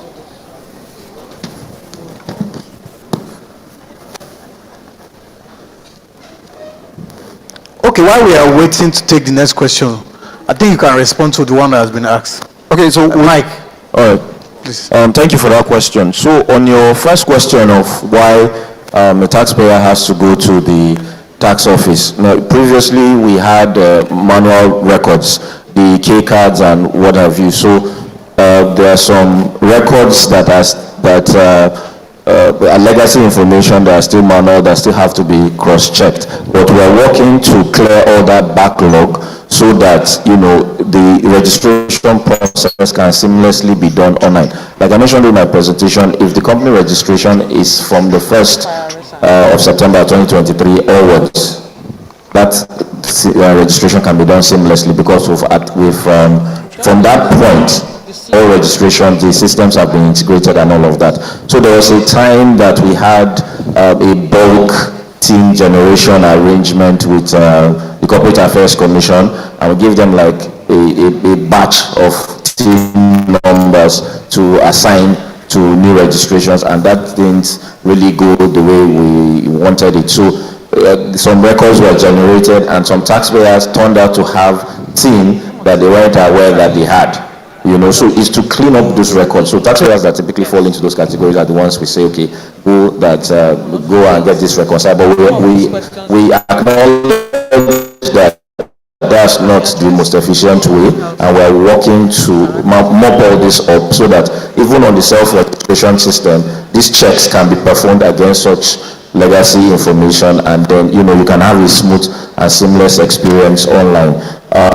As to the JTB team, I'm sure you'll be happy to note that we're working right now, even as the new Nigeria Tax Act prescribes, every legal entity taxpayer is going to have a tax ID. So we're working closely with the JTB, going to be JRB as well, or JRB, to come up with a taxpayer profile that harmonizes all your identifiers, and then come up with that tax ID that identifies you whether at state, local government, and NRS level. And just the way in the financial sector we did a transition from NUBAN to BVN and all of that, we're going to harmonize all those numbers so that whatever one you provide during that transition period, right, we'll be able to validate it. So that's the journey towards that tax administration 3.0 that we're going to. Thank you. Thank you very much, Mike. I think there's a similar question here as well. How do we activate TIN for businesses already registered with CAC? And what is the step-by-step process? How long does it typically take? And what document is required? So depending on the category of the taxpayer registration, we have an integration now with CAC such that if you provide your business name, number, incorporated trustee number, registry, RC, that's registered company number, you just enter it and then it pulls your record from CAC.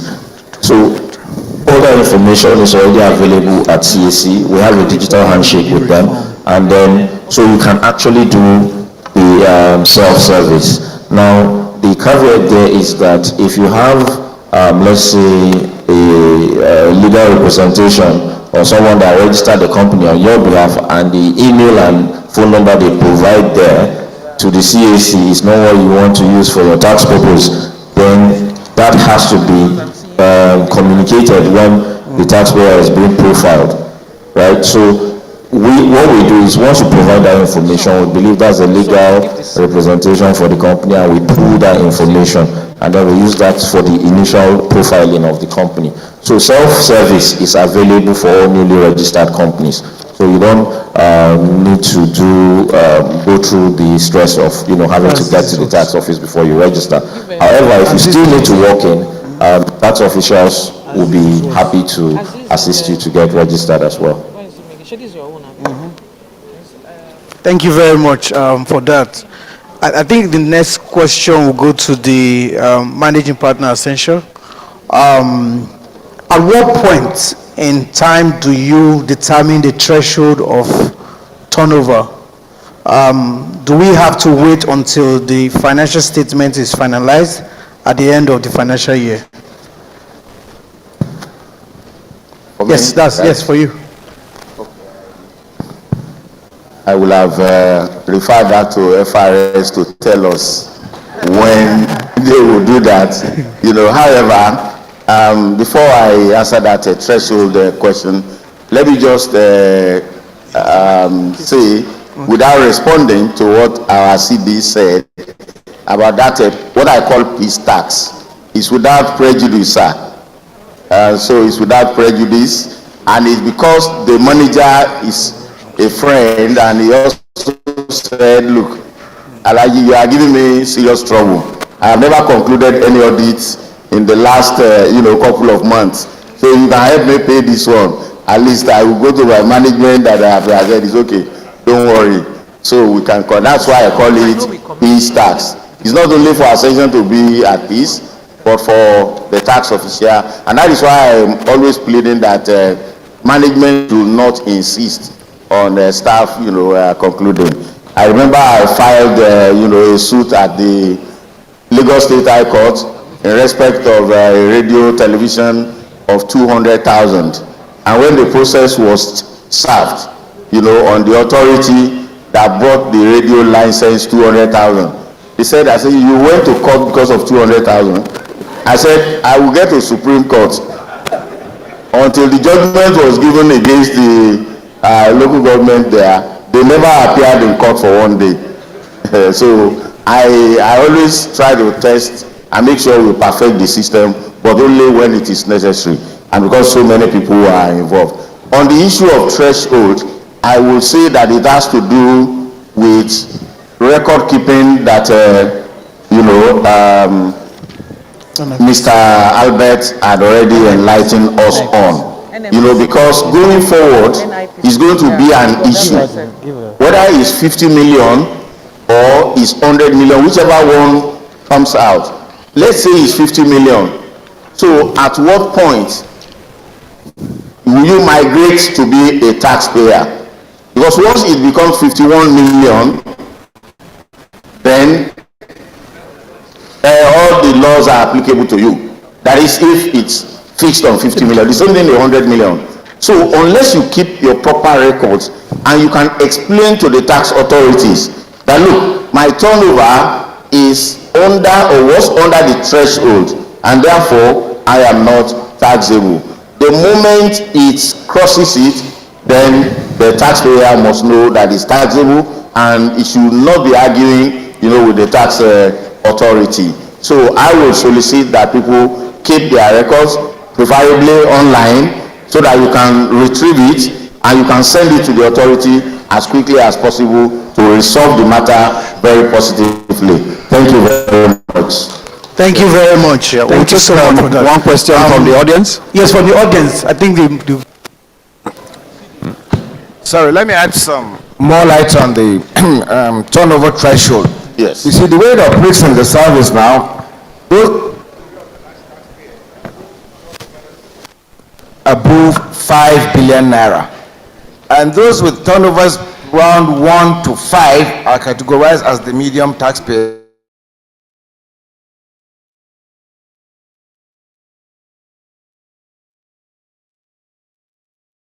To make sure that we categorize you, the way you really are. And we have some sectoral, clusters. If, for instance, you're in the oil and gas sector, that is irrespective of your turnover, you belong to the large, or you're in the financial sector. So before I also forget, let me also make this very clear to us. Somebody made mention of tax records. That was the reason why we allowed our brother Pedabo to present a paper on, tax records.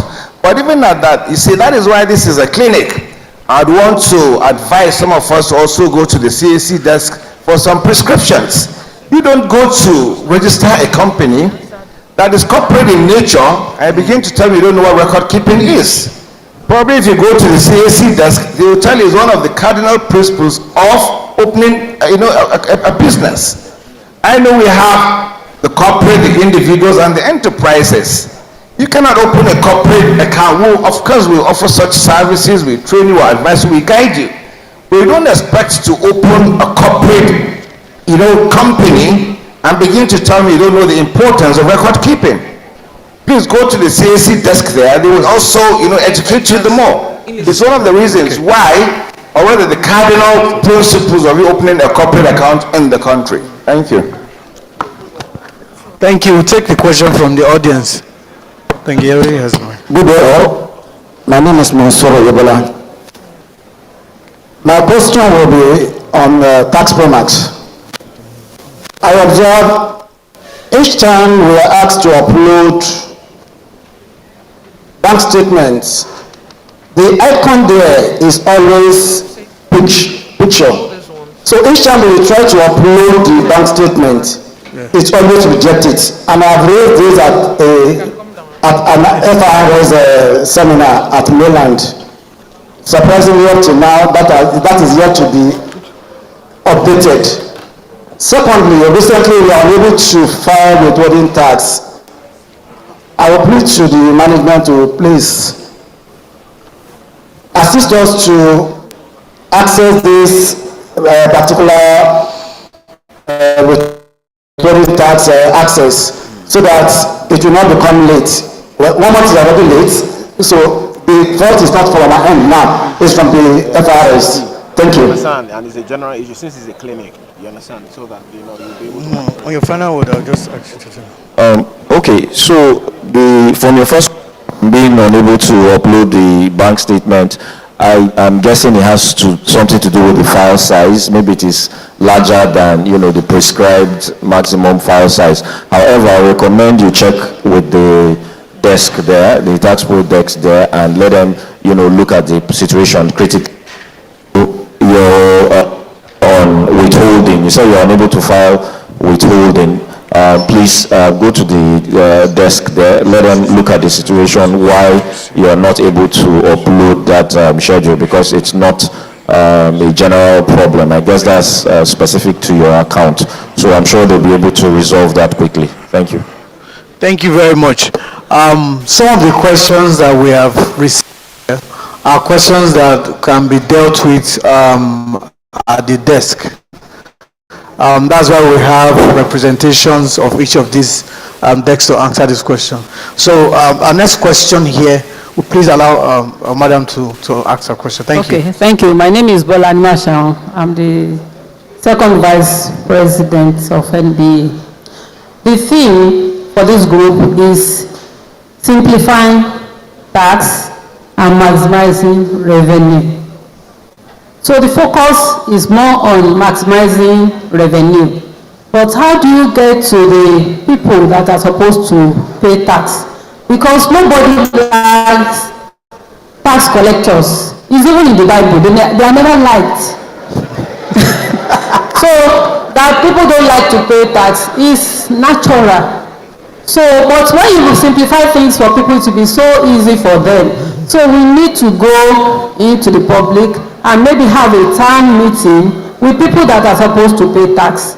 And then for the TAT, in Lagos, the Land Use Tribunal, they always invite people who are defaulters.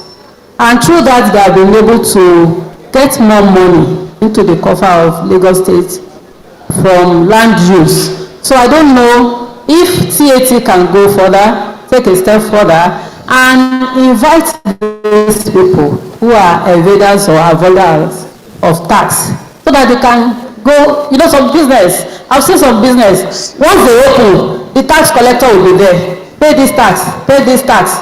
And I've seen a lot of them, they'll just fold up their business. So please, we need help. Thank you. Thank you very much.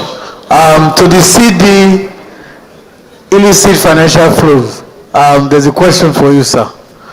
And it said, if FRS have illicit financial flow units or division, why is it that business entities still receive invitation from EFCC for all kinds of issues? Does it mean that EFCC invitations are with the knowledge of FRS and flowing with the MOU between FRS and EFCC? Okay, there is no conflict. There are three sources of IFFs. One is commercial, two is criminal, the third is corrupt. If it is commercial, that falls within the jurisdiction of FRS. And usually the commercial is through tax arrangement, funny tax arrangement that are designed to shift capital. Commercial transactions ordinarily are on the surface legal and legitimate. But when they face scrutiny, some of them may not stand up. On the other hand, you have other forms of illicit financial flows which could be due to criminal enterprise, so money laundering, drugs, okay? That's definitive. So that falls within EFCC. And then it could be corruption, through bribery, through which the capital accretion is made. That falls under any other law enforcement agency. So there is no conflict. IFFs, in fact, the biggest IFFs, almost 60% is tax. And there are studies that have validated this. So the FRS is important in mitigating IFFs. And the biggest channel within the tax arrangement is through transfer pricing. Okay, there are other channels of IFFs, but transfer pricing is the biggest. When companies trade amongst themselves and pretend that it is at arm's length, when it is not really at arm's length, because the beneficial owners are the same and they tell the companies what to do. So at the end of the day, the transactions are not, transparent.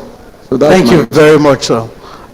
There's a question that I passed to NIPC, particularly around the pioneer status abuse. Maybe you want to speak to that now. Thank you. Thank you very much. Like I said initially during my remark, that the PSI, we administer what we call the Pioneer Status Incentives. It's a tax relief given to companies for 5 years, but 3 years initial. Then you come for extension for another 2 years. So this particular question has to do with, he said my question is on how to curb the aggressive tax avoidance practices of some foreign multinationals exploiting the gaps in the tax incentives law, like Pioneer Status and the export processing zone. Some of those companies, the moment certificate, they incorporate new companies, old company, and apply for new certificates. The ones that are in the export processing zones sells to the custom territories. What are the way forward? So that's the question. Well, maybe I should even start with the way forward. The way forward is that the tax reform has actually taken care of most of the gaps that have to do with the pioneer status. You know, the name will have to be changed to what we call the Economic Development Incentive. By the time it becomes effective by January next year, I'm sure we'll all know all the features and parameters on how to assess it. Then, having to do with the current PSI now and with this question, I'll have to put it that in such a way you will be able to understand it. You know, the Pioneer started, it has to do with products, services, and activities. So we have a Pioneer list. For you to be able to get that tax relief, your activity or product or services must be on that list. The current list has about 99 products. So if you're on that particular list, that's your activity, and you have not started paying tax, you know, it's a tax that is given to companies that have just started the business. It could be green. But then we also give companies that expand to what we call new, or maybe if they expand into a different activity or product that they different from what they have been paying tax on, they can still access that particular incentive that they are asking for. So based on that, you find out that why I feel this question came up is that, well, they will see a multinational company that maybe that is into the production of maybe, let me give an instance now, maybe a company that is into agricultural product. Then from that agricultural product, they can now like expand, or it could be a backward integration into what they call haulage. If they come to NIPC for that particular activity called haulage, that may be transportation, you know, and distribution of whatever product that it is that they've been doing before, they still qualify because it's activity or product based. So it's not as if that a company will enjoy 5 years for a particular product, and it's not easy for you to even jettison a particular company that you have transacted, and start up all over. Not to talk of multinational, they are very particular about the laws and policies. They don't do that. But it's not as if some companies don't try to avoid tax by way of the PSI. What I will like put to you is that we have systems and processes in NIPC where we even check all those. Thank you so much. Okay, maybe there's an email. I'll have to. Thank you. There's a desk, NIPC desk actually here. So, and we received a lot of questions here today. What we'll try to do for the purpose of time is to allow you during the interactive session, you can walk up to any of the desks and then approach any of our colleagues that are here, including the coordinating directors, any other member of this panel, to take these questions. But for those that have dropped their contact as well, we will ensure to reach out to you with regards to the answers to these questions. I'll allow the coordinating director also respond further whilst we close the panel. First, I want to say thank you to every member of this panel that have taken time to answer questions, that have taken time to make presentations, and all of the papers that have been shared today, and to everyone that has taken time to also listen to what has been shared. A lot, the engagement will continue. We still have a lot of desks and conversations to go on before the end of this clinic. Thank you. Well, thank you, and for coming to the half of this session. And I'd want to say the reason why, because we know we could not have it yesterday, that's why you see the panel so large. But we'll address all your questions either physically here, or if you write to us, we'll find a way to respond to you. I want to appreciate all of you. I will just break out now, and when we come back, it's going to be, the questions and answer session will continue. Meanwhile, the help desks are also there if you need any inquiry. We want to make sure that we address all your concerns, and we want you to leave here, please, as happy as possible. It's interactive. You can also advise us. You can also give us insights on your life experiences so that we know collectively address it. Thank you very much. Thank you very much. So we'll continue with the interactive session and then take all your questions after this time. So we'll take photos. Yeah. Thank you. So we'll take pictures and then presentation of some appreciations to the panel.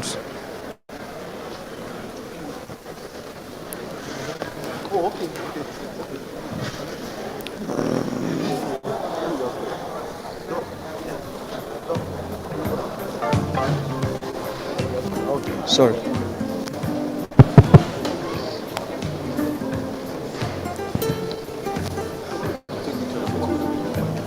This picture, coordinate them. Pictures, yeah. Yeah. Hello. Please, can we all be upstanding for the group photograph? Members of the panel? Yeah.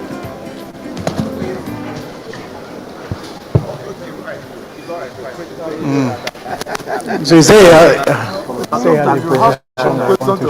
Let's come together to take the photographs.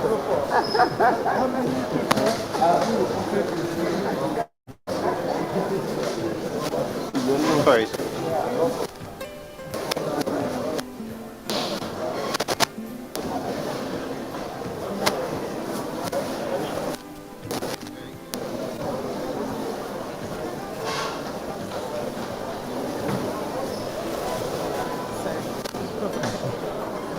Okay.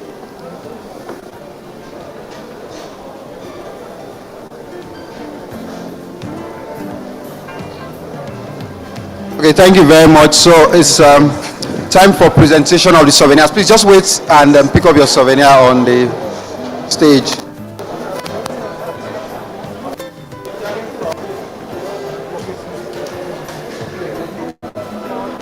So, on behalf of the Federal Revenue Service and the Emerging Taxpayers Group in particular, we want to present this small gift to our panelists. It's just a token, sirs.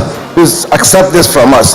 And in no particular order, I want to be gender sensitive. Full disclosure, I think we'll do that. Please open. Open one of them. So in no particular order, let me start with my sister, the TAT Coordinating Secretary. Thank you for coming. Thank you. No car keys. And this is to Mr. Pedabo, working closely with him.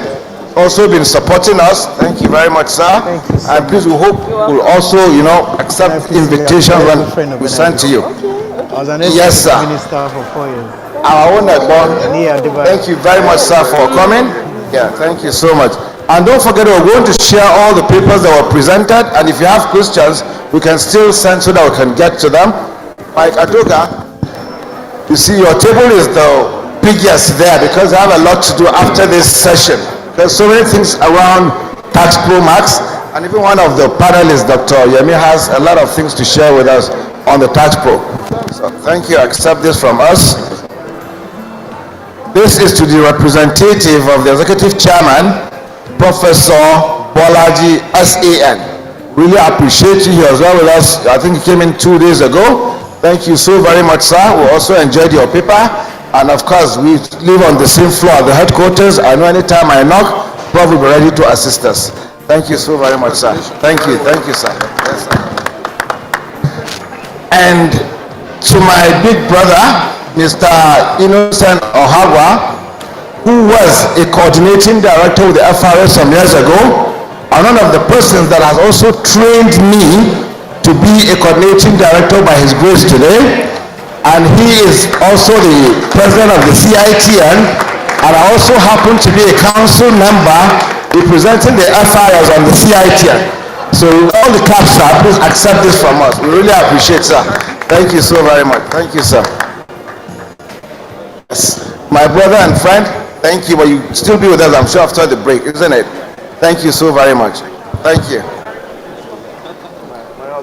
My brother, you see, let me just, without wasting time, I know a lot of our staff here are members of the CITN, the ICANN, and the ANAN. So forget that joke that happened. Thank you very much. We appreciate you. Thank you so very much. Thank you. NIPC.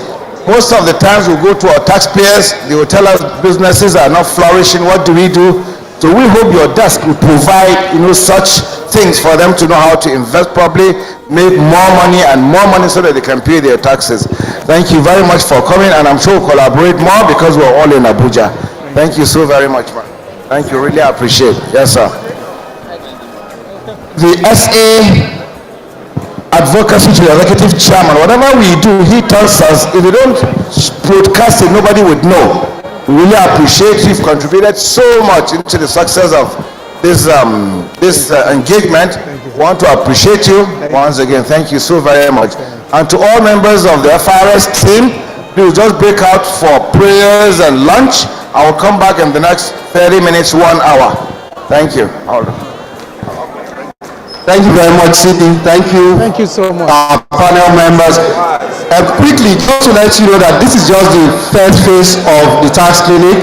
The main event itself is going to kick off immediately after now. And right there at the back, we have the desk of various collaborating partners from the NMA to NIMC, NIPC, CAC, ICANN, ANAN, Tax Appeal Tribunal, and Taxpayer Services desk of the FRS, as well as the Tax Pro Max desk as well. I know you. We have put 2 seats in front of each of them. What we expect is that 2 persons will be, will go right to the desk and they will be attended to, while the rest of us can sit here and wait for there to be space in front of, or go to any other one. Just go to anyone that is free.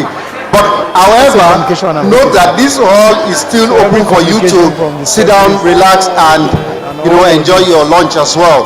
Also know that NMA is right to the right of the hall, and they are there to take your blood pressure and do some very simple basic medical check for you as well. Thank you very much. But we are still very much here. The event is not over. This next phase of our event is going to last for another 3 hours.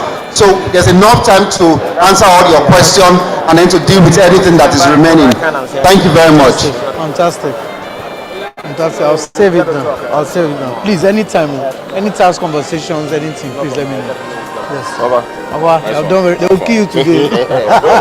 If you see questions, they get for you. There's no resting place for you, my brother. You see, they deliver. But you see the movement. The thing is that there's so much, man.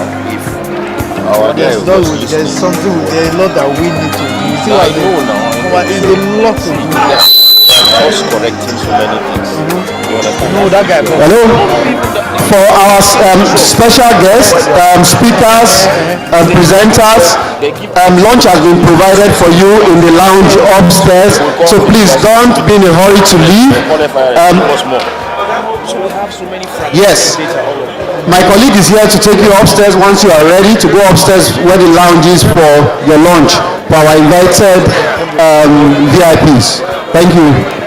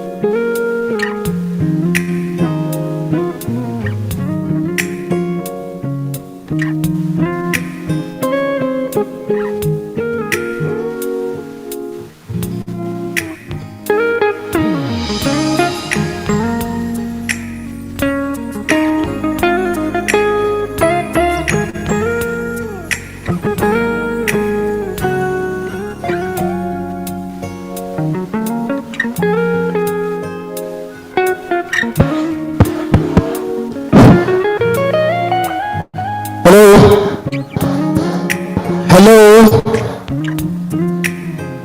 Hello? Can I have your attention for just a moment? If you are with us, can I see your hands up? If you are against us, let your hands remain down. Okay, that means you are with us. All right. While we are doing this, I want to call on the representatives of the agencies here. This is an opportunity for you to come and tell the people what you do. So, please, the representatives of the agencies who are here, while the people are being attended to, instead of having a quiet session, please come forward. I'll give you the mic. In just 5 minutes, you can tell the people what you do and how you do what you do, while others are being attended to there. It's an opportunity to be heard today. Please, you can come quickly. Let's see the first person coming to do that now. Please come quickly while the rest are being attended to. Let me know the name of your agency. Let's see what you do and how you do what you do. Are you coming?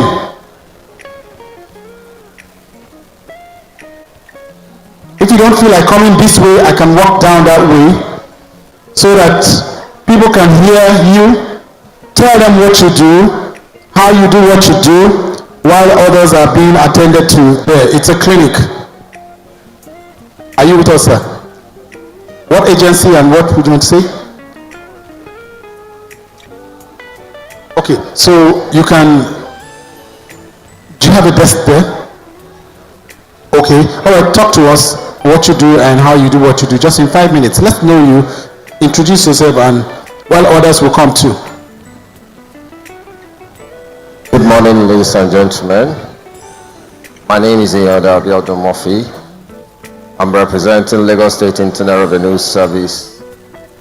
And basically, what we do is we collect tax. And we collect tax from individuals, business owners, and majorly our kind of taxes are either we are collecting pay as you earn from those on unemployment and people that are doing their own business, which we refer to as direct assessment. Assessments are given to people based on their income. So the more you earn, the more you pay.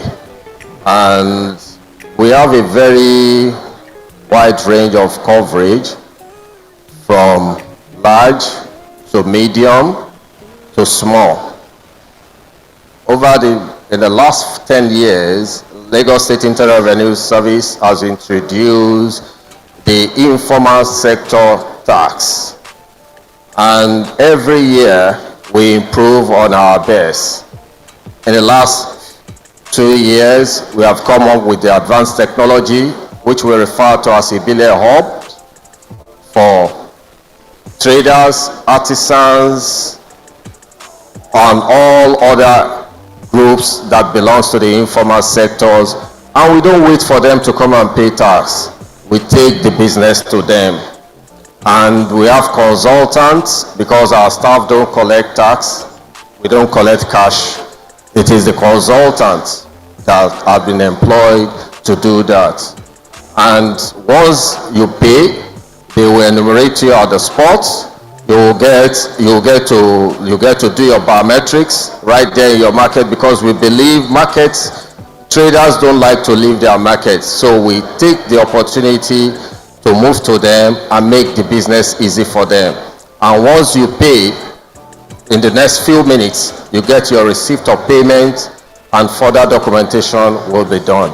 For those that are on the corporate side, the direct assessment and the payee, once their tax has been updated for 3 years, we have everything on our e-tax platform where they collect their tax clearance within few minutes. Thank you. Our desk is just straight down there, and where you will see our people, the e-tax logo is displayed on the LRS banner.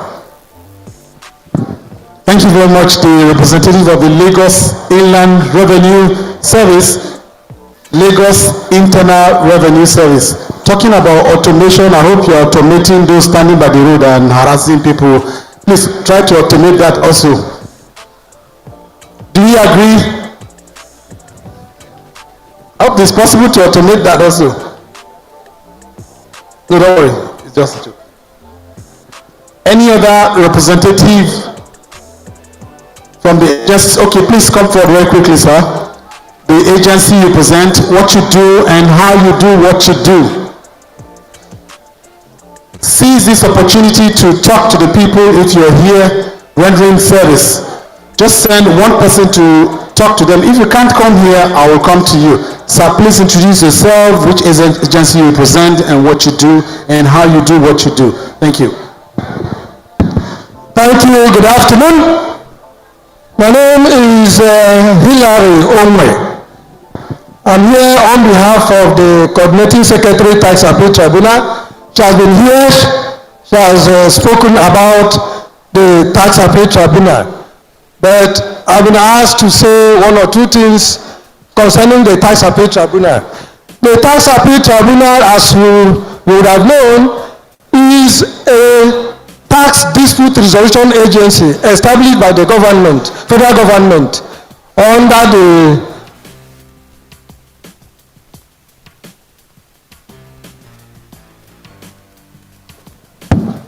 Act that is now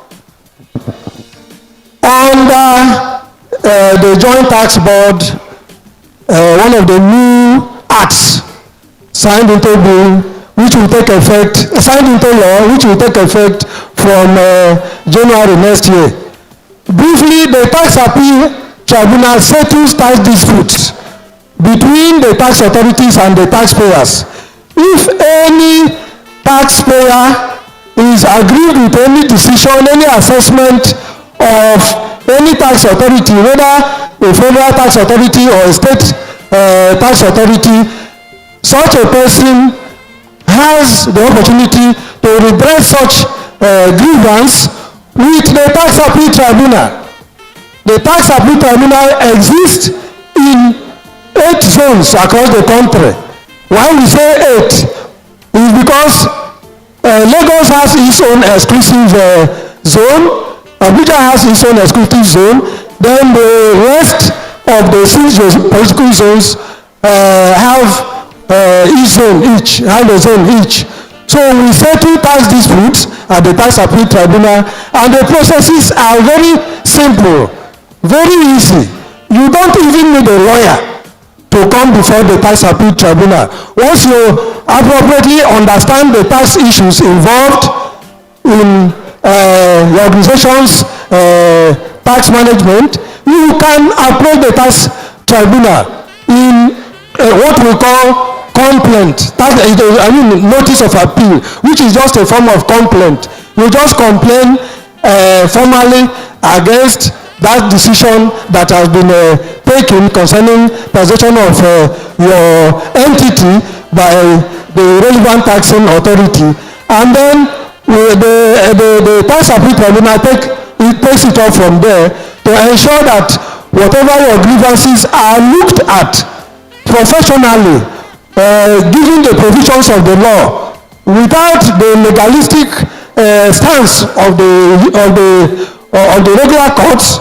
Our processes are very easy, very cheap, very convenient, and you have like 5 members, not just lawyers, who may tend towards legalism. You have even businessmen represented in it, tax professionals, and those who actually understand tax issues. So the Tax Appeal Tribunal is there to assist you in whatever difficulties or challenges you may have regarding assessments and decisions that you consider improper by any tax authority. That's what we do, and we welcome you to come. Our addresses are there for you to look at. We made them ourselves. We have made them available to all who have come, and we have even distributed our rules so that our decisions, so that you know that we take time to look at tax issues and give appropriate decisions. Thank you so very much. Thank you, Mr. Owen, representing the Tax Appeal Tribunal. You don't need a lawyer to approach the Tax Appeal Tribunal. At a point, I felt he was reading out a campaign manifesto, the way he was sounding. Please, very quickly, if you have members representing any other agency, to please come forward very quickly. If you can't come here, I'll walk right to you there. We need to hear you. We need to see you. We need to know what you do and how you do what you do. Can we have anyone coming forward? We need to hear from you. Okay, I'll be walking to the stands if you don't come here.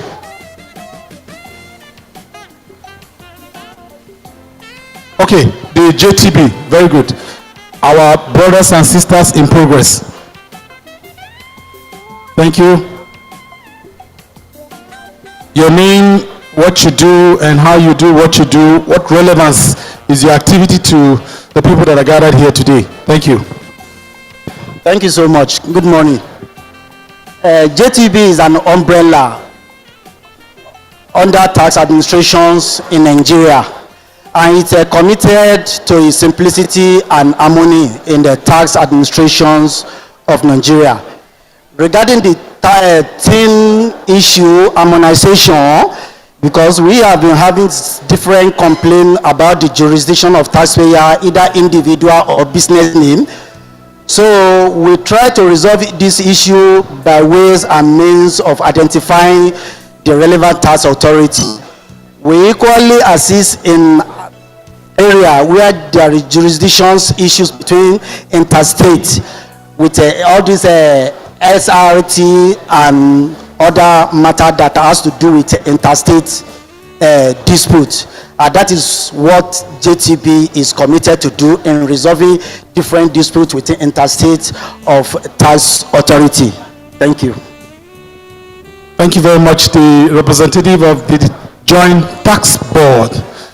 Issues related to disputes between states are resolved as quickly and as promptly as possible by the Joint Tax Board.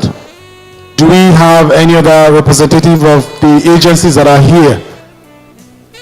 I need to see you. We need to hear from you. We need to know what you do and how you do what you do. If there's no one coming here, I'll walk right down to you and you have to talk to us. All right, I'll be walking down.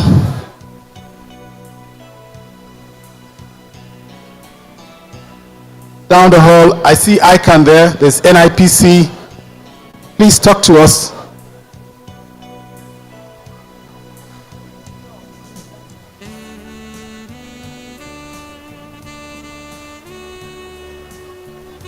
All right, I'll walk to ICANN.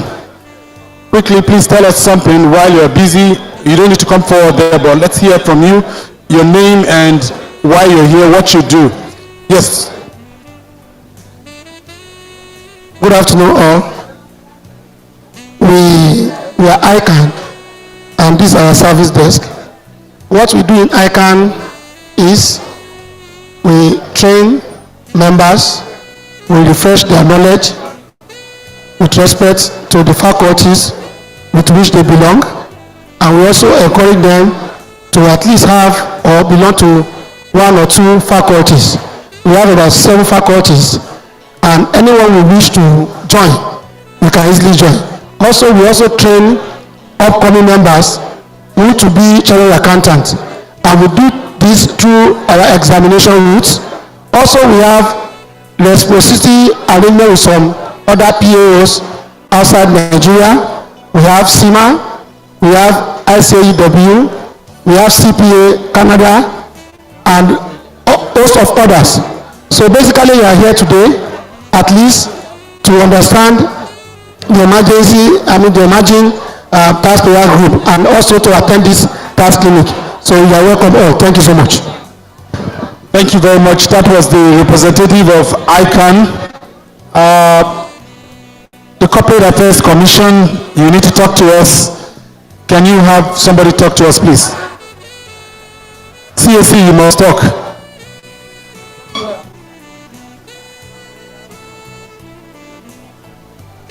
Okay, thank you very much. We'll get there later. So the NIPC, just nothing too serious, just what you're doing here, your relevance to the people that are here, how you are solving problems. Thank you. Well, good afternoon, everybody. My name is Zubair Abubakar at the NIPC desk.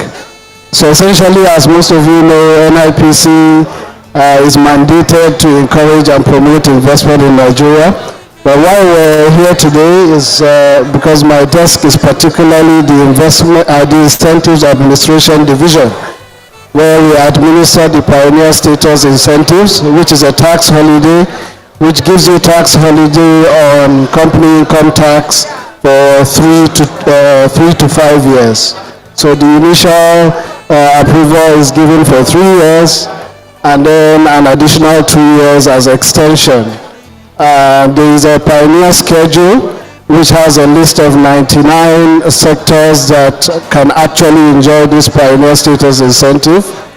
But as I'm sure you know, most of you know, there is a new tax law in place.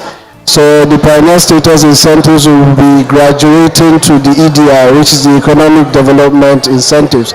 So this is why we're here. We are right at the back of the hall. Please feel free to come and sit with us. If you have any queries, any questions about Pioneer Status Incentives, we are here to answer your questions and queries. Thank you very much. Thank you very much. The representative of Nigerian Investment Promotion Commission. Right now, the NIMC, issues of network, downtime, I will keep hearing. Please talk to us. How do you intend to solve problems that are with stakeholders here? Thank you. Good afternoon, everybody. Thank you very much. I'll first say what we do. NIMC is National Identity Management Commission, and we have the mandate to register, to store your data, and also to give you your NIN. NIN is the National Identification Number. I want to believe everybody in this all has an NIN. And back to the question he asked, network challenge is not peculiar to NIMC. I'm sure everybody will agree with me. Network challenge is mainly and firstly because we are at the teething stage of data, network, things like that in Nigeria. And as the country improves on that, agencies that rely on network too, I'm sure, we improve on that. And one way we try to tackle this is we are very responsive. So if you check all platforms on the social media, you realize that we're always updating people on what app is down and how soon it's going to be up, what maintenance is going on, and how to rectify it.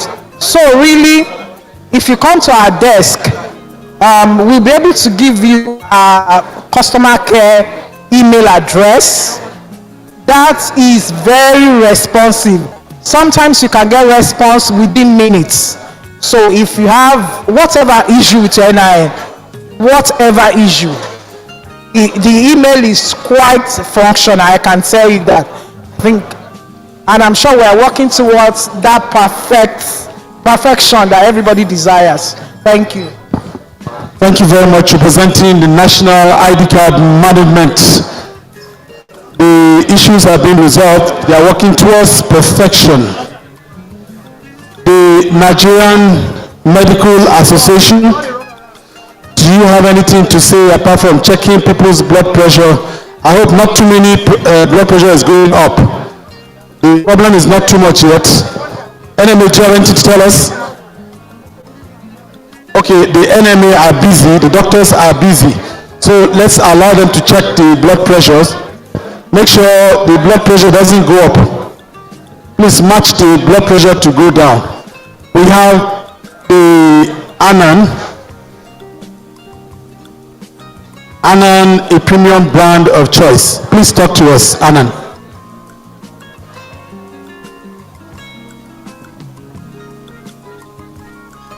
ANAN stands for Association of National Accountants of Nigeria.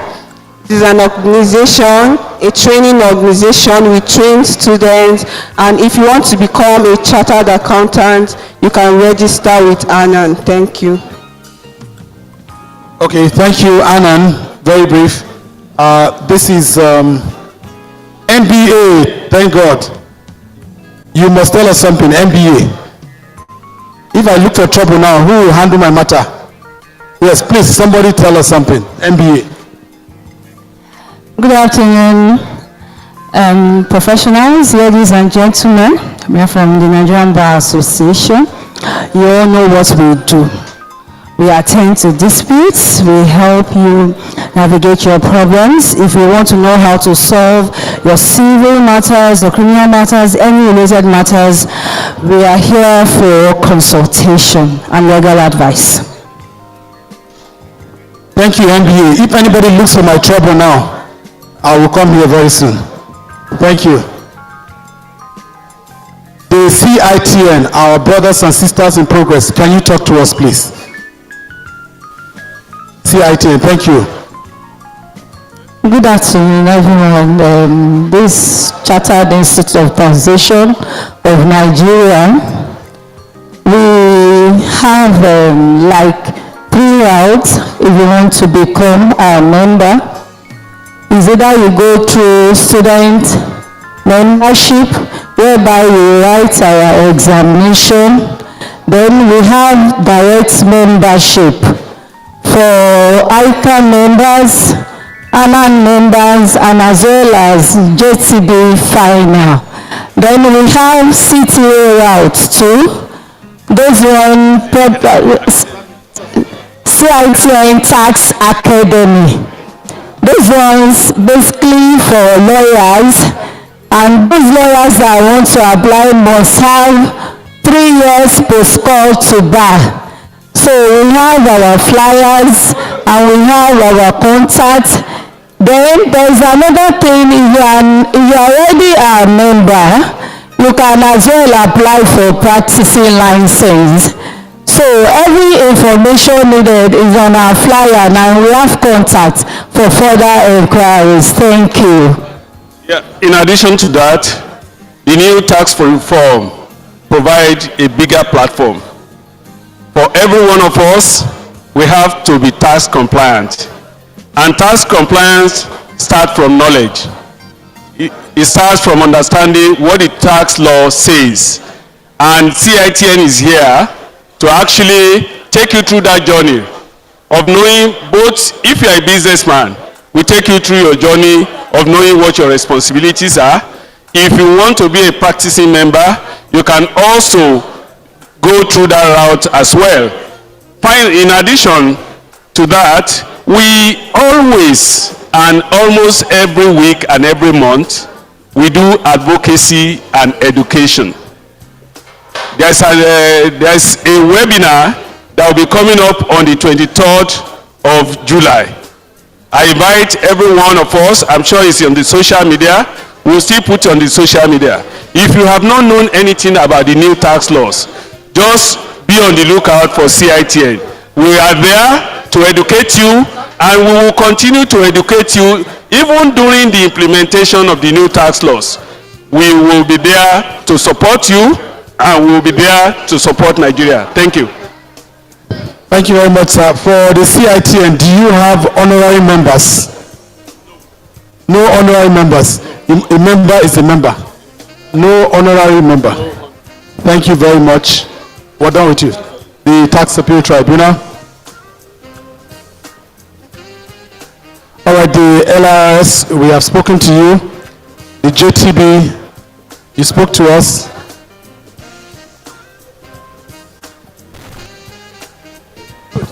The Taxpayer Service Department of the Federal Inland Revenue Service are very capable. Please talk to us.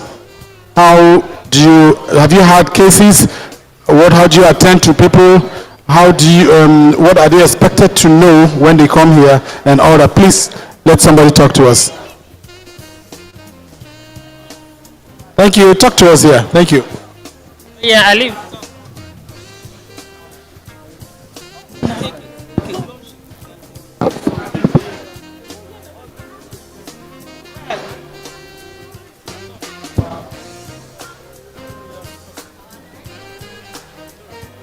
Hi, good afternoon, everyone.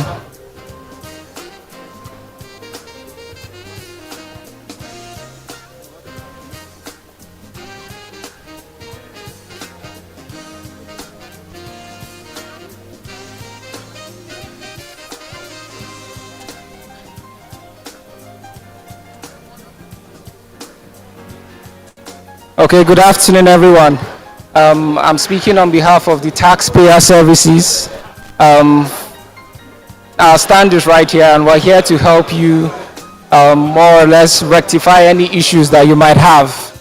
We've had a couple of taxpayers who have come with certain issues, and we've been able to help them resolve each and every one of those issues. And for those that we've not been able to resolve, we've escalated through the proper channels as well. So we have issues with regards to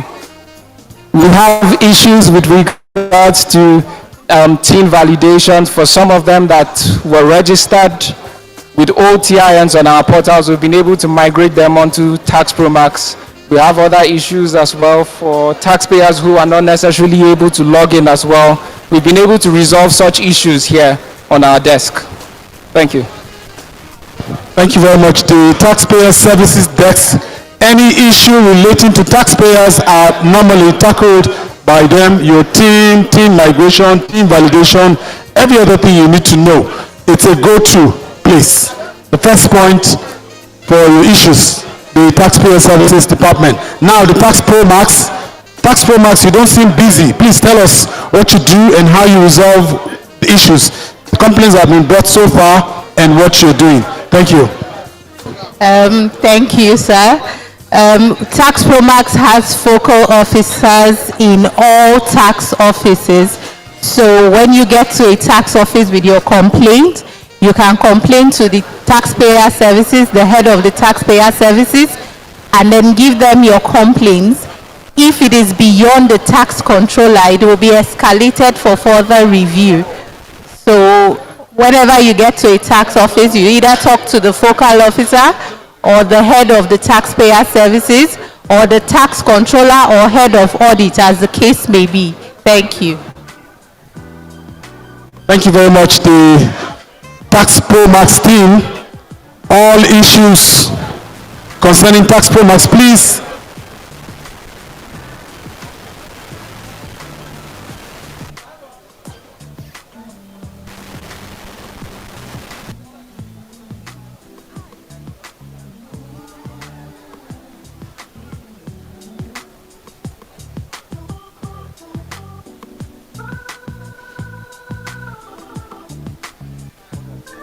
All right, thank you very much, the TaxProMax. Now, for the rest of us seated here, if you have any issues, please locate the desk here for your particular issues. We also have our leader, our boss, all the way from Abuja here. There are certain categories of issues that you feel cannot be resolved there. There are people, there are professionals here, there are tax controllers here, there are heads of audit here, and several other people who are here to address your issues. I want to encourage you to take advantage of this lifetime opportunity.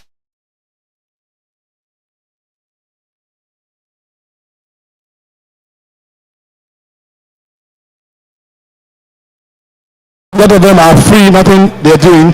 Get them as busy as possible. They are here to solve your issues. Any issue that you have, any problem that you have, please engage with them our stakeholders that are here. Thank you. Don't just sit down. Walk to our stakeholders here to tackle the issues that you have. Don't be shy. Don't be afraid. They don't bite. They are here to solve your problems. If you don't have any problem, go and see the medical doctors. You must find something. So please, see NMA.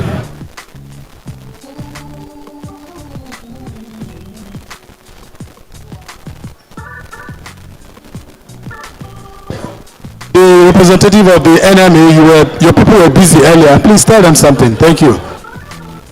Well, my name is K.A. Adeshola. The K is Karode. We are here as custodians of the health of our people in Nigeria, and the little bit we can do here, we encourage people to take advantage of our presence here. At the beginning, we've been able to talk a bit about our own involvement and interest in the tax issues as it affects our own sector, especially what I mentioned in the morning, the areas of multiple taxation. And unfortunately, almost everybody around always assume that the doctor is rich. Every doctor is a rich man, a rich woman. And as such, the same mentality extends to the tax collectors. They also target doctors, target hospitals, believing that it's an area where you can go in and just start sweeping and packing money. But we try to let people know that yes, we are noble citizens, noble practitioners, and we adhere to tax, responsibilities, but at the same time, we don't want to be overburdened as it is now. And one of the reasons why we got attracted to the clinic, yes. So you see, we've been here since morning. We encourage you to at least check your BP, and we also have the materials and equipment for you to check your sugar level. And of course, we have about 4 of our doctors on ground. You can consult them on any area of medicine. Things that cannot be handled there will be properly guided to whom and whom should handle them in the right way. So this is an association that also stands strongly against quackery. So we encourage you to always go to the right people, the qualified hands, so that at the end of the day, like the tax gurus have been telling us here, better to pay the rights so that you don't pay fine and interest, which will make your situation worse. So seeing the proper and qualified doctors, we take you through the shorter route towards solving your health challenges. Not when you've gone through taking herbal, taking chemist treatment, and getting messed up before you go to the doctor. At the end of the day, you end up paying more than you should, and you risk your life. And I want to tell us, your number one wealth is actually your health. Any day, anywhere, whosoever you are, you cannot do without. Once your health drops, every other thing becomes problematic, becomes less important, less useful to you. So I encourage us, we should always keep an eye on our health. All the men in the house, please take note of this. We all have what is called the prostate, and that is an organ that we must always watch over. As from the age of 40, try as a man to keep a closer watch over your prostate. We encourage you to do a test we call a PSA at least once in a year. And if you do it, a doctor can interpret whether you need to make it twice a year or tell you what other things you should do. So if you are 40 and above, try to pay better attention to your prostate. For the women, okay, you heard me, CD, you heard me, pay attention to your prostate. At least once a year, check it. And for the women, The breast and the cervix are two common areas of trouble. Pay attention to your breast. Examine your breast every morning after taking your bath. When there's no cream, no sweat, anything to deceive you, if you feel anything lumpy, run to your doctor. The earlier you get to the doctors, the better the outcome of attention they will give you. Also, the cervix is another area of trouble to women. Pay attention to this also. Do what we call cervical smear. It's a test that detects very early stage of changes that might lead to cancerous growth. Once we get it at that stage, we can give 100% cure. Anything beyond that early stage, it will now become more of palliative management. We once want to thank you on behalf of Nigerian Medical Association. My name is K. Adeshola. I'm actually the National President of the Association of Nigerian Private Medical Practitioners.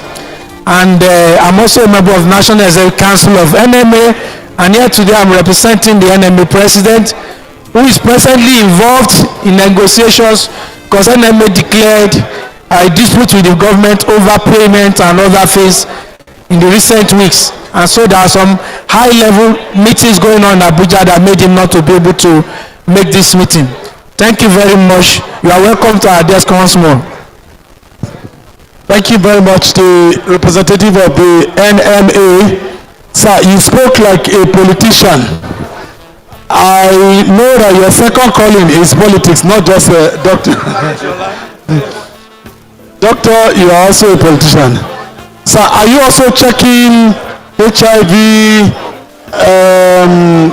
gonorrhea,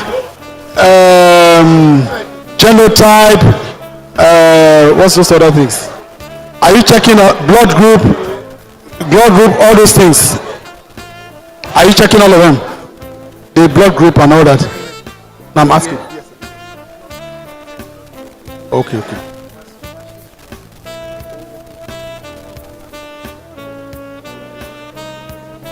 So you can't vote. That's all. So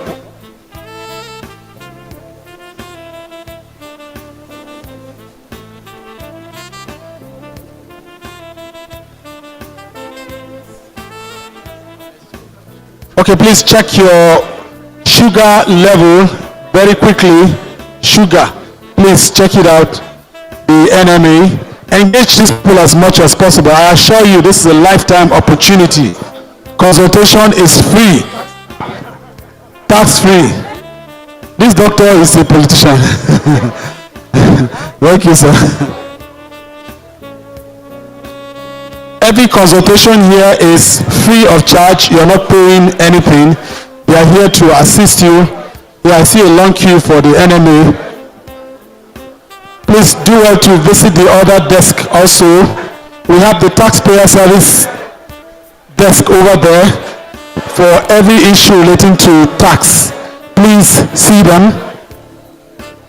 The NIPC, the ANAN, all of them are there. So please do well to reach out to them very quickly so that you will not waste today.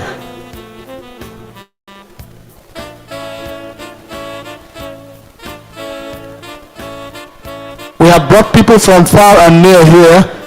They are tax controllers, heads of audits, state administrators, subject matter specialists who are here to address your issues. Do well to reach out to them. Thank you.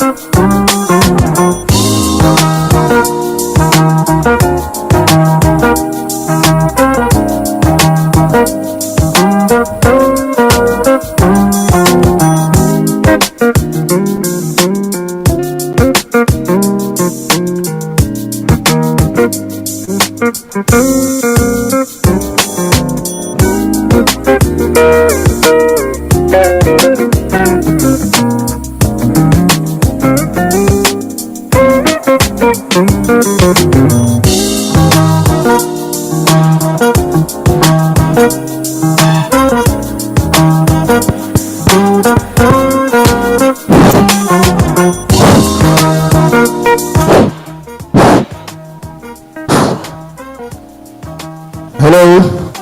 All right. Hello, very distinguished ladies and gentlemen. How's your experience going over there? All right, I want to give you the next 10 minutes to finalize 30 minutes. Okay, we have 30 minutes to finalize over there. Ask as many questions as possible. In 30 minutes, I will be done from there. I will all come back to our seats to round up.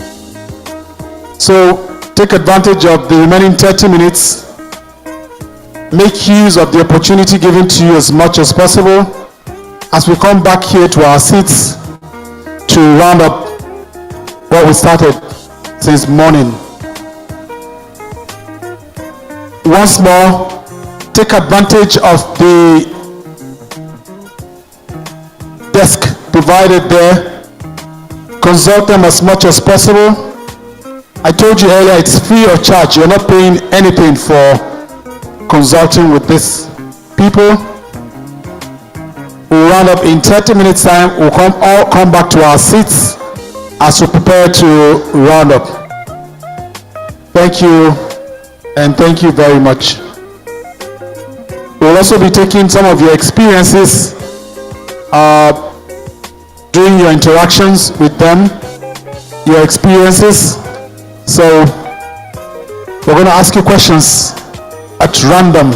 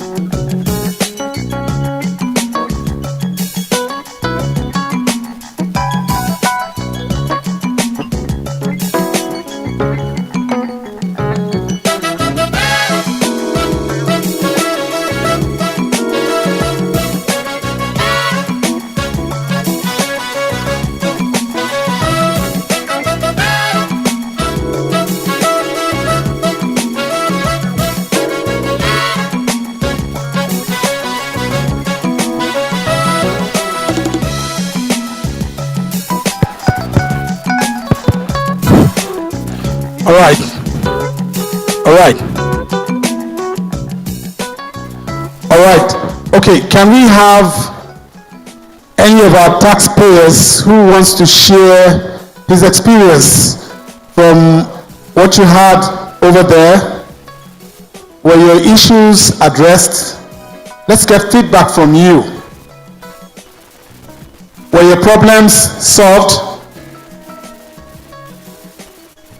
Can we have a taxpayer to talk to us? If your blood pressure was checked and they gave you anything to bring it down, can you also share the experience with us? Let's get feedback from you. Let's share in your experiences. Let's be sure you were properly attended to. Talk to us.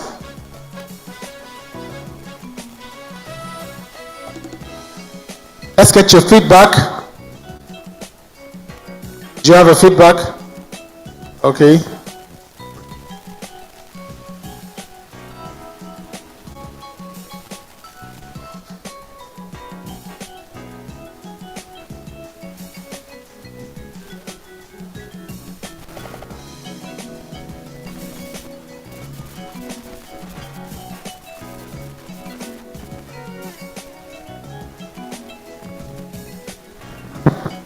All right, please kindly share your experiences.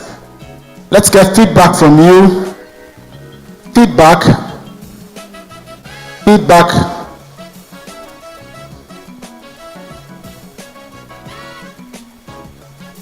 Let's get feedback from you as we close in the next couple of minutes. Let's get your feedback.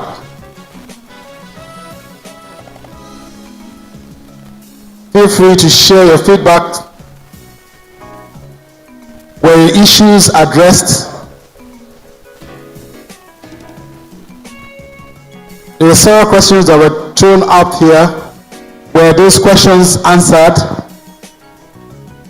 Let's share your feedback, please.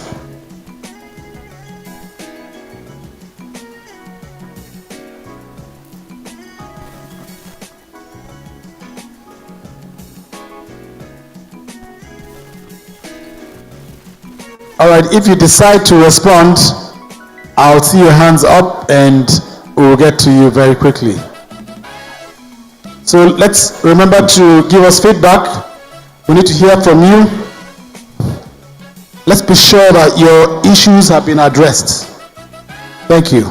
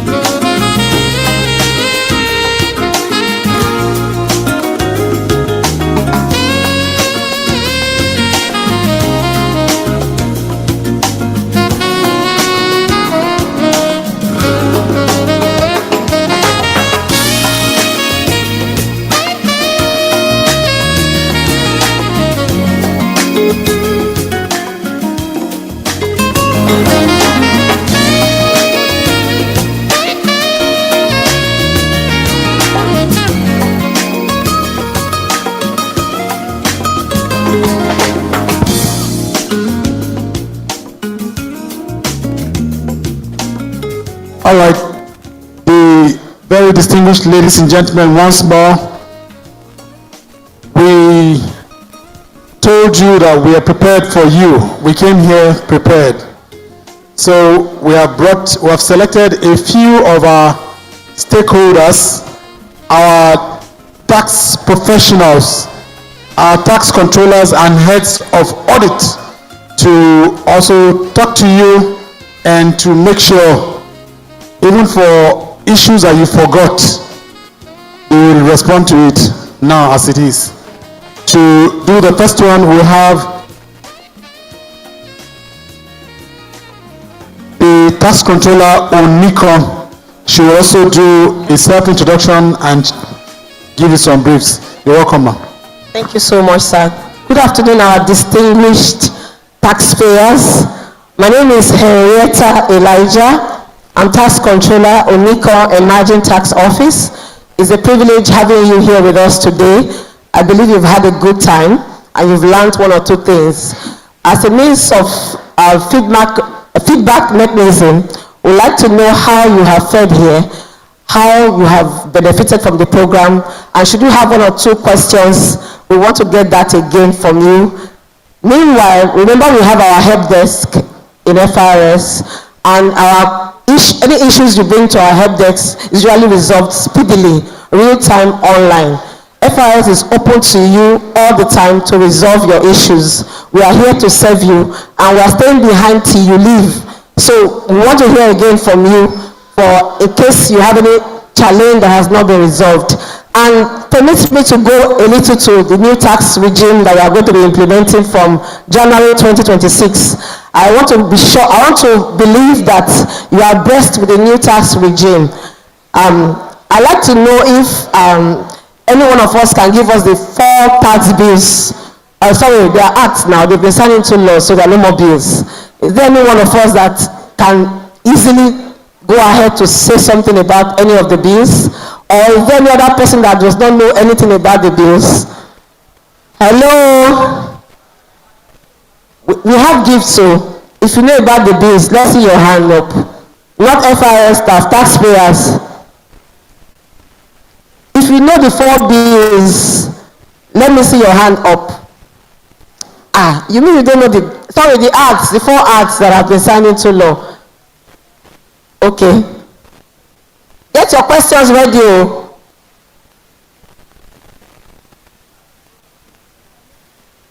Yeah, 2 is fair.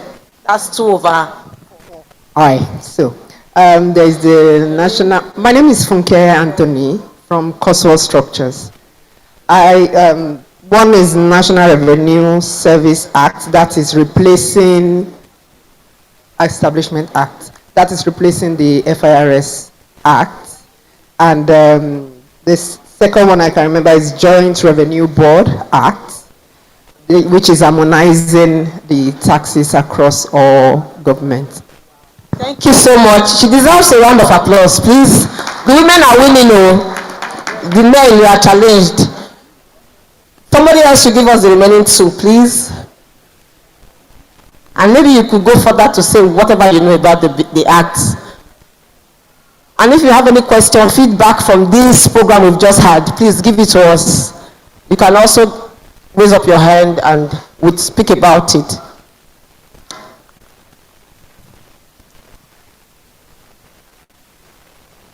Careful. Okay. There's a man. No woman yet, please. I'll come back. Somebody here. The remaining 2, sir. Okay. 1 is still fair, 1 over 4 is still better. Tax Administration Act. Tax Administration Act. That's point. There's something before it. Not just tax. Nigeria Tax Administration. Clap for him, please. Clap now. He tried. You did not say anyone. You don't want to clap again. Thank you for clapping. The 4th one, please. The 4th one. Okay. A woman, no. Men, be ready, please.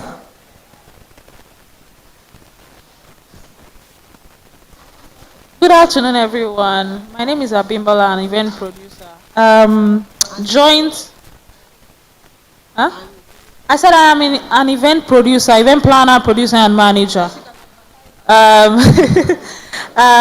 Joint revenue. Oh, they've said that.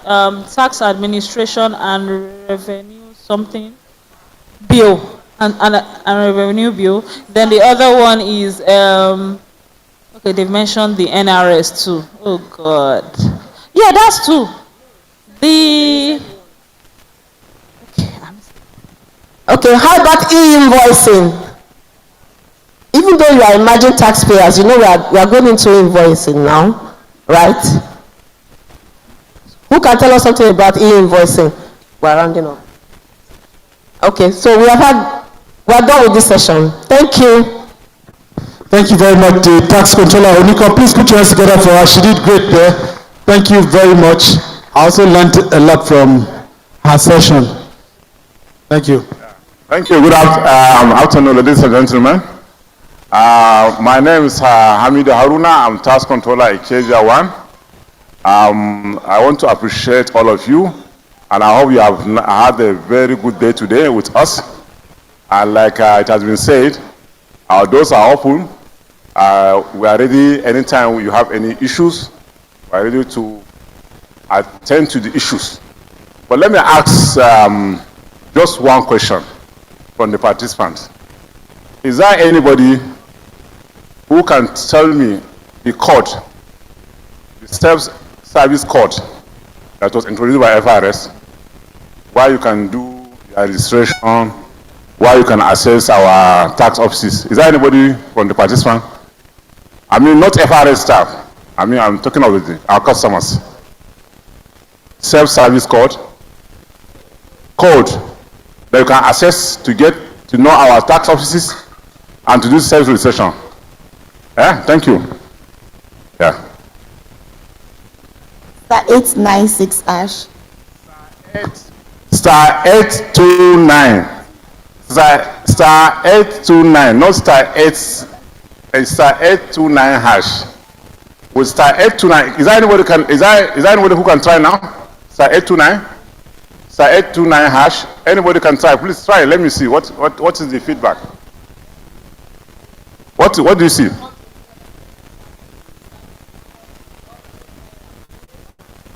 Don't worry, 100 naira is nothing. For you to leave, if you are in Ekpe now, you want to register your company, so you leave Ekpe to a particular location, you spend, I think you take Uber, you spend about 10,000, 20,000. So it only costs you only 100 naira to access the nearby office of our tax office. So thank you for coming, and our doors are always open. I'm here in Ikeja. My office is on Kudurat Abiola Way, on the Extension Tower. You are welcome. Thank you very much. Thank you very much, the tax controller, Ikeja 1. Please put your hands together for him too. Also joining us is one of our landlords in Lagos here too. Please introduce yourself, your office, and how you can be of help to the people. Thank you. Thank you very much. To be a landlord in Lagos is not easy, so I'm not a landlord. My name is Chinedu Shaila Dirije. I'm the tax controller for Lekki ETO. So if you have any challenges around Lekki, we're here to serve you. You know, Lekki is where you come, you get service. You get first class service. If you come to Lekki, you don't get service. Please let me know. But I assure you, even the ambience of the office, the staff, well-trained, well-groomed, will answer your question. You must leave my office with smiling. You can't leave the office without smiling. Please, if you had experience in Lekki office, let me see your hand up. You have experience in Lekki. Just say one thing you like about that office. I'm sorry. I think the situation where the office is situated is a nice place. Although I've been there on 3 occasions. One of the issue I came with was solved. One was unsolved, while one was just for a meeting. So, but I think where the office is located is the proximity to taxpayers. I think it's nice. Thank you very much. If not church now, testimony time here for that food. Please put a round of applause for Lekki office.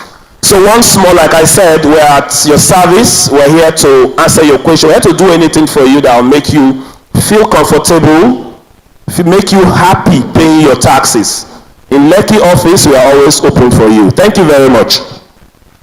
Thank you very much, Mr. Chinedu Aderiji, the Lekki 1. When I say landlord, I am prophesying. Don't worry. You are all landlords in Lagos. Feedback, okay. All right, I've been asking for feedback since. God taught somebody to give us feedback now.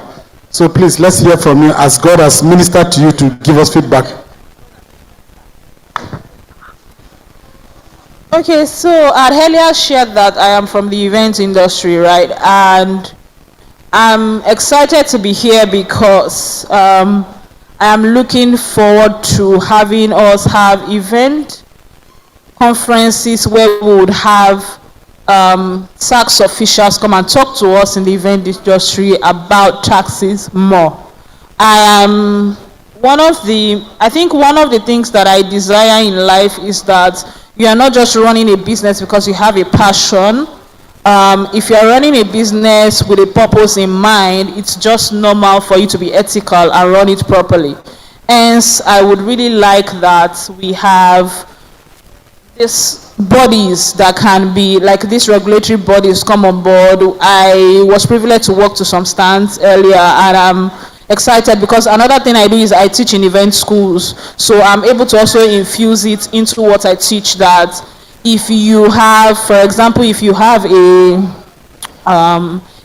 maybe one of your business partners is another national, you have to register with the I can't remember the name again, NIPC. You have to register with them, to be able to even have a corporate account. Those information they don't know, right? So these are things that I'm looking forward to. Also, a lot of people had issues with Tax Pro Max, and I've been able to infuse it when I'm training people and say, okay, where is your location? Is it Sapele? This is an office. So I literally look for the addresses to make sure that they go there and do the right thing.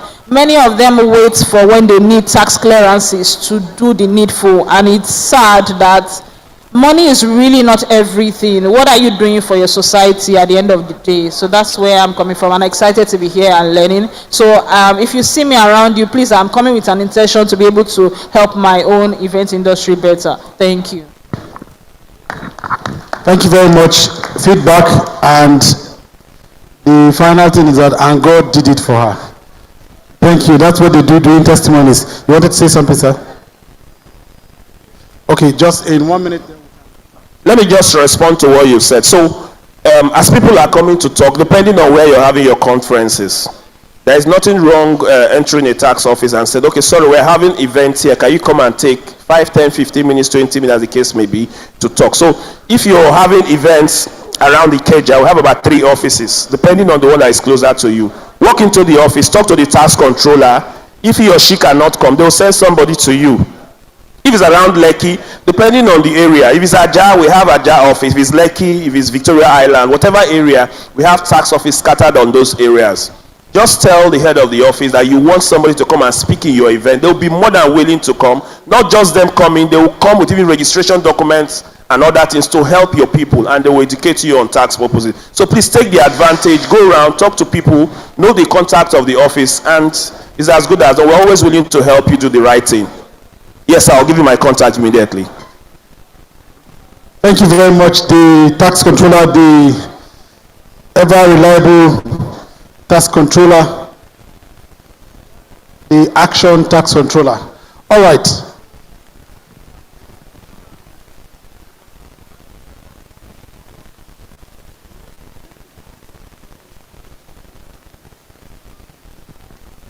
All right.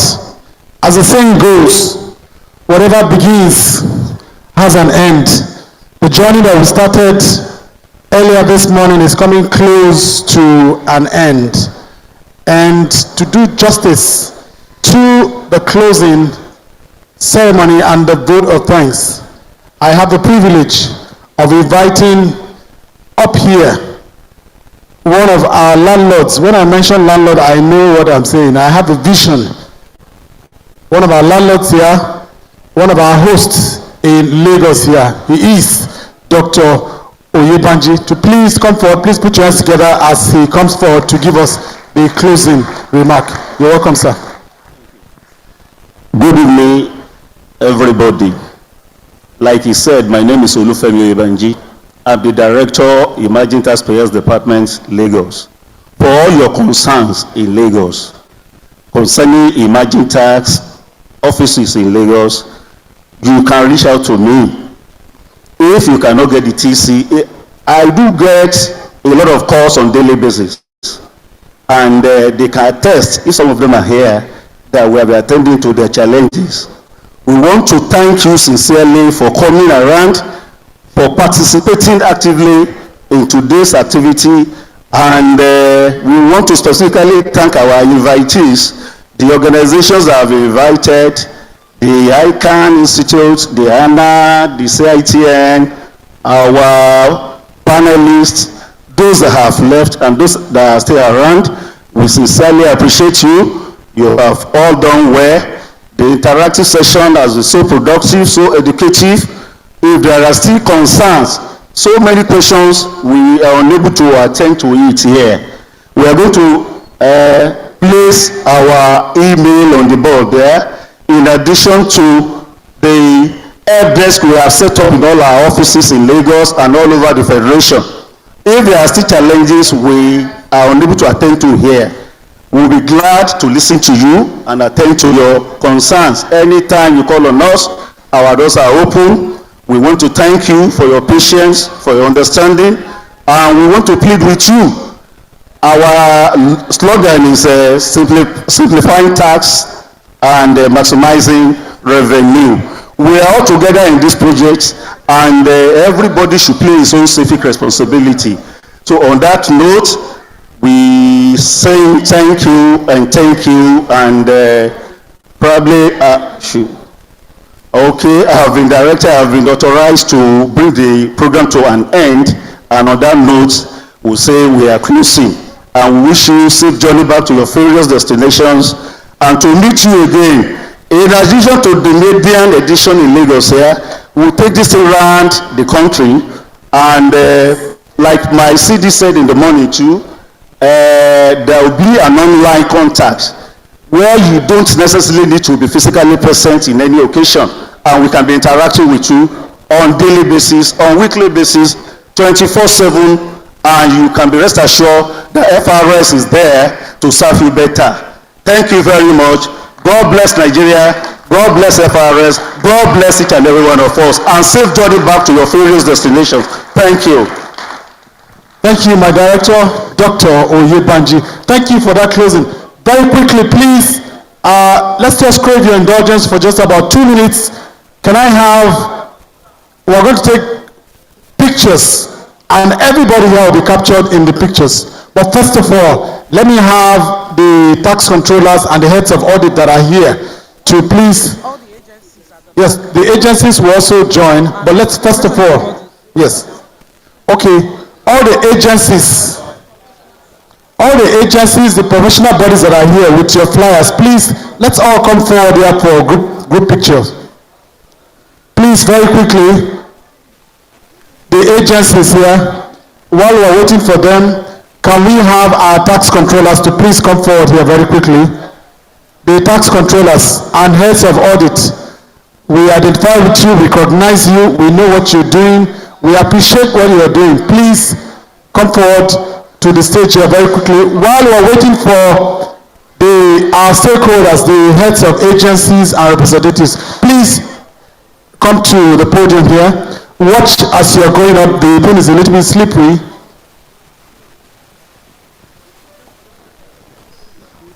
Some. Yes, up quickly. The tax controllers and heads of audit, we appreciate what you do. You are doing well here in Lagos. Thank you. Yes, some of you can stay down, some can stay up. Be careful. Sorry, I said it, it's very slippery. Be very careful. Sorry, ma. Sorry. Please be careful. This place is slippery as you are coming up. Please, for some of you, you can just come like this. Thank you. Heads of audit and tax controllers, we appreciate what you do. You're doing great. Please.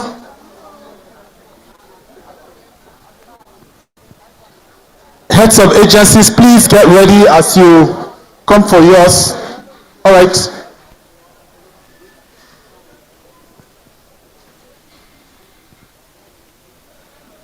Heads of agencies and tax audit, head tax audit, photographer. Are you performing for us?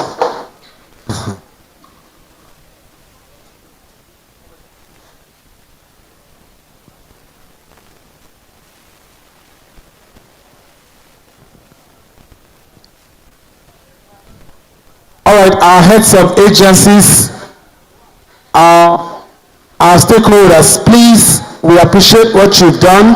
We also want to have you in our pictures. Please, if you're coming, please remember to come with your flyers and all that so that we can, yes, if you have any flyer that you came with, anything to identify you, we also want to see it. Okay, no problems. We're just going to wave it like this.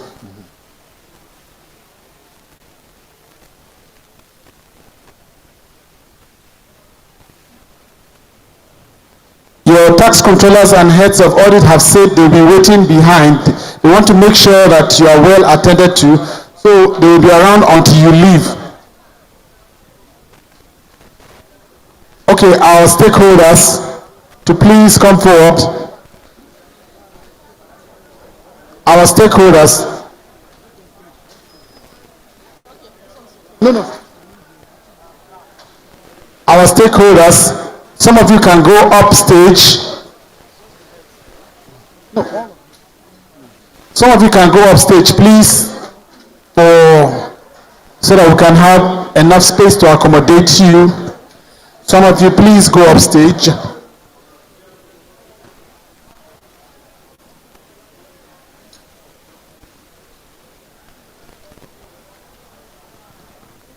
Our heads of agencies, representatives who have come here, we acknowledge and we are grateful. You've done well. Do we have NMA here? Are they still taking blood pressure?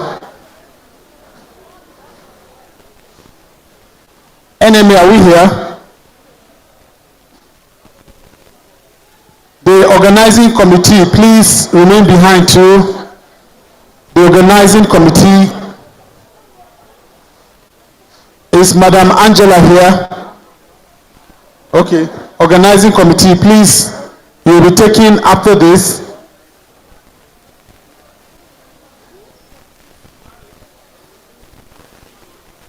Our stakeholders, do we have JTB here? Okay. Do we have CITN? Our partners in progress. CITN, you must give honorary membership.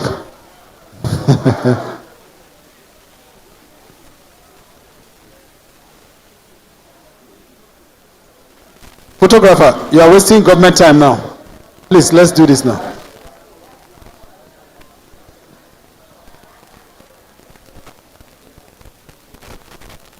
Do we have NMA? Are they still here?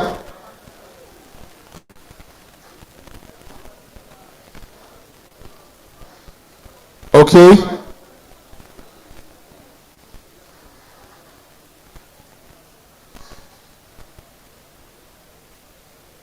Okay, photographer, we can do this now.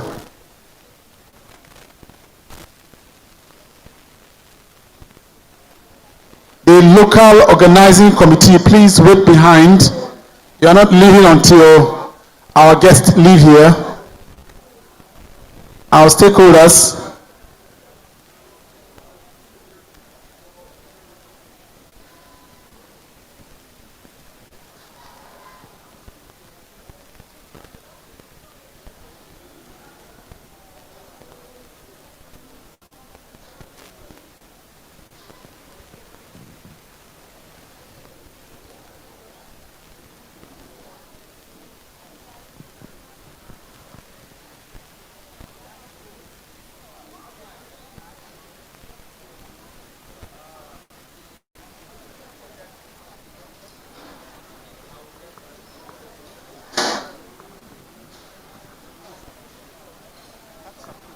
Okay, do we have, you're part of them now, tax appeal tribunal.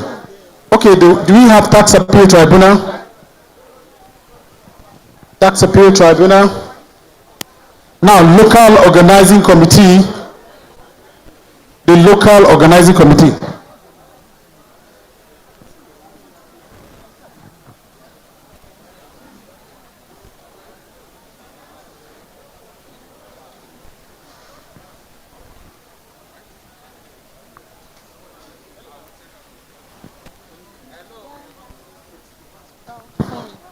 The local organizing committee.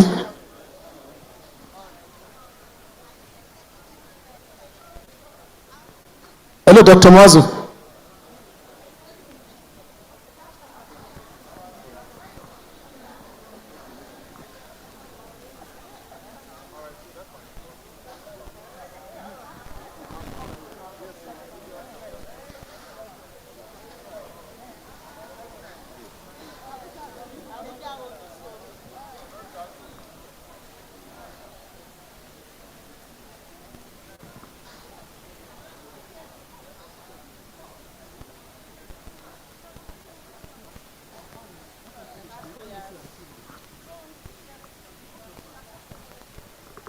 TPSD.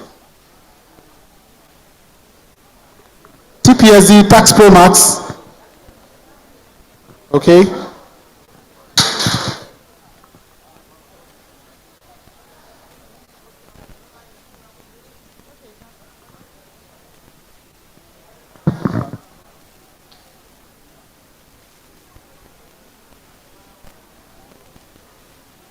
Okay, right now let's have the LOC with the big 4 and the CD.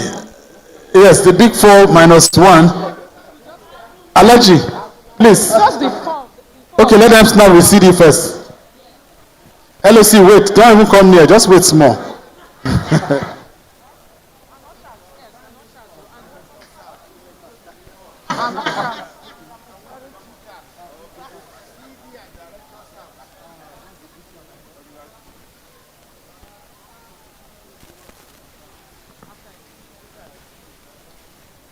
LOC, get ready. Ushers, repertoire.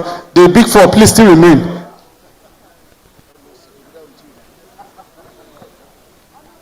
LOC, some of you should please go upstairs. I have taken my position with my Oga beside me. LOC, please, some of you. Madam, what God has put together? You want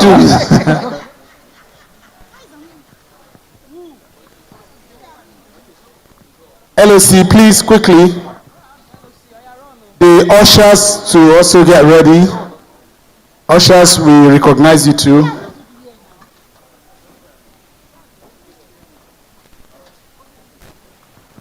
Ushers, if you're with us, get ready.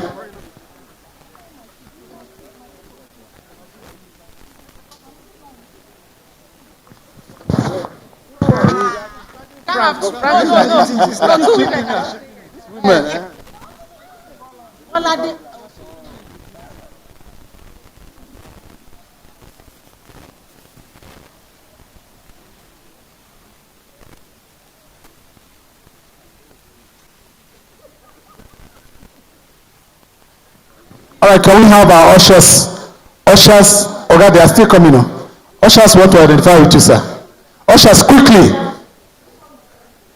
Are they gone? Are you representing the ushers?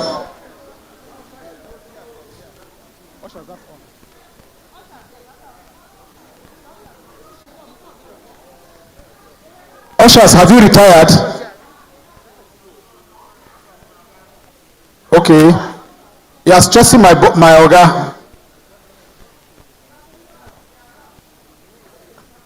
Rapporteurs and ushers. Rapporteur, I'm calling you now, you are not hearing, no. Rapporteur and ushers, okay, usher, come and represent your people. Usher, I thought you have retired from this work.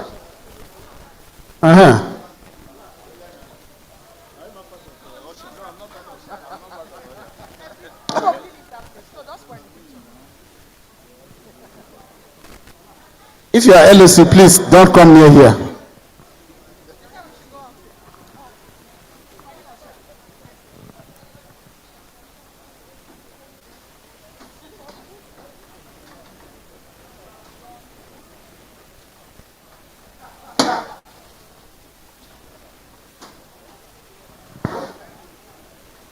Ushers, you better smile.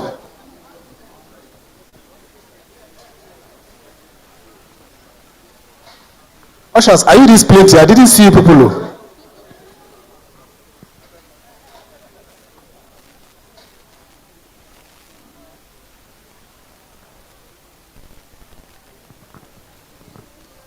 All right, that's a wrap. Thank you very much. Thank you, my CD. Thank you, the Big Four. Thank you, the LOC. Thank you, the sounds. You did very well too. Thank you, sounds. Thank you, camera. Thank you, the entire crew, the ushers, even though I didn't see some of you. Thank you, our very distinguished taxpayers. Thank you, the tax controllers. Thank you, heads of audit. Thank you, distinguished staff. We appreciate you. To have a nice day and safe journey back to your various destinations. Thank you.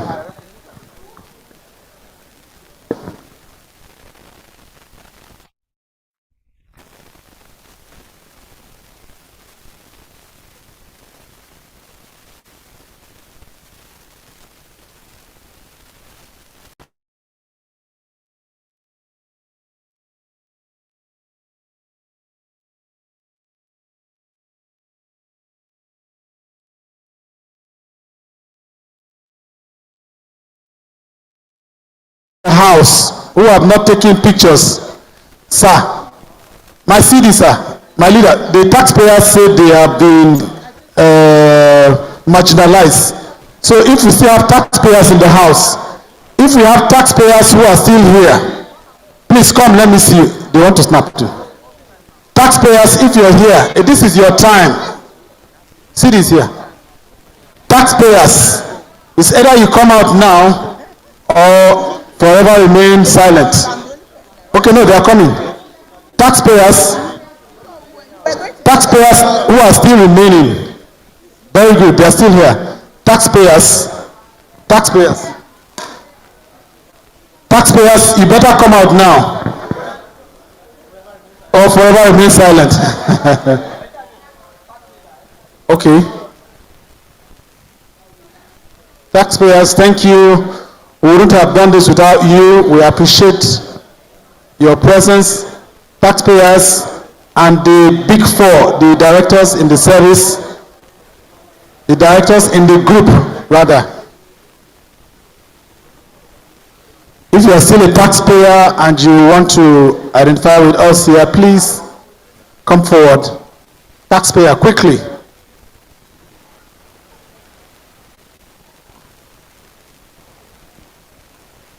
No more taxpayer? Okay.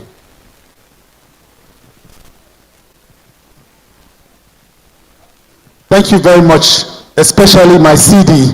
Thank you for the patience. Thank you, my taxpayers. This was all about you. Thank you, taxpayers. Yes. Thank you, my CD, Doctor.